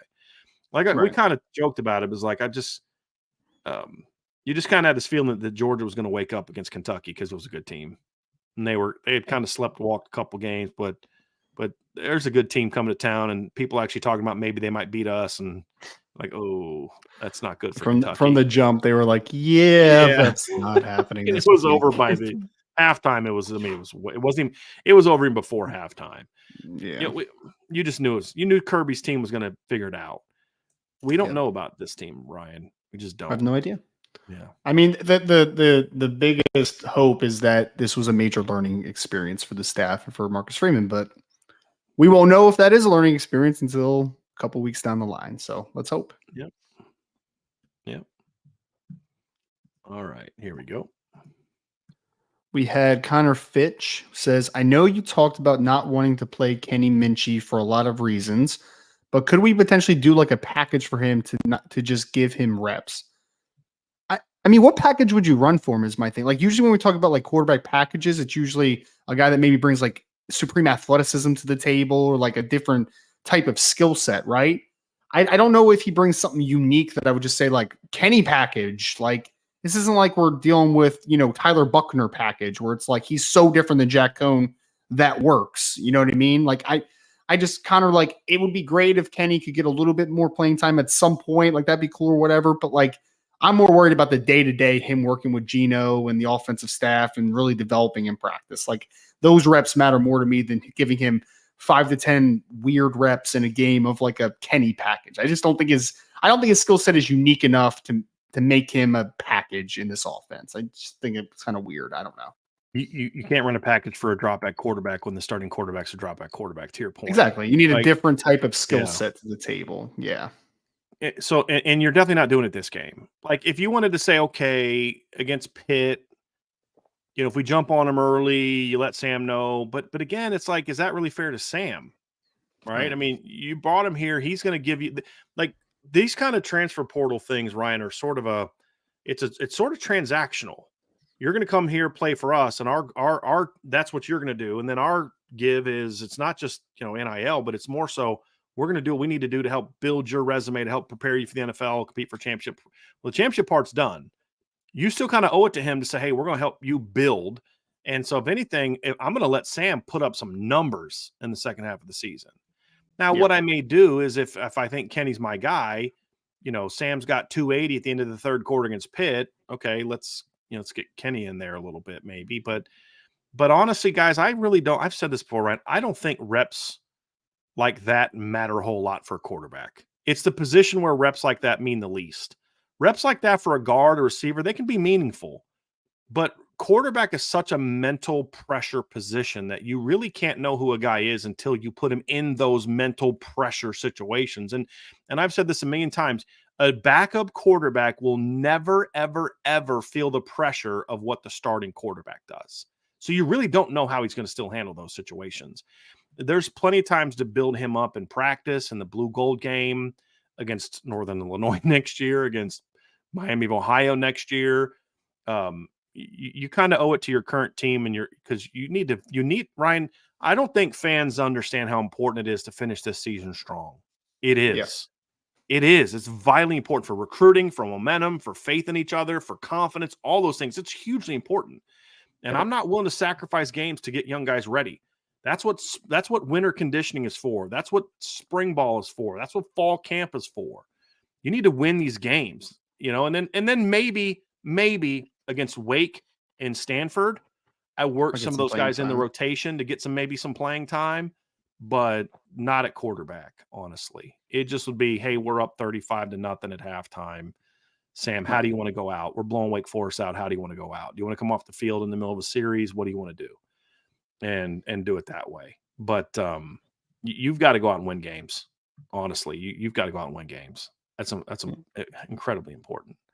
Incredibly important. I thought we had those gone for a while, Ryan. They started popping back up this last week. What's that? The last one that I just kicked out. I hadn't seen those in a long time. And then the last week we've had to kick a few of them out. So nice. Mark Hevalone says, regarding Notre Dame's zone defense, it seems like the linebackers are too focused on getting to a spot and do not adjust if a receiver comes into the settle down in their assigned area away from that spot. Yeah, we've kind of talked about this a little bit, Ryan. They don't look up routes incredibly well. Yeah, they don't. They're more like landmark droppers than they are like actual zone droppers, in my opinion. Yeah. I mean, and honestly, Mark, like, well, let me ask you this, Ryan. Let me set you up. Isn't it kind of a combination of both? You do got to get to a spot initially, but then you got to find the route or find the ball. Isn't it a little bit of both? You're talking about properly getting there. I mean, yeah, it is. I mean, you're supposed to hit your turn on a 45, put your head on a swivel, and find the receiver in your area and adjust to it. But honestly, Mark, I think that a little bit of the issue with Notre Dame linebacker play at times is that they're so used to being blitzed so much that like they're not very comfortable in coverage all the time. Like it's not something that they do a ton of. I mean, Maris does it a decent amount, I guess, but like JD rarely plays zone coverage because like they blitz him all the time, and right. Jack does, like I don't know, like they just. I think that you are getting what you practice right now. What you practice is that your linebackers don't drop into zones very often. Like they're not very good at it when they do. So I would say this overall, Ryan. I have noticed the last couple years that Notre Dame's linebackers, the problem more than anything is they just don't go to the ball. Like they're very much spot players in general. That's why this team has linebackers more than any I've ever seen of a good team. A good defense, because they have been a good defense the last 2 years. That's not even arguable. They haven't been great, but they've been good. But I've never seen a defense that's been this good for this period of time that had linebackers just crash into blockers as the ball goes right beside them, and they have no awareness of where the ball is. Like there's a time and a place. Like the play against Ohio State, everybody wants to blame Marist. Marist had one job on that play: blow up the puller. Oh yeah, 100%. Yeah, that's it. That's his job. But then like JD has this like weird, like he was looking for the blocker, not the ball. Yep. And that's what I'm referring to. And we saw Jack Kaiser do that against Duke, where it's like he had no concept the ball was busting outside. He's got outside leverage. You've got to be that guy that gets to the ball. And he had no awareness of it. I'm not blaming Jack Kaiser because when you see it as many times as we've seen it, I think that's what they're being taught to do. You've got this job. At some point in time, linebackers, not always, because as we said, sometimes like, dude, if I don't blow this blocker up, we're not going to get to the ball. Sure. But they just don't, they've never struck me, and maybe it's them, maybe it's the players, but it strikes me as not. They just don't go to the ball. They just go to this is where you go. And you go here, you do this, you take this guy on, and they don't find the ball well. I don't know. It could just be me, but it's been weird because we've seen it now for 2 years. Where they just you have no idea. This linebacker, no idea where the ball was. None. He just run into a spot, run into a blocker. So it's interesting. Yeah. Is that something that you see more than I do with other teams, Ryan? Or I would have to talk to a coaching staff. Like I don't know. Yeah. Like it's different. Like some Some teams read guards as linebackers. Some people read flow. Like it's just a lot of nuance to it. You know what I mean? So. Jacob Bramwell says, do you see anything that shows Marcus Freeman understands that they are rotating too much? No. Yeah. Like I'm not being flippant at all with you, but they keep doing it. So no. And again, I don't think they rotate too much. If you just count the number of different things they do, I think they rotate too frequently. If that makes sense. Like it's not the number of snaps that guys get. Yeah. It's the manner in which those snaps are achieved. Right? Like, because you're adding, here's the thing too, Ryan, when you talk about wear and tear on the team, when your receivers are having to, in your backs, they're running that much on and off the field, guys, that adds to it. Whereas opposed to, I'm the X this series, I go in at X, I run my offense.